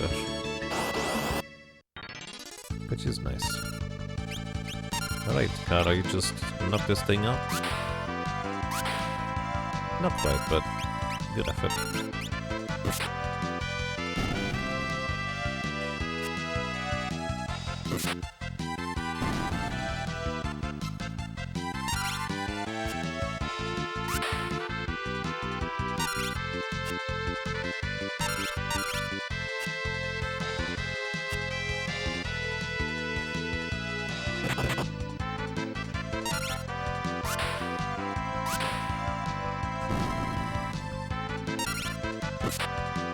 It's actually a good thing that Kara doesn't proc the Fire 3 attack on these. I'm pretty sure they absorb all elements. Oh, that's a fun encounter. A circle of Farero. And here, once again, I'm wondering whether this is just them having a name that I just don't recognize. So this guy in the front is being mean. He decides to not go down. He's still not down. He had more HP than I anticipated. And Bonk is not hitting, which really doesn't help the case. There we go, that should definitely knock it out. The square translation was Farfarello.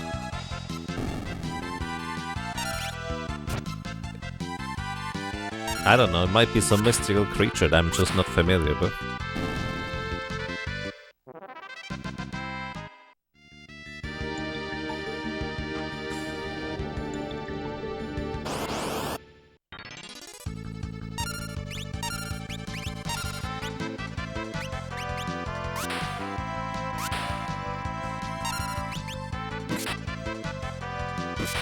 I did not think this one through, but we should have enough agility for it to be not an issue.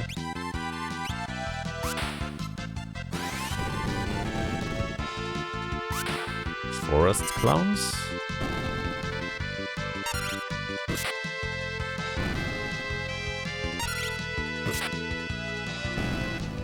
I will guess that's a more literal translation then. It's Italian from Dante's Divine Comedy.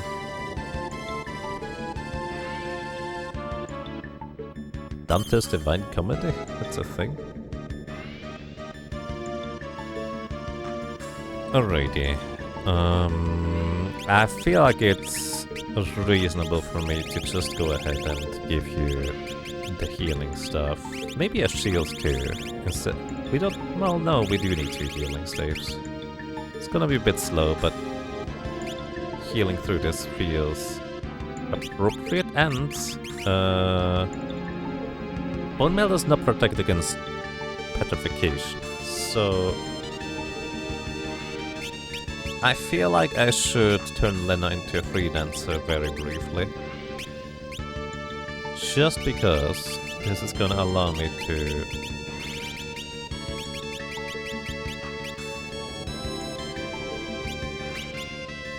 wait, not right.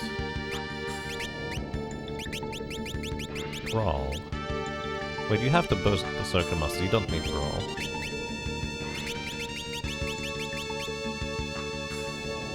Harsh, there we go.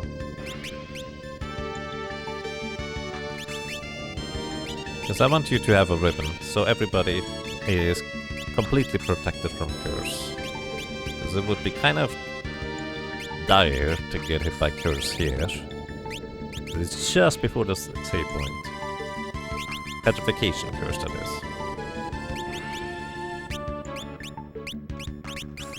You have the Excalibur and Holy Spear. This is kind of the main reason why I brought these, because they both give plus strength.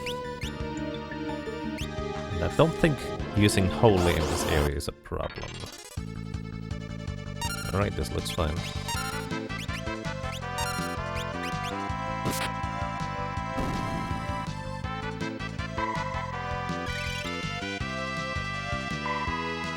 Oh yeah, I could...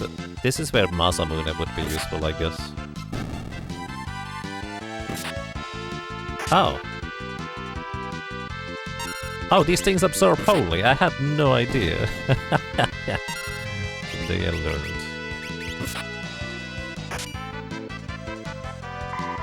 I might have learned that at some point, but I definitely forgot.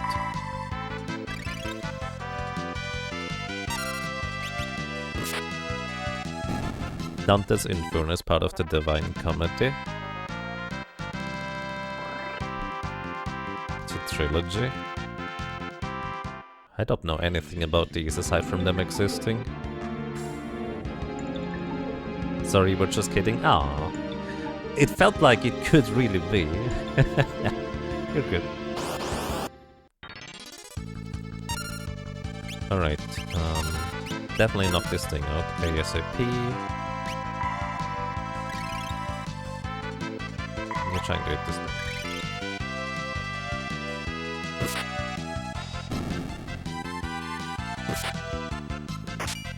Okay. Hitting it twice is very undesirable, but next time she's gonna hit, it's gonna be fine. Because it's gonna knock it out entirely.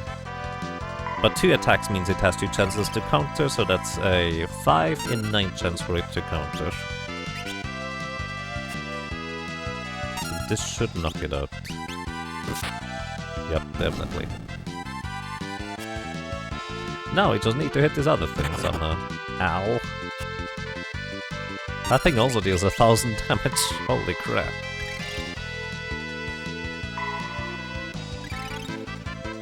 That's fair, Miria.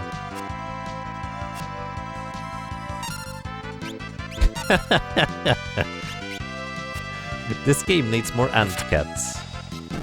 Maybe orc cats are enemies for ant dogs.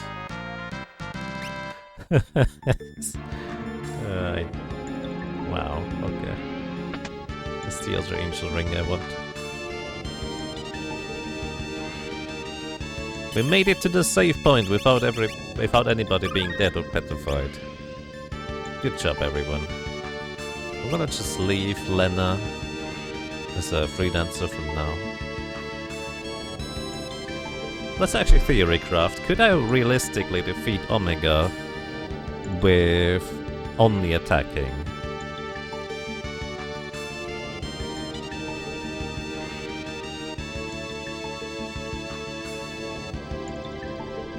If it was the GBA version, I actually would have an idea. In the GBA, so considering that apparently the Dragon Whip costs Tame 50% of the time, you could try to hit it with a Dragon Whip to cast Tame.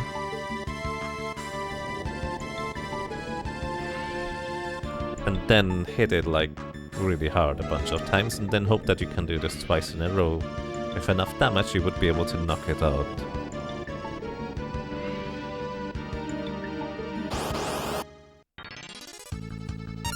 Oh boy.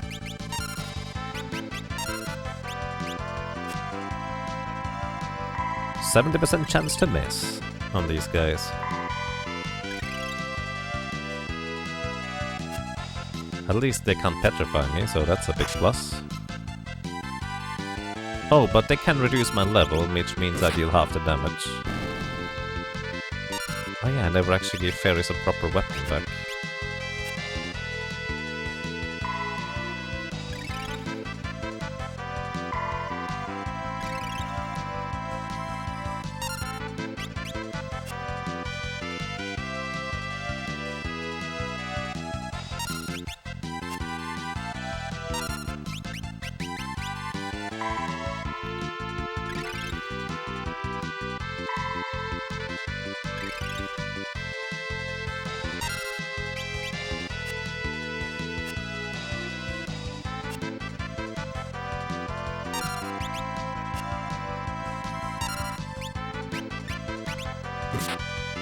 Oh, you actually hit twice. I'm impressed. Lena putting in the work.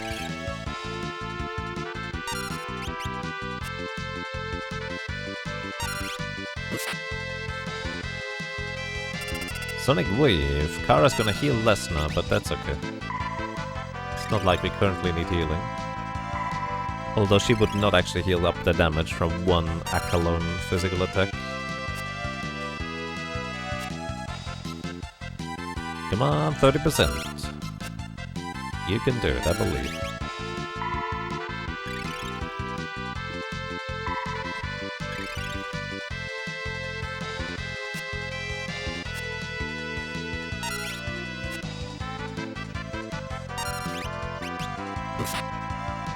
Oh, there we go. Good job, Ferris. Some of the most annoying enemies right there. Alrighty, here we are. Let's see. Ferris, you're going to get a flame sword because this thing is weak to fire, and we're going to be using flame whip and the beast killer because this thing is also weak to fire and it is in fact the beast. Hey spirits! Hey, thank you so much for the raid and the host, and welcome everybody. Welcome to Final Fantasy V, where I'm only allowed to attack. No healing or magic. No items. At least, well, no items or magic in or outside of battle. Making this kind of complicated. Either way, welcome to a panda.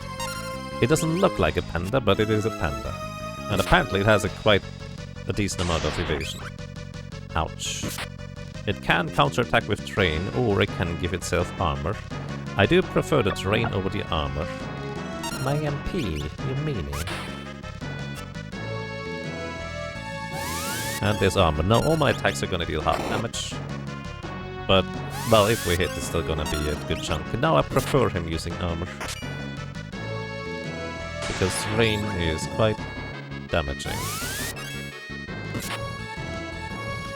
Had like 22,000 HP, something along those lines. Maybe I should have kept Kara as a healer.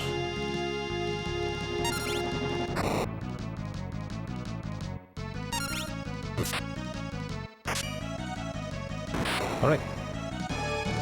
It's a panda! Indeed. Welcome, raiders, indeed. I hope you're all having a most pleasant day so far. Alrighty. Very nice. So next I need to do some healing again, so the only option I have is healing rods for Kara. Or the best one anyways. And I was considering turning Lena back into a thief, but I need to hit these guys coming up, so they have a high amount of evasion. It makes sense to just use whips, because whips half enemy evasion when you try to attack with them. Yep, okay.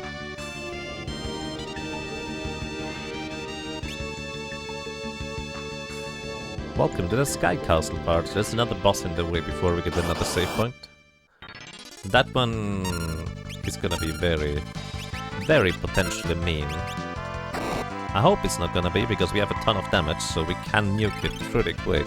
But it can kind of just straight up kill a bunch of my characters if it decides to be like that. Also, these guys are perfectly fine. This is the desirable encounter in this area. You just attack twice in a row or something? The one I would prefer not to see is... Oh, no, you're fine. The ninjas in this area have high evasion. So trying to deal with them is quite a nuisance.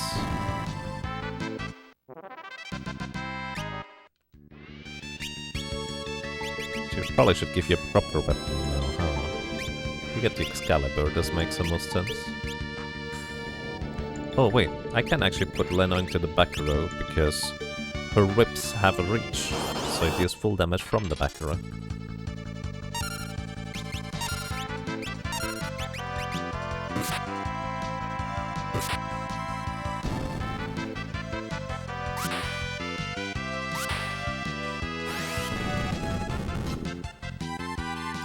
The only downside here is that Lena has not in fact mastered a magic chop, so her fire 2 damage is not that great. Well, fire 3 damage is not that great. She just goes again! You're just that fast, huh? Maybe I'm that slow with inputting menus, but you just It just feels like she's way faster than she should be. And there's the guys. Thankfully, they're not dangerous per se, they're just annoying. Like, they just deal damage, but they can also cast image, which means I need to hit them once in order to... Oh! Nice paralysis, that's amazing. You just knock it out. Yup. That's amazing. And there's the image. Which means 2 attacks are gonna guaranteed miss. But they also have evasion, so the image might still be up because of that or something. Actually,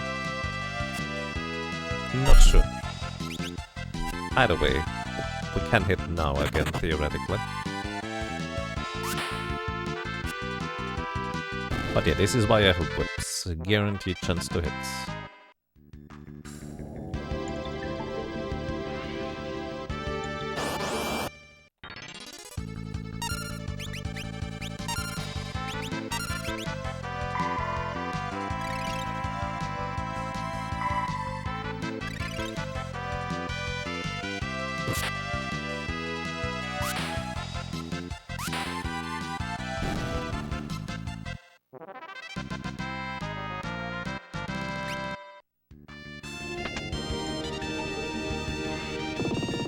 Alrighty. I think we just go straight for the boss here. There's no more random encounters in here. But this guy. Oh boy. Let me rearrange my weapons. It makes more sense to give her weapons that deal high damage in the front row, because this guy does not attack with physical attacks. And I think I'm just gonna throw caution to the wind and try to hit him or knock him out as quick as possible. So... yeah, we're just gonna go with the whips. And hope for the best. This is where it would be nice to have more than one berserker. But we have one. Alrighty, welcome to Azul Magia, or also known as Blue Mage. He uses basically all sorts of blue magic, which can range from instantly killing me to being a mild nuisance. He also has a bit of evasion, I guess. He also has 27,000 HP or something like that. We are dealing good damage, and we are faster than him, but each turn he gets could be a big problem. Darkshot would have been fine. We resisted it, which is good, because basically it just reduces our level by half in combat, which means we deal half the damage, but our damage output is just too strong here. Nice. And we get a save point as a reward.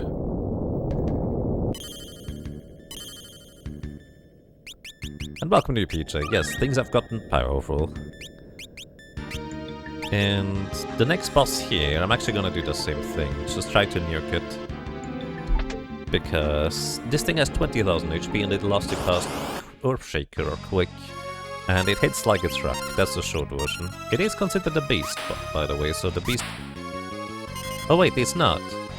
But it can be paralyzed. That's why the beast killer whip is actually useful here. Either way, 20,000 HP. And considering I've just paralyzed it, it probably does not get a turn. Oh, just again. It is considered heavy, so the paralysis lasts for like a split second. But it's just enough for us to get enough turns in to knock it out. Normally you want to counter this guy by levitating. But turns out you can just nuke it instead. Excellent. Now I think it is time for me to get Lena to Master Thief. Maybe not. You know what? I think this could be fine. Maybe it is fine. 2 0 damage bosses, indeed. Although the previous one at least got a turn in.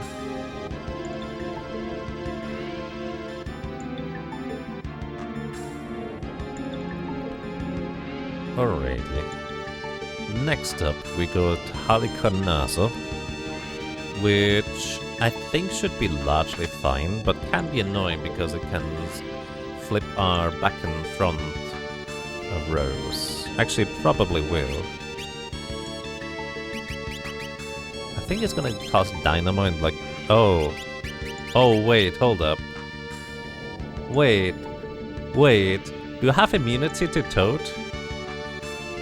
Does Ribbon give me immunity to Toad? Or Frog status? Okay, it does. This could have been a disaster if I wasn't immune to Toad. I didn't even think about this, but you're guaranteed to get frogged at the first turn here. And I have no way of reversing it without being able to use items or magic.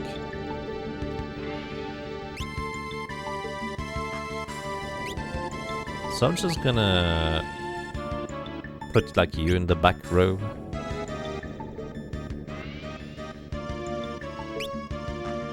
It'll be fine. Doesn't him casting a spell again untoad you? You have to wait that long and it's gonna cast Holy, which probably kills at least one character. If you let them. Either way, welcome to Alikanasa. Has like 33,000 HP, no particular weaknesses. Aside from being able to get minute, which is unusual and quite fun. The problem is, it is level 97 and has so much magic evasion that chances of you ever being able to land the mini spell specifically is highly unlikely. Okay, probably could have kept Lena in the front row and just nuked. Actually, I nuked it despite not having Lena in the front row. Real good. And yes, Toad is preserved undead. An elf cape? That's a rare drop. I didn't even know you could drop that. Boss didn't even get a turn. Yep, we just have that much damage. And we made it to the save point. Nice.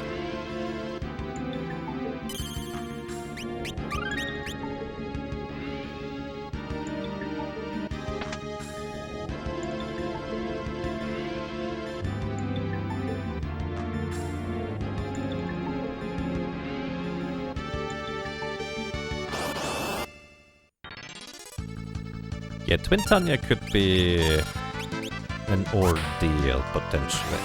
Also, these Furies here, if they are the last enemy remaining, I think they do some nasty things. But I don't remember whether it's a counterattack or them just getting a turn. Either way, I guess they don't get a turn.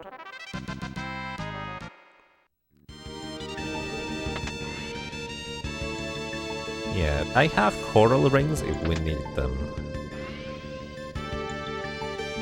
But the problem is, if any of my characters die, I have to backtrack in order to heal them back up. So should I just equip coral rings? And even if I do, am I going to survive Giga Flare? Or should I just try to knock it out before that happens?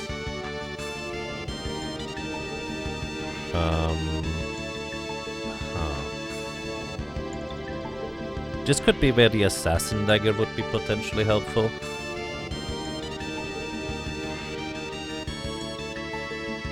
I do have a Death Sickle. It's not terribly reliable though, is it? So do I want to have a healer or do I just nuke it? I guess, considering how many physical attackers I have, coral rings just make more sense.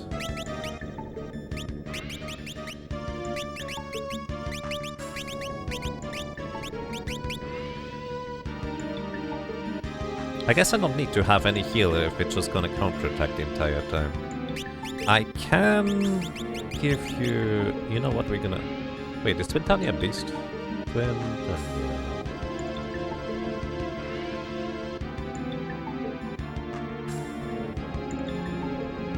It is a creature, so the Beast Killer Whip is theoretically going to work and paralyze it. Actually, in this case... Here, I'm gonna give you...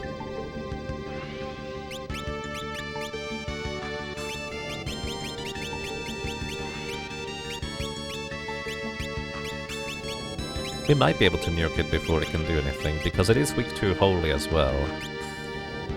We have multiple Holy weapons. But just in case... I'm going to give you the Doom Sickle, just kind of as a contingency plan, if you will. Does this thing attack physically? I don't think it does.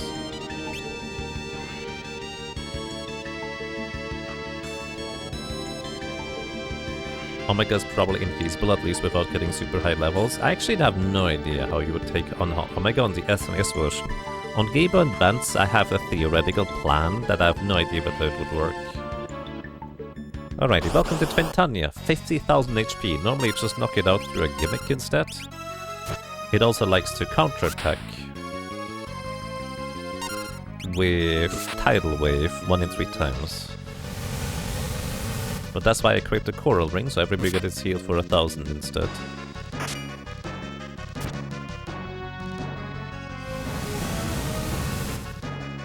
Which also means we're a lot slower. But I guess that's okay. Oh, little fun fact by the way. Twintania likes to use Mind Blast on everybody, which normally puts you into paralysis. But right now we're actually immune to paralysis. Because we had the Hermes boots equipped in the previous encounter and the game carries over immunities. Turns out, we just knock it out. What the heck? I don't remember when last time was that I knocked out Twintania before it even transforming. Turns out you're a beast? No, Twintania was the beast. Okay. Did not need that Doom Sickle anyways, I guess. Actually don't... I'm just gonna give you the healing rods. Do we just keep going, or do I go back to save?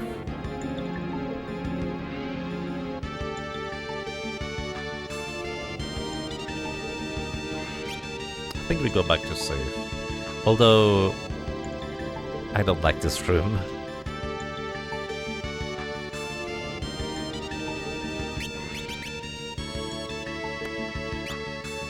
Wait, also equip running shoes again. This could be a disaster if I didn't do that. Because we would be way too slow to react.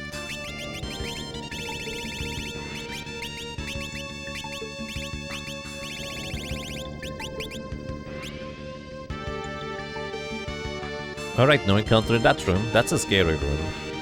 So is this one. Okay, we're good for now. These rooms here should be fine. A bit sketchy because the dancers love inflicting like zombie effect, but as long as we don't leave them alone at the end, where they can still move, we should be okay. Oh, I forgot about this part. A pity heal from Kara. Doomsicle sounds like a very intimidating popsicle. It does. I agree.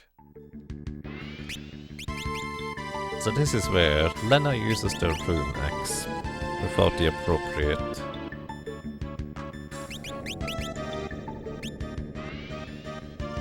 magic training.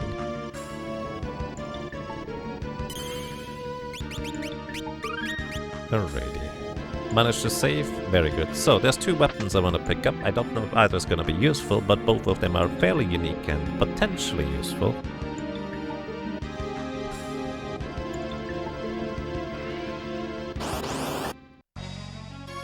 Hi, Ramu.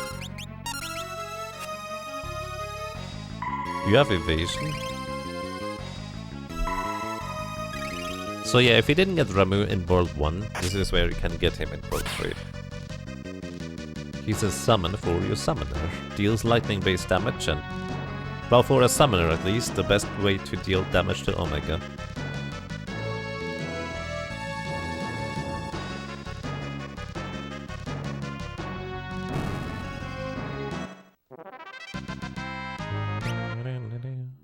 Okay, we got Ramu.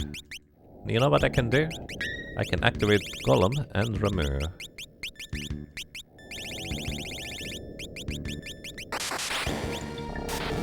now I have them as summons. That's how you activate them. Either way. Here.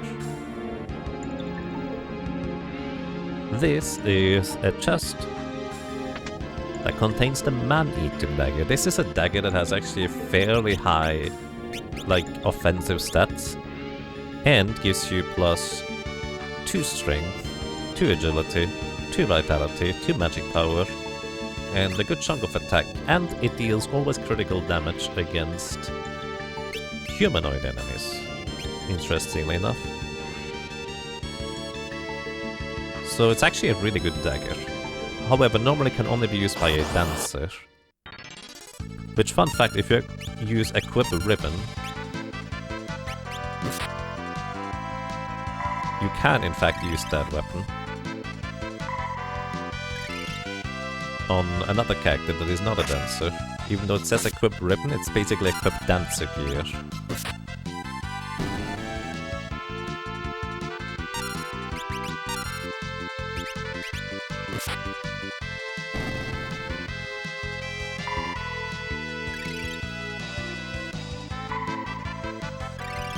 Oh yeah, I guess I technically just used items outside of combat.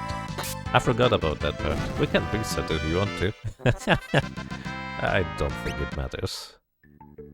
Restart. Challenge invalid. It doesn't do it. Alrighty, that was one of the weapons. The other one, I think, is over here. This is a very unique hammer weapon, Thor's hammer. You can use it from the back row for full damage. I forget what the accuracy is. Let's see, Thor's hammer. It does have 80% accuracy, so not terribly accurate, but if the enemy has high defense, it can be quite useful. Plus again, you can use it from the back row for full damage, which can be quite desirable.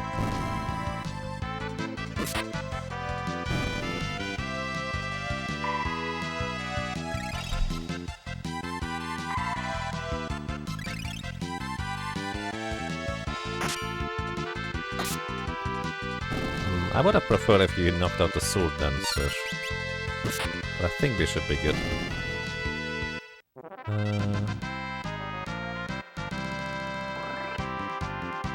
I forget what they do, but I'm pretty sure they can zombie a character if they feel like it.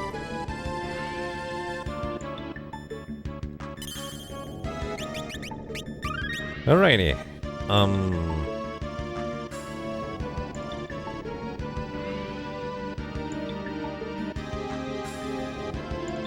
I think we just keep going at this point, might as well. I was considering really giving Lena that last bit of thieving level, but I don't think it's all that necessary, is it? It might be, but yeah, it'll be fine.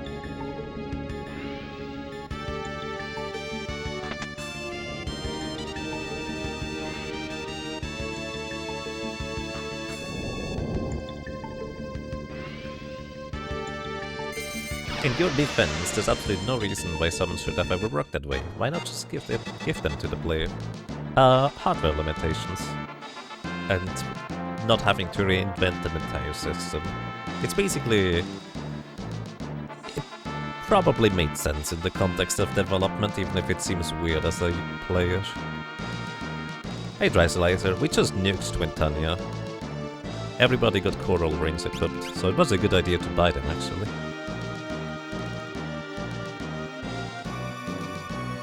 Alrighty, let's see. What enemies do we encounter here?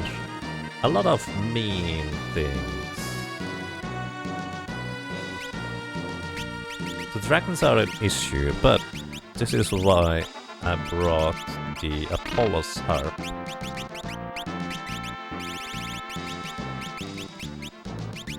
Which deals extra damage to dragons. And undead too, by the way. It's kinda neat. And I almost wanna remove the Berserk on Lena, because it could be a bit of an issue. That chest on the right contains a Huma Shuriken, which is a fantastic throwing weapon for the ninja. I can't use the throw command. Hey, this is Dragon. They have a common steal of an elixir.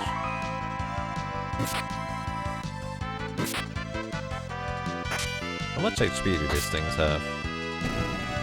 Not enough is the answer.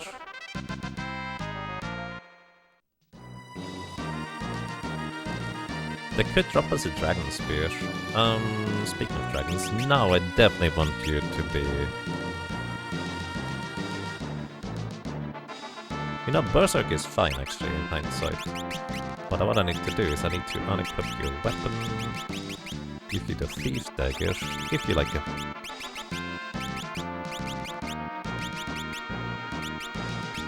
shield...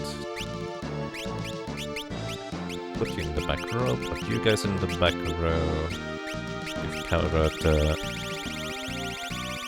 healing staves.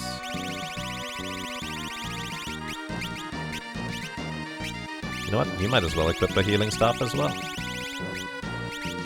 You don't have dual wield, so mildly inconvenient, but that's okay. In fact, I probably should just put you a shield as well. Basically, what I'm doing here is I want to steal from this guy. And in order to guarantee being able to steal from this thing, I need to make sure it doesn't die too quickly. So everybody gets a heal stuff and put in the back row. It's gonna be a little bit, you know, slow to knock it out, but I think it's gonna be alright. Wait a second.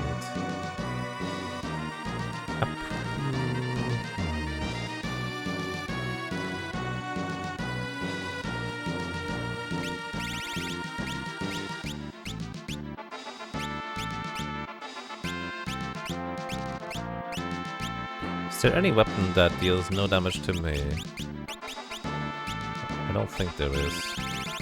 I was just thinking, Fairies and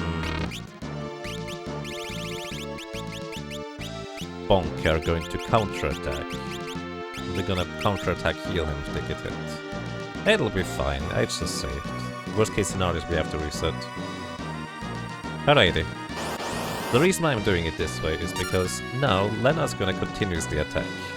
Because she's berserked. And we can just heal her with Bonk and Ferris and Kara.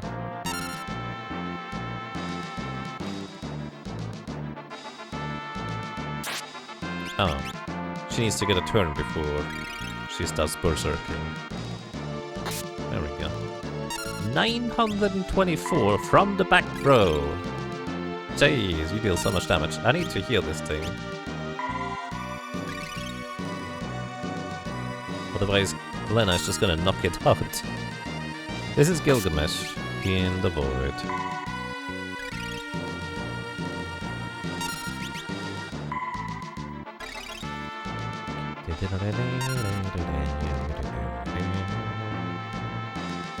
Ah. I think he tried to hit, but he also missed. So Lena has a 1 in 3 chance to try and steal. Then I think a 30 or 40% chance to successfully steal. I forget what the number is.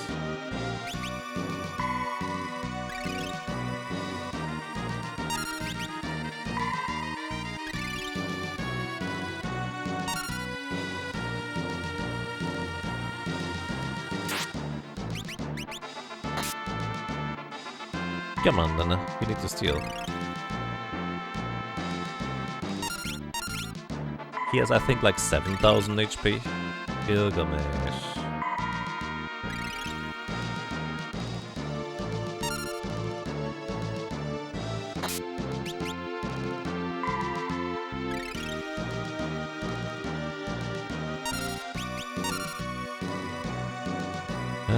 Yes, 7,000 HP is the amount he has, basically. Capture. Couldn't steal. You tried.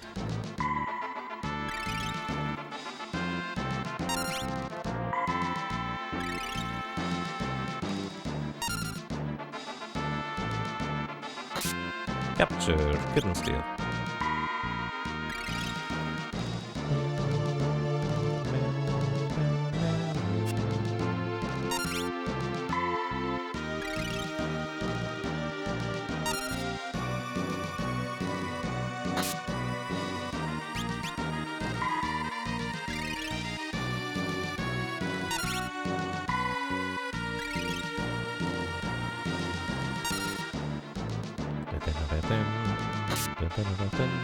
There we go, we got the Genji shield. Now we're just waiting until Lena knocks him out. Ow! We're in the back row. That would have been 2000 damage if we were in the front row. I keep forgetting how much damage this guy can deal. Solar Cell, thank you for the raid and welcome everybody. I hope you're doing well. How are you doing? And if I may ask, what were you doing today? Welcome to Final Fantasy V, where we can only attack... Well, it's called Fight. Come on. Hello, welcome to you. Oh. Alright. Ferris counterattacks because she mastered Monk. Going after the Secret of Evermore, any percent world record. Oh wow, good luck with that. And yeah, the challenge has been going quite swimmingly. I'm not complaining. I just got the Genji shield, which... I'm not even sure I'm gonna use that thing, to be completely honest, but I would like to have the Genji armor, but I cannot really control that one too well. Welcome to you, Amilas, and welcome to you as well, DL Darklink.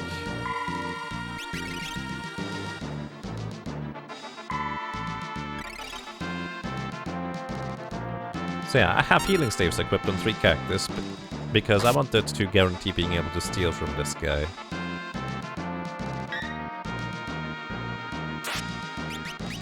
Don't come. Aww, come on, Farius, you're gonna just make this longer.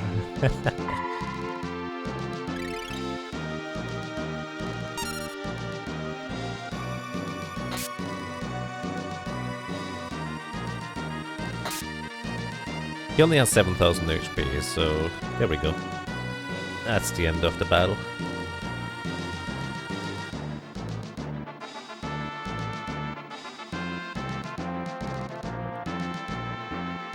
So do I just continue through the void here, or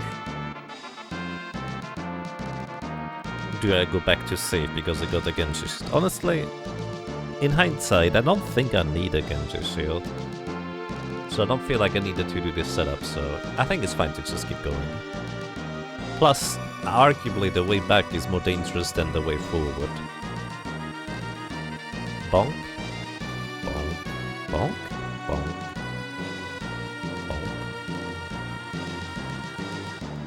We'll meet again. I know we will.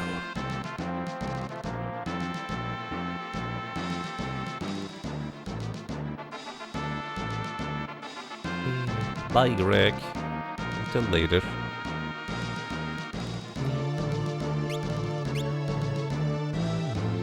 Alrighty.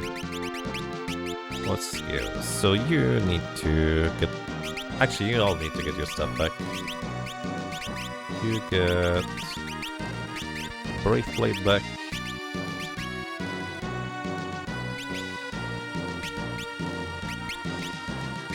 You get the Excalibur. So I think that makes the most sense. Am I gonna keep you as a Berserker, Lena? It's a little bit sketchy. Man-Eater Dagger.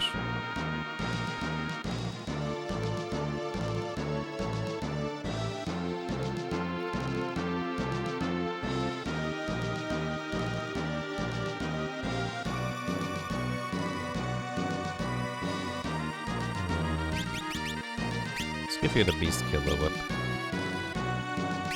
And Kara gets Apollo's Harp.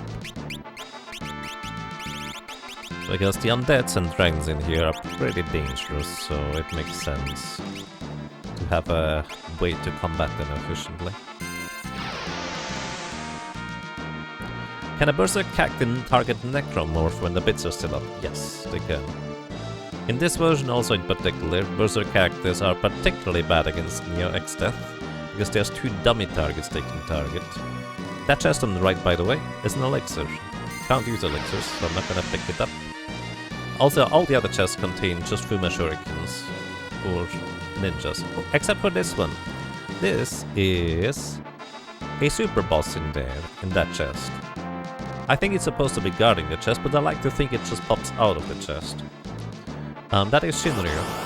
ridiculously powerful, although we might have theoretically a way of combating it. Oh.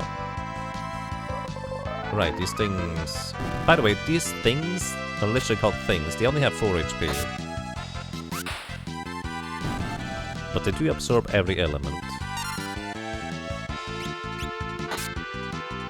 Is this fine? Nice, paralysis. Might may just like to counterattack with stuff that just deals damage. Because I can't heal outside of combat, that's less than ideal if I get hit by it.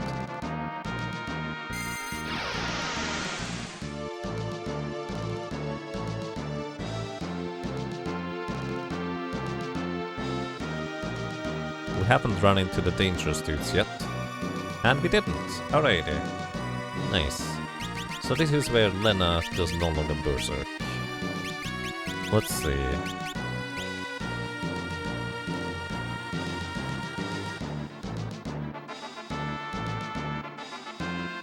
How do I want to do this? When I put barrier on you, you don't have not mastered Mystic Knights, so barrier is nice for you, and you get into critical HP.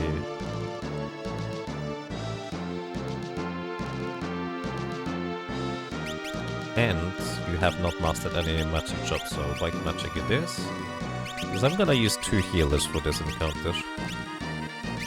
Running shoes, black magic armor, ribbon.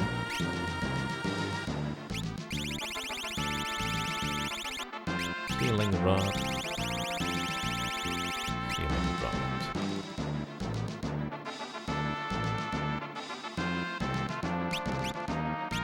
And back row.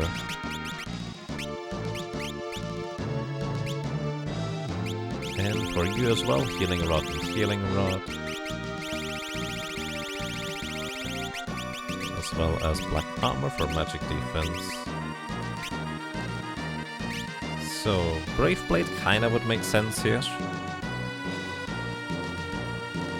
Because it just hits decently hard, but elemental weapons are actually better for this encounter. The problem is, Bonk actually can't... I don't have a 200 elemental weapon that is particularly strong anymore.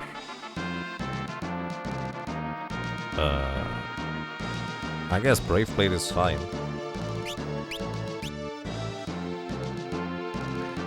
Wait. Okay. This might make this a bit more sketchy, but I think I'm gonna actually change up my strategy here slightly. I'm going to use the Dark Bow with you. It's gonna be a little bit sketchy, but I feel like this might be fine. We'll see. Either way, welcome to Necrophobe. We need to kill the little barriers first, before we can damage the main boss. The main boss doesn't do anything while the barriers are up anyways. So phase 1, all the barriers do is they cast Flare and Holy on themselves and reflect it off of them, because they have permanent reflect. And it deals about 1000 damage to each one of our characters. Let me just make sure nobody has the Bone Mail equipped. Because Holy otherwise would one-shot them and I couldn't heal them. Yeah, they are relatively slow, but because they can just potentially nuke an entire set of characters, I need to try and kill one of these things before they can do anything.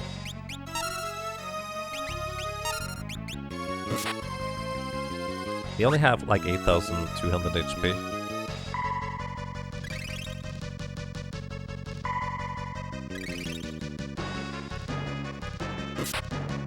Alright, we get 2 turns before they get 1 turn. It was the most important to kill one of the barriers. Ha! With these 4 barriers, I'm now invincible. Can you defeat me? Well, about the 4 barriers, I have bad news for you. Either way, even if both of these spells now go to the same target, we will survive with everybody. But it would be a little bit more awkward to fully heal up. So, this is gonna be phase 1. We can, by the way, just attack Necrophobe here in order to empty our turn, if I wanna take more turns to heal, or set up for some other reason. But it's really not all that necessary.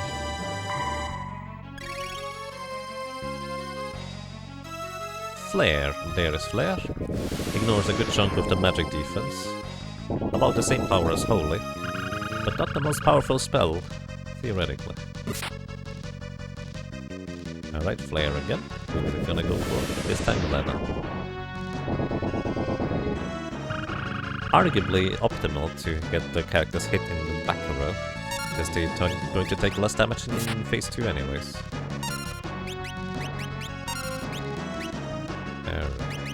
Heal yourself first. Alright, the reason why Lena has the Darkness Bow equipped is to blind Necrophobia afterwards. The Darkness Bow, as you can see, doesn't deal much damage, but it can blind an enemy with a very high probability if it hits. Because I'll need to count damage. 2024. And here a little more. Or not. These things have 8,800 HP, by the way. That is 2,000... like 4,700. Alright, one more attack will do the trick here.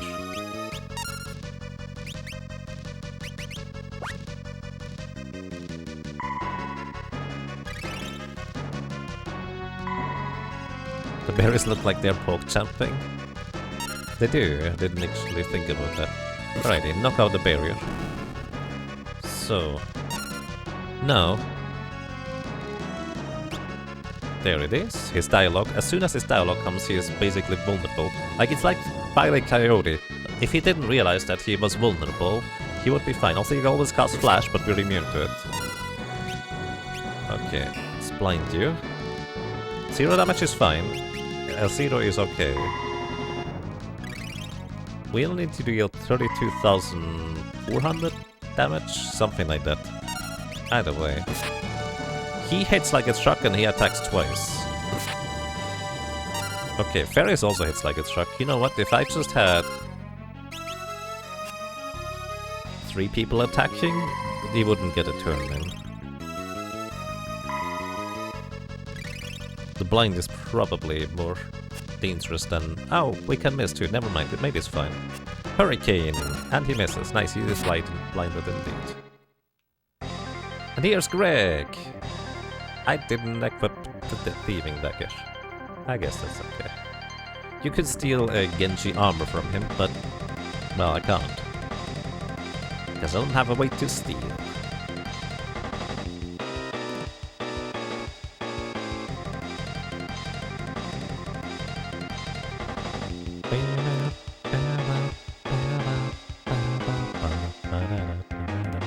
Also, the most dangerous thing Necrophobia can do is you cast Hurricane to put a character into critical HP and then attack that same character with a physical attack right after.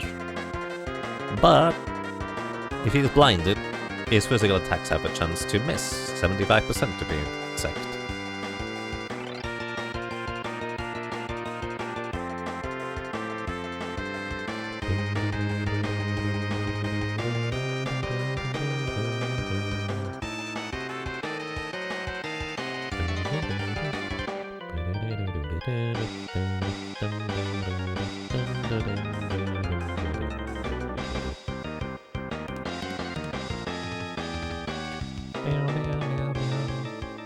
So my original plan was to use 2 people with healing staves in order to heal through the Neo X-Death fight. But I'm starting to wonder if it's just more efficient to have 3 people attacking instead.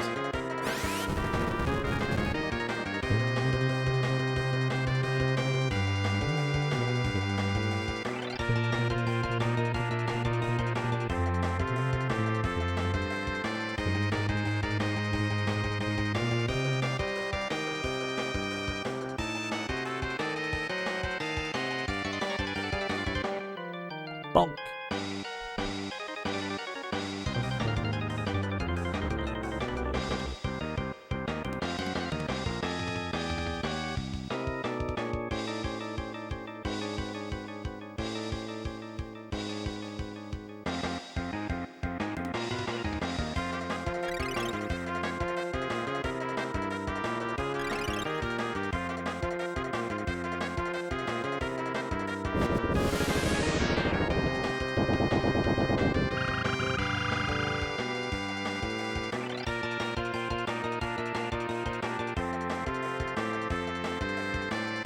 One has to wonder how Greg knows this much about the party. You mean, you fought him a few times, but come on. You learn everything about an opponent in a one-on-one, mano-a-mano fight, as you would call it. Alright, this is the last save point in the game. And we made it here without anybody dead. Actually, in fact, I think we have all maximum HP, don't we? Oh wait, Bonk doesn't. Hey, it's fine. Alrighty. Let's give Lena some proper weapons for now. Actually, just do this. Keep Kara as healer for now. Actually, no. I'm gonna give you Apollo's Harp.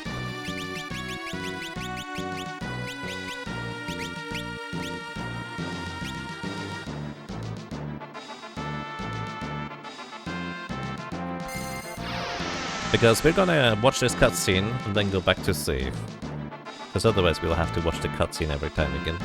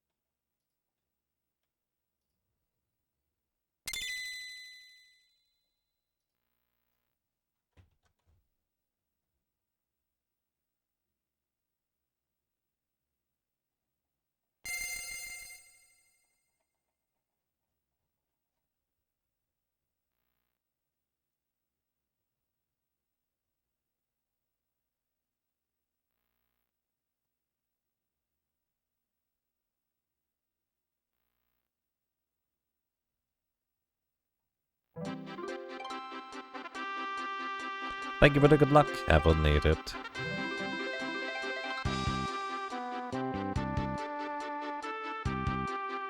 So I wonder...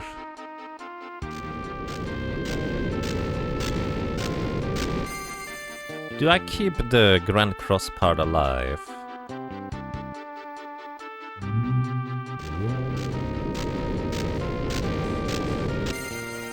There's only really two bad status effects that can happen to me, which are Berserk and Zombie. We are immune to instant death thanks to the ribbon. Let's go to save.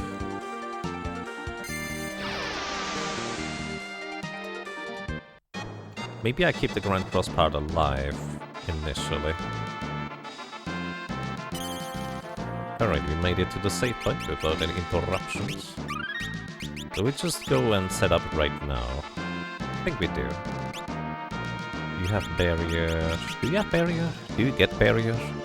You don't get counter. Oh, you don't get barrier either. That might be fine. You also don't need double grip. You can get HP 10%.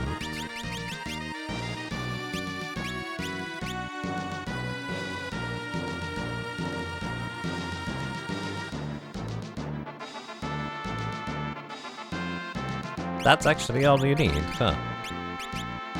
You don't need anything else. Just HP.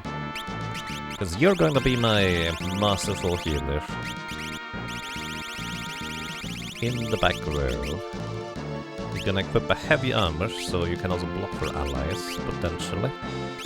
Running shoes as usual. Alrighty, Kara's the healer. She also has plus 10% max HP from the monk. Speaking of which, you need double grip and 1 evade. We could also give you 2 plus 30% HP. If we had Master Samurai, that might be a reasonable way to go about it. But I feel like evade might be better in the long run. Potential. Then there's the question about you.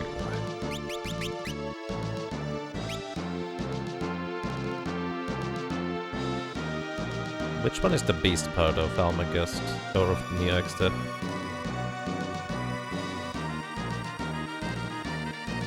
I forget. One of the Almagest parts is considered a beast.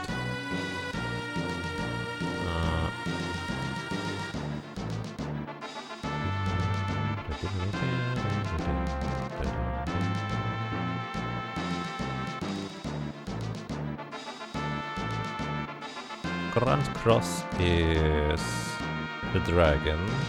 I knew that. There, this is a creature. Part 2. Almagest part is a beast. I think I'm just gonna try using the 3 attackers for now. I don't know if this has any merit. We'll see. Can I give you a different weapon instead? Not really. Don't really have anything better than the Excalibur. Alright. Let's see. If we don't get interrupted, that is. Wow, we got through without enemy encounters. I'm impressed. Alrighty, zombie status from the Grand Cross is the one thing that can stop me. Berserk is also pretty bad, but... well, I mean, it might still be fine. So 2 out of 18, I think. Chance to lose control over a character. Actually, if Kara gets zombied, that wouldn't be the worst. Then, everybody else has barrier. So... what I might want to do is... get people into critical HP somehow. Oh wait, you can't just wait. Alright, phase 1 has like, what? This thing has 49,000 HP total. White hole doesn't do anything because we're immune to both the death effect and petrification effect. After 19,000 damage, it's gonna go into... ooh, you don't survive 2 of those.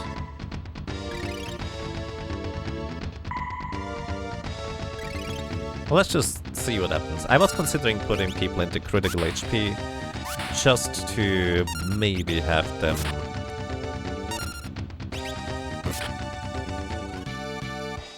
get barrier, but I'd rather, I think, just try to burst through. So once he is in phase 2 of this part here, as in 3xF part 2, he gets a bunch of new really mean abilities.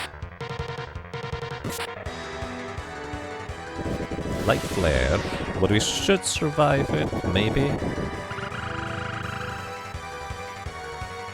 Haha, she did not survive it. We don't have enough max HP to survive that, actually.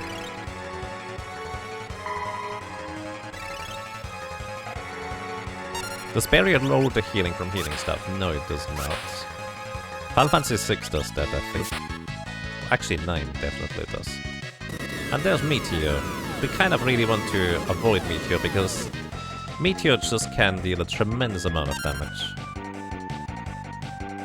Which would also be reduced by barrier if I had it.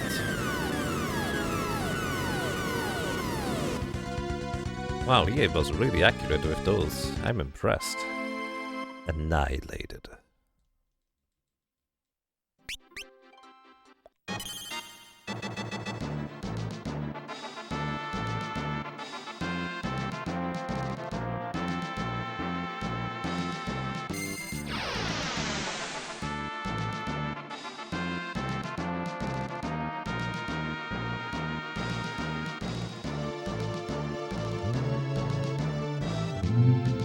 Alright, let's just try it again. Maybe I should have Lena in the front row or something.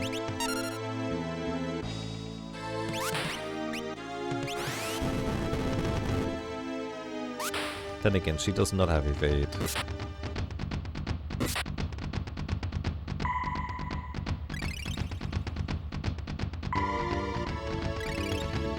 Meteor, still deadly.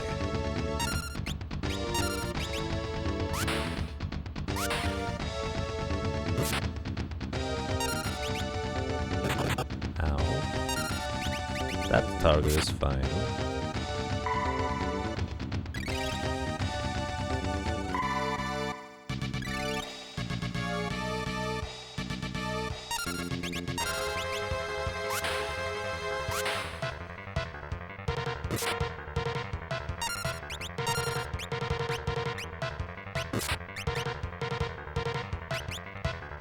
If I had HP plus 30%, we could actually survive a flare. Or Kara might survive it because she has more magic defense. Actually, no, I gave her the crystal armor.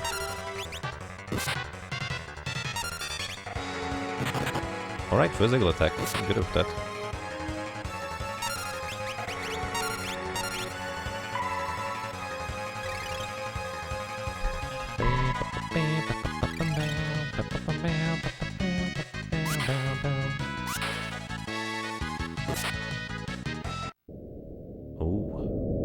Welcome to Phase 2. Phase 2 consists of 3 different parts. The top right part, it excludes mostly attacks with physical attacks and will occasionally cast Dispel. But it hits like a truck, like it hits really hard. The bottom right part is Almagest, which every like 5 turns casts Almagest, which deals holy damage, about 1600 to the entire party. And inflicts HP leaks damage, so it's very deadly if a Mao is left to roam for free. Top left part is considered to be a dragon, which will deal... well, Grand Cross, which is the random status effect of the entire palette, so we just hope we don't get zombied. And I also need to start keeping track of HPs, actually. At least the last 2s, anyways. So I'm gonna plan on killing the Almagest and physical parts first. Actually, probably physical part first might be the way to go, but I'm not sure. Well, let's see. Let's go physical. 5,520. This thing has 50,000 HP. So I'm just hoping to knock it out before it can do anything. It also has evasion, so we can miss. What did you say? It just got the translation is super loud. Ooh, vacuum wave. Okay, that's in the back row. And on the best target, basically. Kara does have cover, so if somebody gets into critical HP and gets hit by physical attack, she will cover for them. Nice, good proc. First miss. And there's the shaking. Delta attack is gonna deal a little bit of damage, because normally it would petrify, but because we are immune to petrification thanks to the ribbons, we're good. The shaking indicates that Almagest is about to hit, which once again hits the entire party for a ton of damage. The far left part mostly exclusively attacks with magic. Come on, knock out the physical, please. Ouch. He might be dead.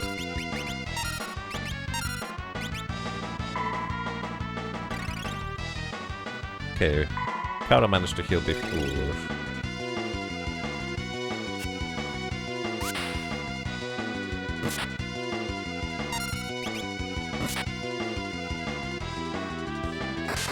There's Almagest. Ice 3 is probably gonna kill her. Arguably the best case scenario for somebody to die, but I would of course prefer if nobody did. physical attack.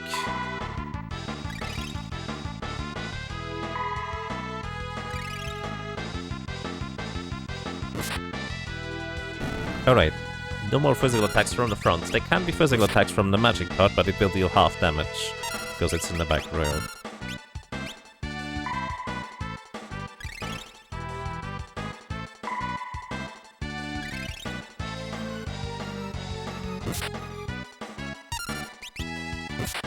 Also, the screen is kind of changing colors. This means Grand Cross is imminent. Nice dodge, Ferris. That was kind of clutch, because you probably would get knocked out if you didn't. Although it is from the magic part, that physical attack. So it could have been okay.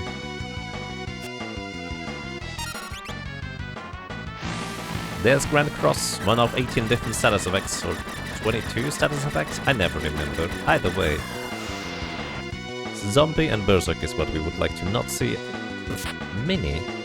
I forgot Mini could be a thing, and that is actually a fine Mini target. The others would be a disaster. But Kara being Mini is okay. She unfortunately does not have a shield, so she does not benefit from the evasion boost. Holy, how much damage is this? This might knock her out. 2,300, yeah, just about.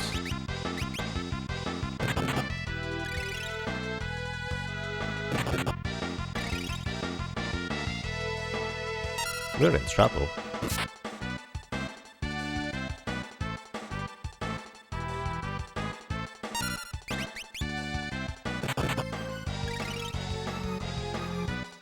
Yeah, the big spells just barely knocked us out.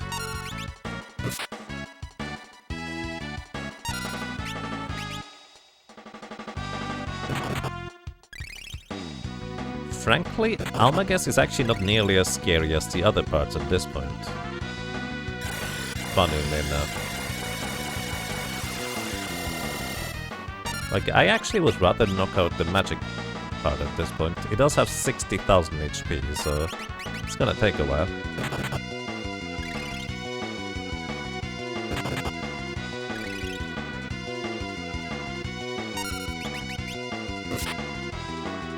Because I did not keep track of how much damage I dealt to the Almages part.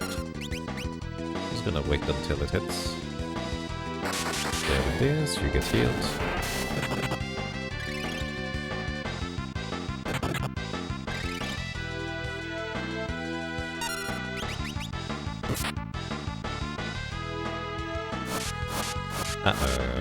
Yeah, that's it.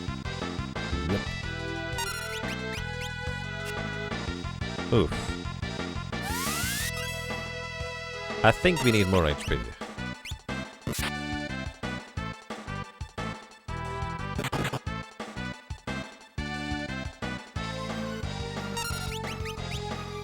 Yeah, that's why the back part being in the back row is why I gave Lena the whips, so she would be able to start whittling away at them without having the back row penalty.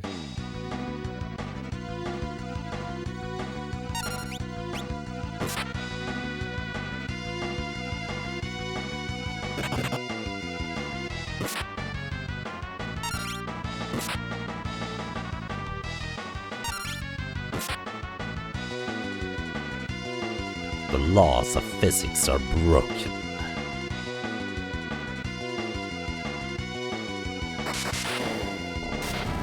Alrighty. So Mini turns out to be an issue as well, which I didn't consider. So Almages is more of a priority than I give it credit for initially. Ooh, yeah. Huh.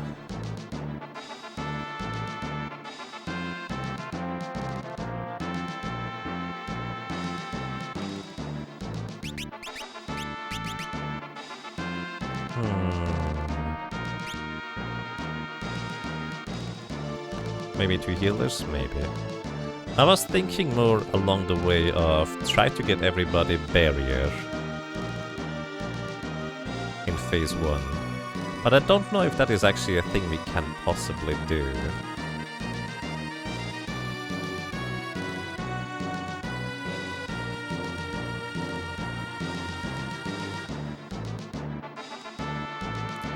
We don't have an anti-dragon weapon, do we?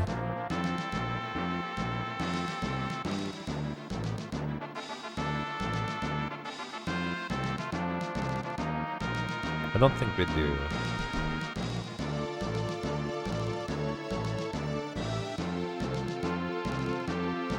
So 2 healers and just go nuke Grand Cross. Let's try 2 healers. That was my original plan anyways.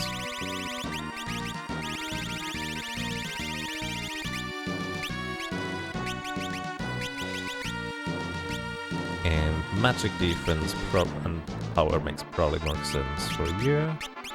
You kind of definitely want to have more physical defense, so I'm gonna give you... It's actually only 3 more physical defense. I didn't realize that.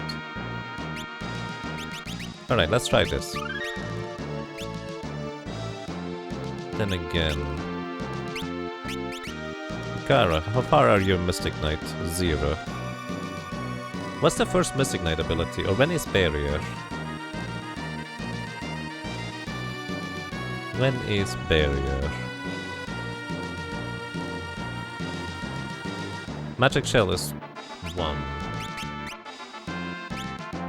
Alright, let's give Kara Magic Shell before we do anything else.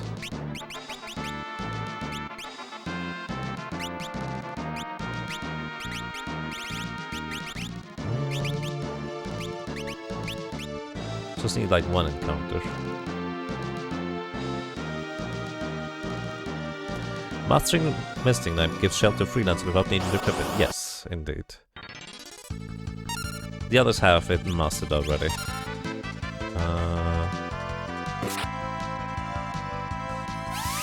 That likes to counter with armor. It's also weak to Holy, which is why Excalibur did so much damage. But we need to knock out this Necromancer as soon as possible. It cannot survive. There we go. Because it can zombie somebody with zombie powder. Like it straight up instantly zombie somebody. It's very mean.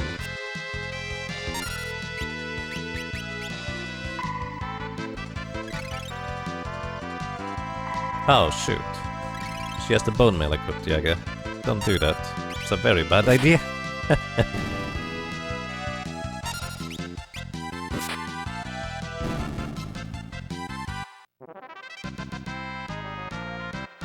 Alright, Kara gained the chop level, gained barrier, that's all we needed. Let's go back to Freelancer. So we're gonna give you 10% HP. And barrier. Running shoes.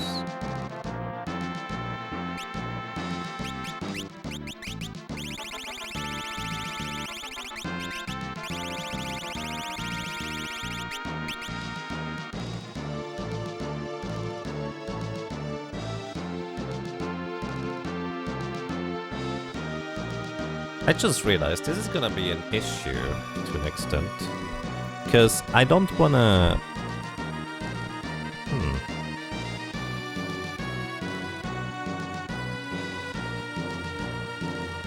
I want to use phase 1 to establish barrier, but I can't not attack with Bonk and Ferris. How fast are you guys? You have 45 agility. You have 45 as well. You have 47 even.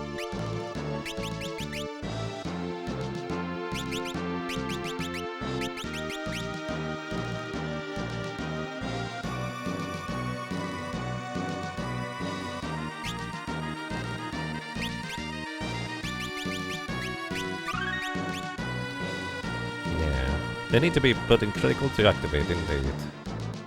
The problem is going to be the thresholds.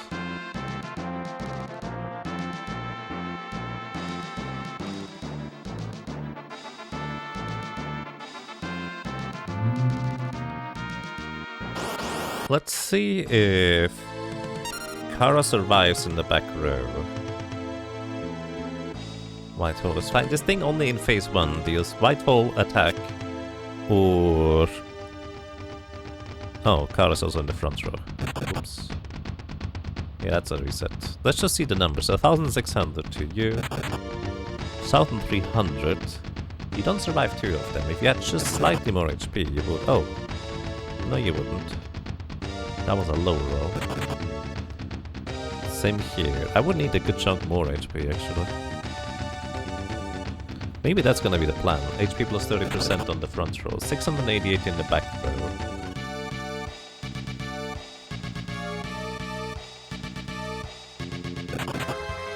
$784. Yeah, we can easily do this. Okay. Does everyone have Monk Mastered? No, only my 2 melee characters. Because otherwise, Kara and Lena would counterattack with the healing staves, which would be detrimental. So, yeah, instead of evade, I'm gonna give them HP plus 30%.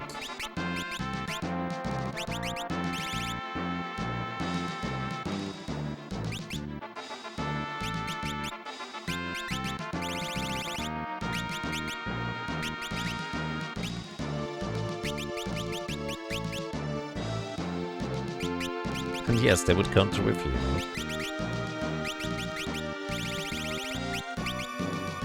Alrighty. Kara into the back row. Then I probably should try to have everybody be at a little bit lower HP.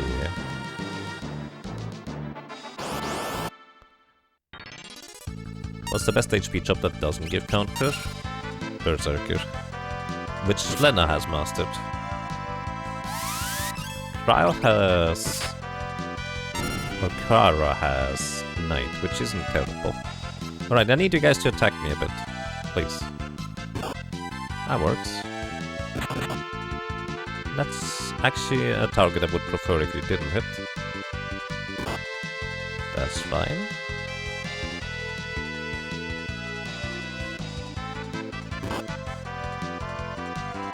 That's actually good. That's a good number for Ferris. Alright, let's have this a little bit more controlled. Let's try to kill the Mind Mage in the back, so he doesn't just randomly do other silly things. Like Mind Blast Hunter. That's too low HP on Ferris now, we need to heal her back up.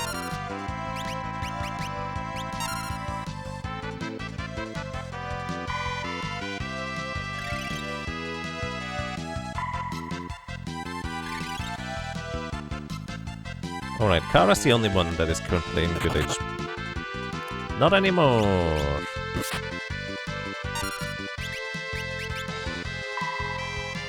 It's too low.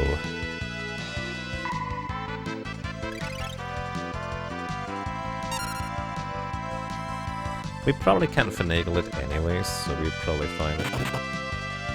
500... You know, that's a good HP for Ferris. Let's just go with one character having good HP. This is probably okay.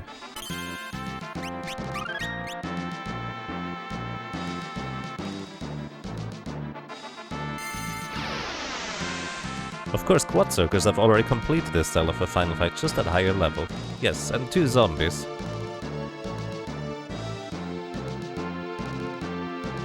At least with my strategy. 2 Doomsickles, 2 zombies, 2 bone mails. Alrighty.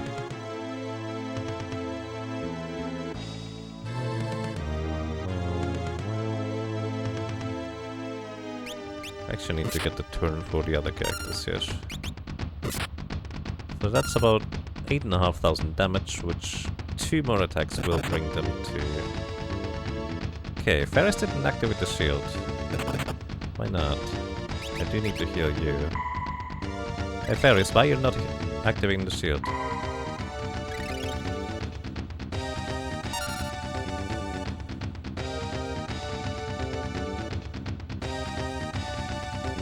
I was kind of fearing this might happen, by the way. Because this guy's physical attack is weird. It does not knock a Bard out of singing. It's gonna knock you out if I don't heal you.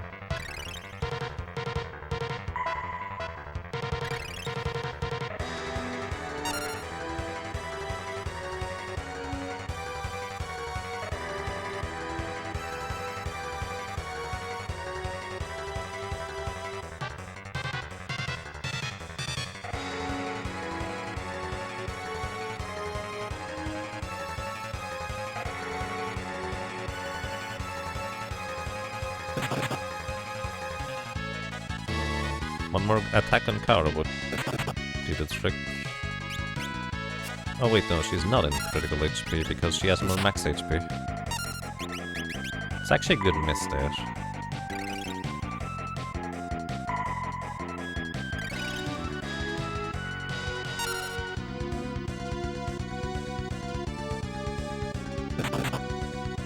Okay, one more of these, please.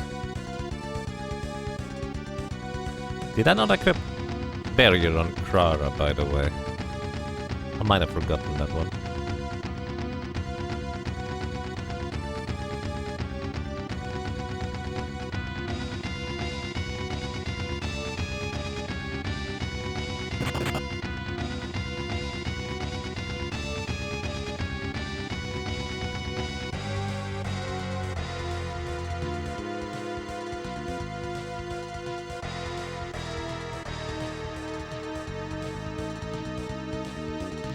We could totally run him out of magic, by the way. White hole costs like 40.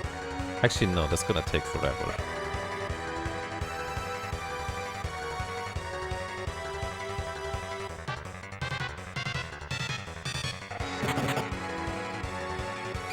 Alright, pretty sure she's in critical HP. But I don't think he is doing the thing. White hole does not hit because we're immune to petrification and instant death. Alright. Healing time, I guess. And hope that people get into critical HP a different way, maybe? Yeah, ribbons are blocking white hole entirely. And she's dead. That's gonna be the problem, huh? Ew.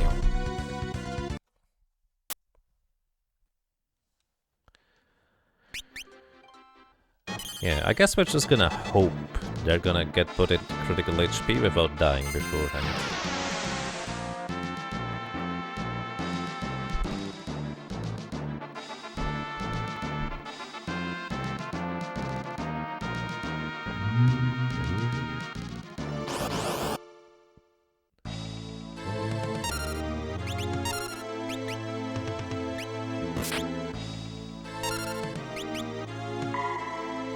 Maybe I should get into another encounter, just heal everybody to full. Then again, Lena and Kara don't have a whole lot to do.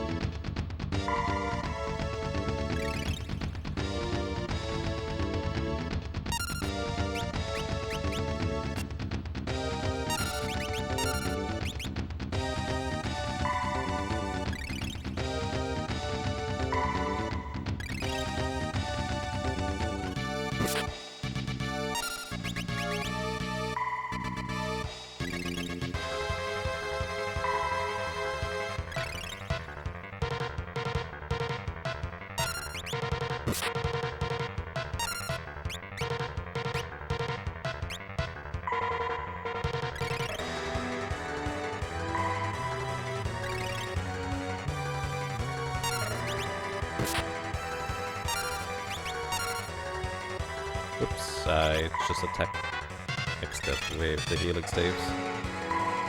See, we can heal you too. You just need to join our side, buddy. Because Flare Bonk is gonna survive it, but he's not gonna be in critical HP afterwards. 2800, that's actually much closer to critical than I expected it to be.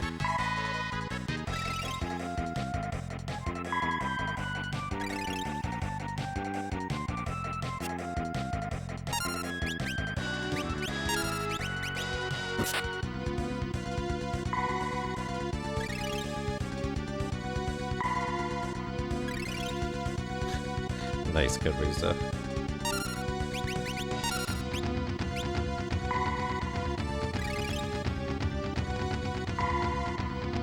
Does healing accept after a phase change report the phase change? I don't think you can target him anymore at that point.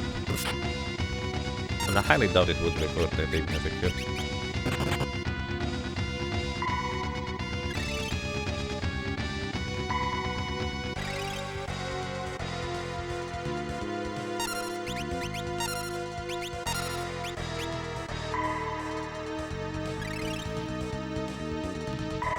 Oh, that kind of is that way.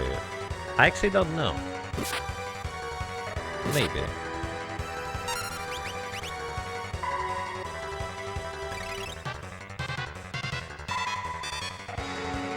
Probably, actually. Why did I do that?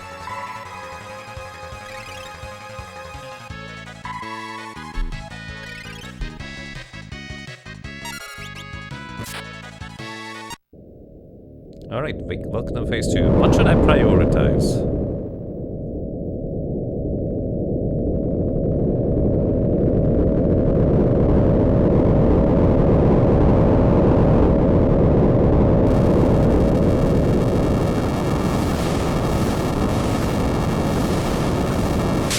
Do we go for Alm, I guess, first? Or Grand Cross first? We have 2 healers now, so maybe Grand Cross first makes more sense. I could also equip everybody with reach weapons in hindsight and just put them into the back row.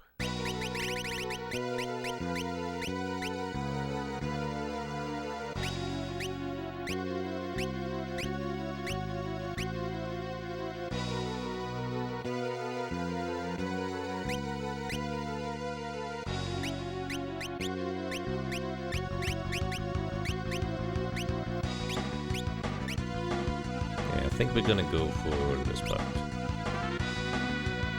Let's knock it out. 55,000 HP on Grand Cross. If we hit.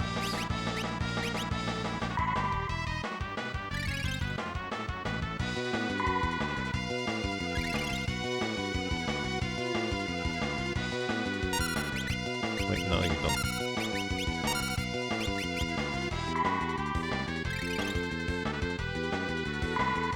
Are any of the parts besides the back part considered the back row? No. Ooh, Ferris, please stop messing. This is silly.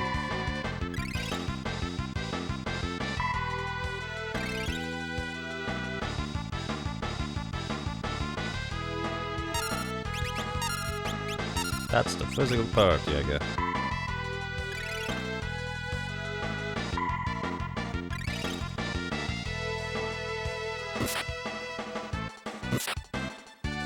...2002.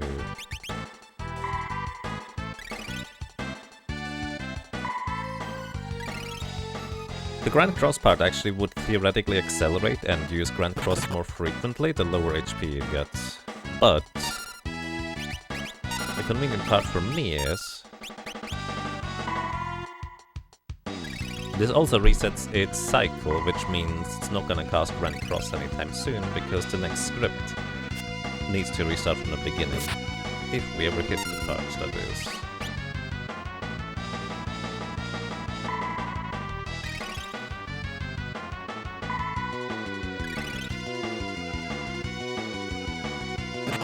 The back part in this fight in particular is not behind all enemy parts. Because there's 2 dummy parts that seem to occupy that space. So it's always in the back row, I think. I'm actually not entirely sure about that. Maybe I should have waited for the Grand Cross to go now.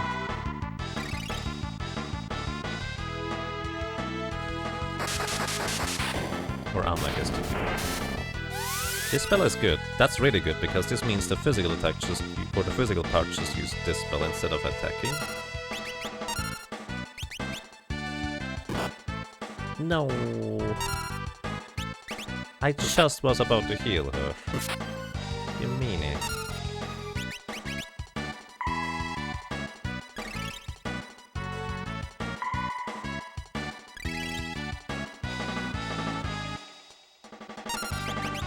We still have our damage dealers.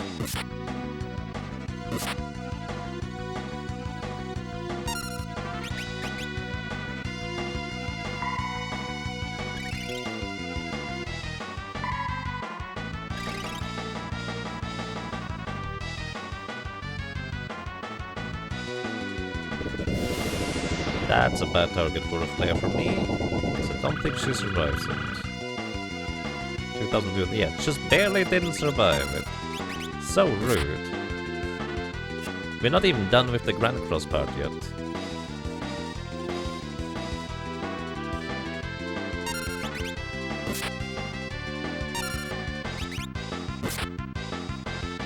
One more attack by Bonk would knock out the Grand Cross part.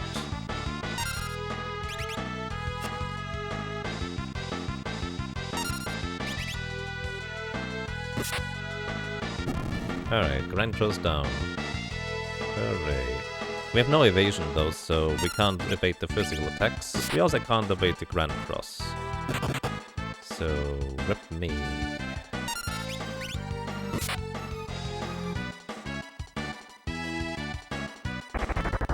Arrow 3. Okay.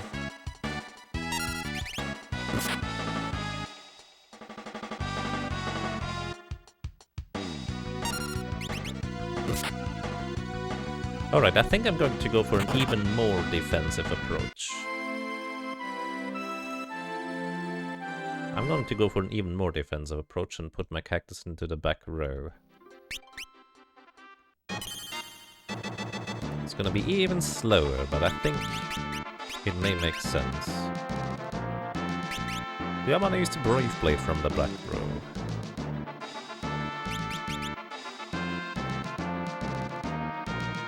You can two-hand to the Thor's Hammer, right?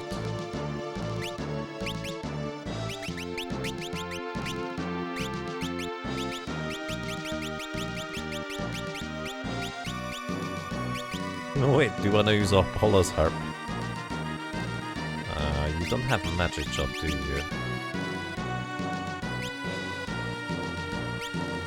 Well, I guess you don't need double grip for this. Let's try this. Which legendary weapons did you get?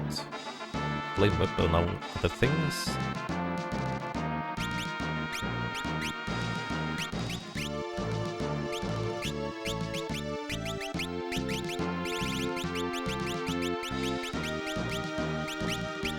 Apollo's Harp for you.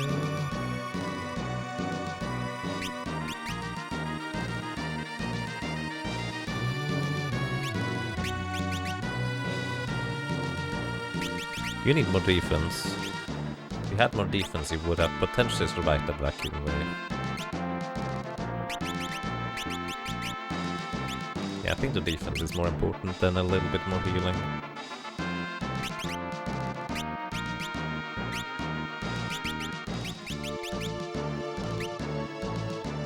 Alrighty.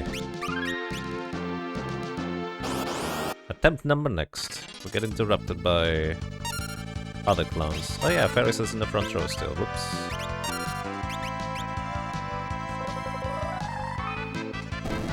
So Ferris does basically not a whole lot of damage to regular parts, but she will absolutely demolish anything that is dragon or undead. There's only one dragon in that upcoming encounter, but we will be able to take advantage of that one.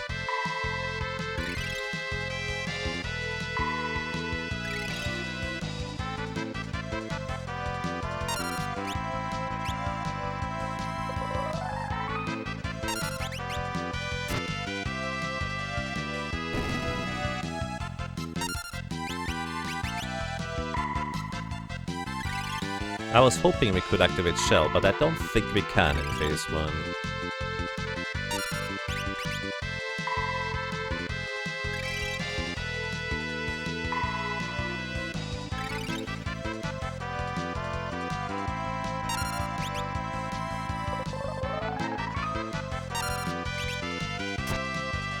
Nice. Good hits with the hammer, I guess.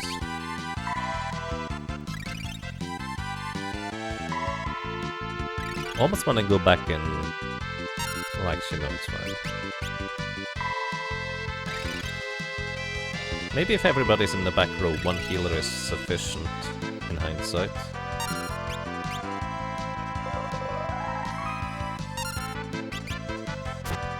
Because we don't get demolished as much by the other parts.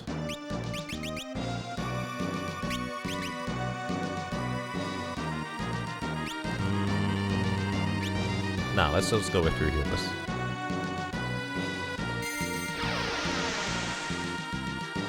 Meteor is definitely going to be a big concern now. But hey, maybe it's just gonna put us into critical HP with Meteor. That could be fun.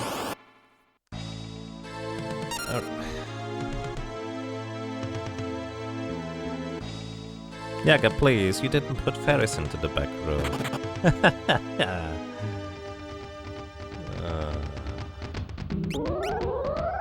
Wait, and you're white hold now? Jeez. Well, I mean, this is better to happen now than later.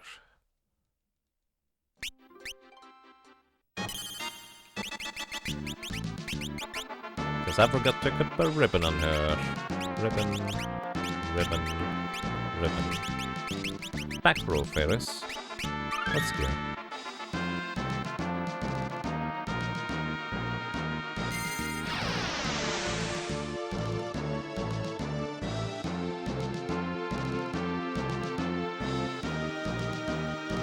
The music works always get you. Yeah, they are kind of weird. Whenever I reset. Alrighty, we're ready. Round number next.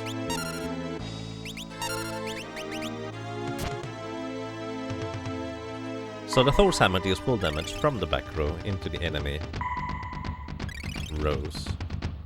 Maybe I should actually use the Earth Hammer in hindsight.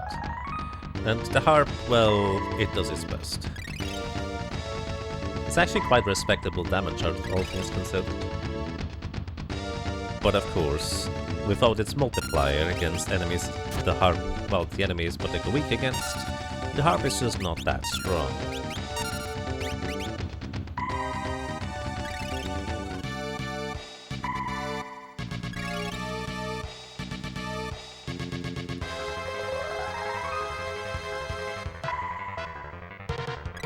So we deal about 5,000 damage per round.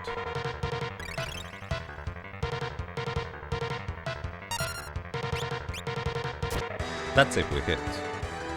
The Thor's Hammer does not have perfect accuracy, to say the least.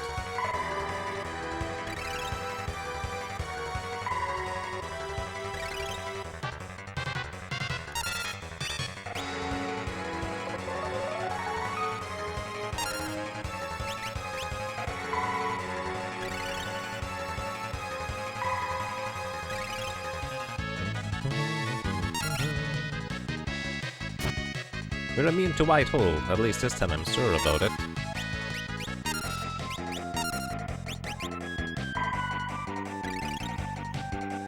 Man, those healing animations are so slow.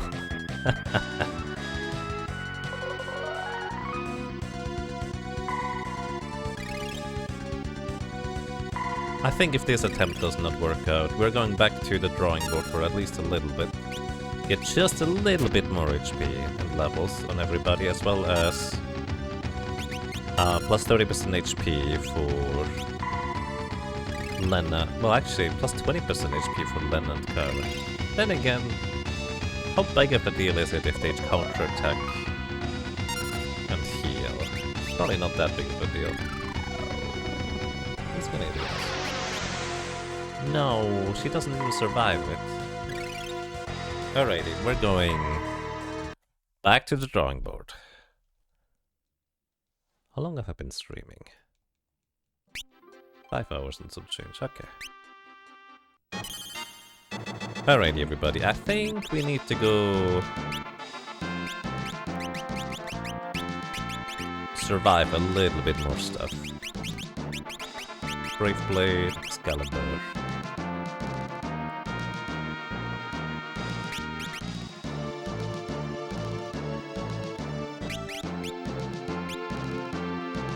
Flame Whip and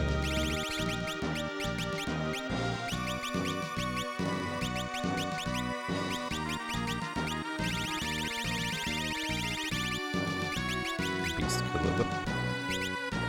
First of all, we need to get out of here, which means we need to backtrack through dangerous territory. We're gonna keep the healing thing for now. Alrighty, what do I need to do, or what do I want to do? I would like to get Master Monk on Kara and Lena, plus basic for the plus 30% HP. Then I would like to also get Lena to master Geomancer for the magic power. So she can have a different passive ability instead. Specifically Barrier, I guess. So Geomancer for Lena. 30% HP for Lena and Kara. Alright. I'm not gonna turn them into monks right now. Because enemies do give a lot of ability points in here. But I also would like to have some more levels along the way. Wait, who was the healer? You were the damage dealer. Almost attack my own dudes. Paralyze, paralyze, paralyze. Ah.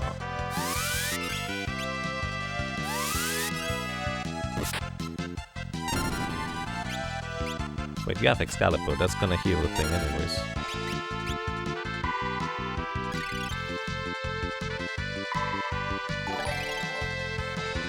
Cross Product, thank you for the raid, and welcome everybody, I hope you're doing well.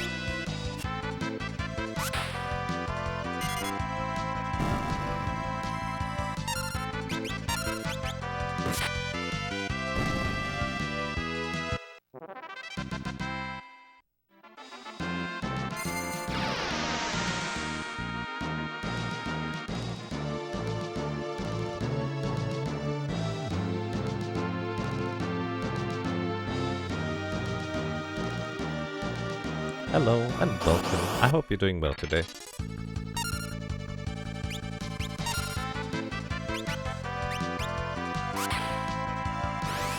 That's gonna heal it. I wonder if it's gonna survive in the end. It didn't. Interesting. So maybe it does actually sequence the attacks properly. Yeah. You're immune to the paralysis effect, so we're good on that.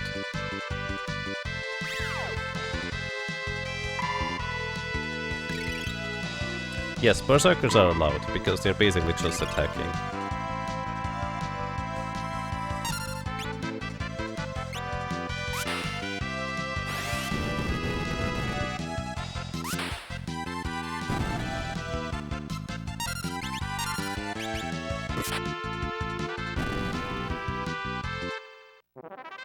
Why do you deal so little damage, Ferris? I guess you just deal that little damage, huh?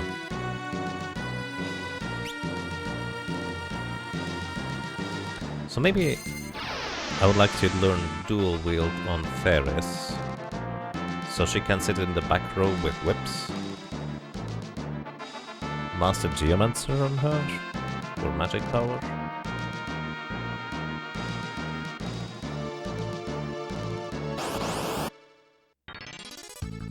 Only break plane in front. Actually, that kind of would make sense.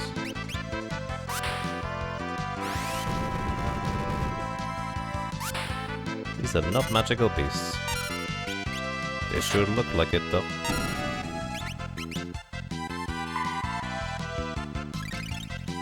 And it's the only items challenge run. I don't think there's any attack items in this game. I mean, theoretically, if we allowed to get Monk first, we could counterattack our way through a few things, but there's a bunch of enemies. Oh.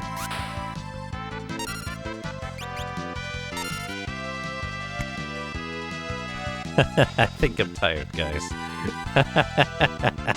Kara's not the healer.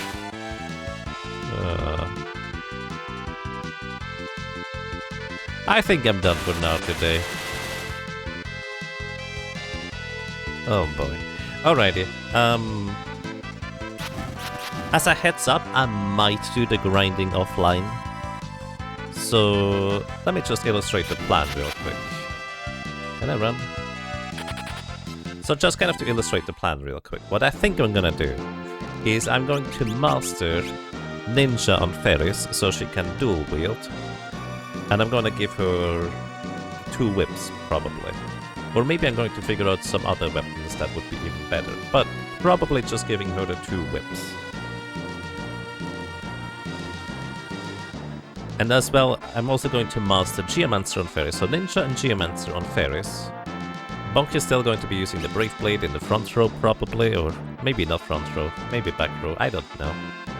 Lena, I'm going to master Monk. Kara is going to master Monk as well, and Lena is also going to master Geomancer for the magic power. So I might do this offline, I'm not sure yet.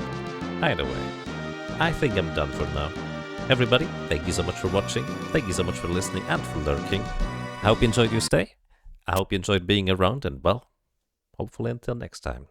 Take care, have a good night, stay hydrated.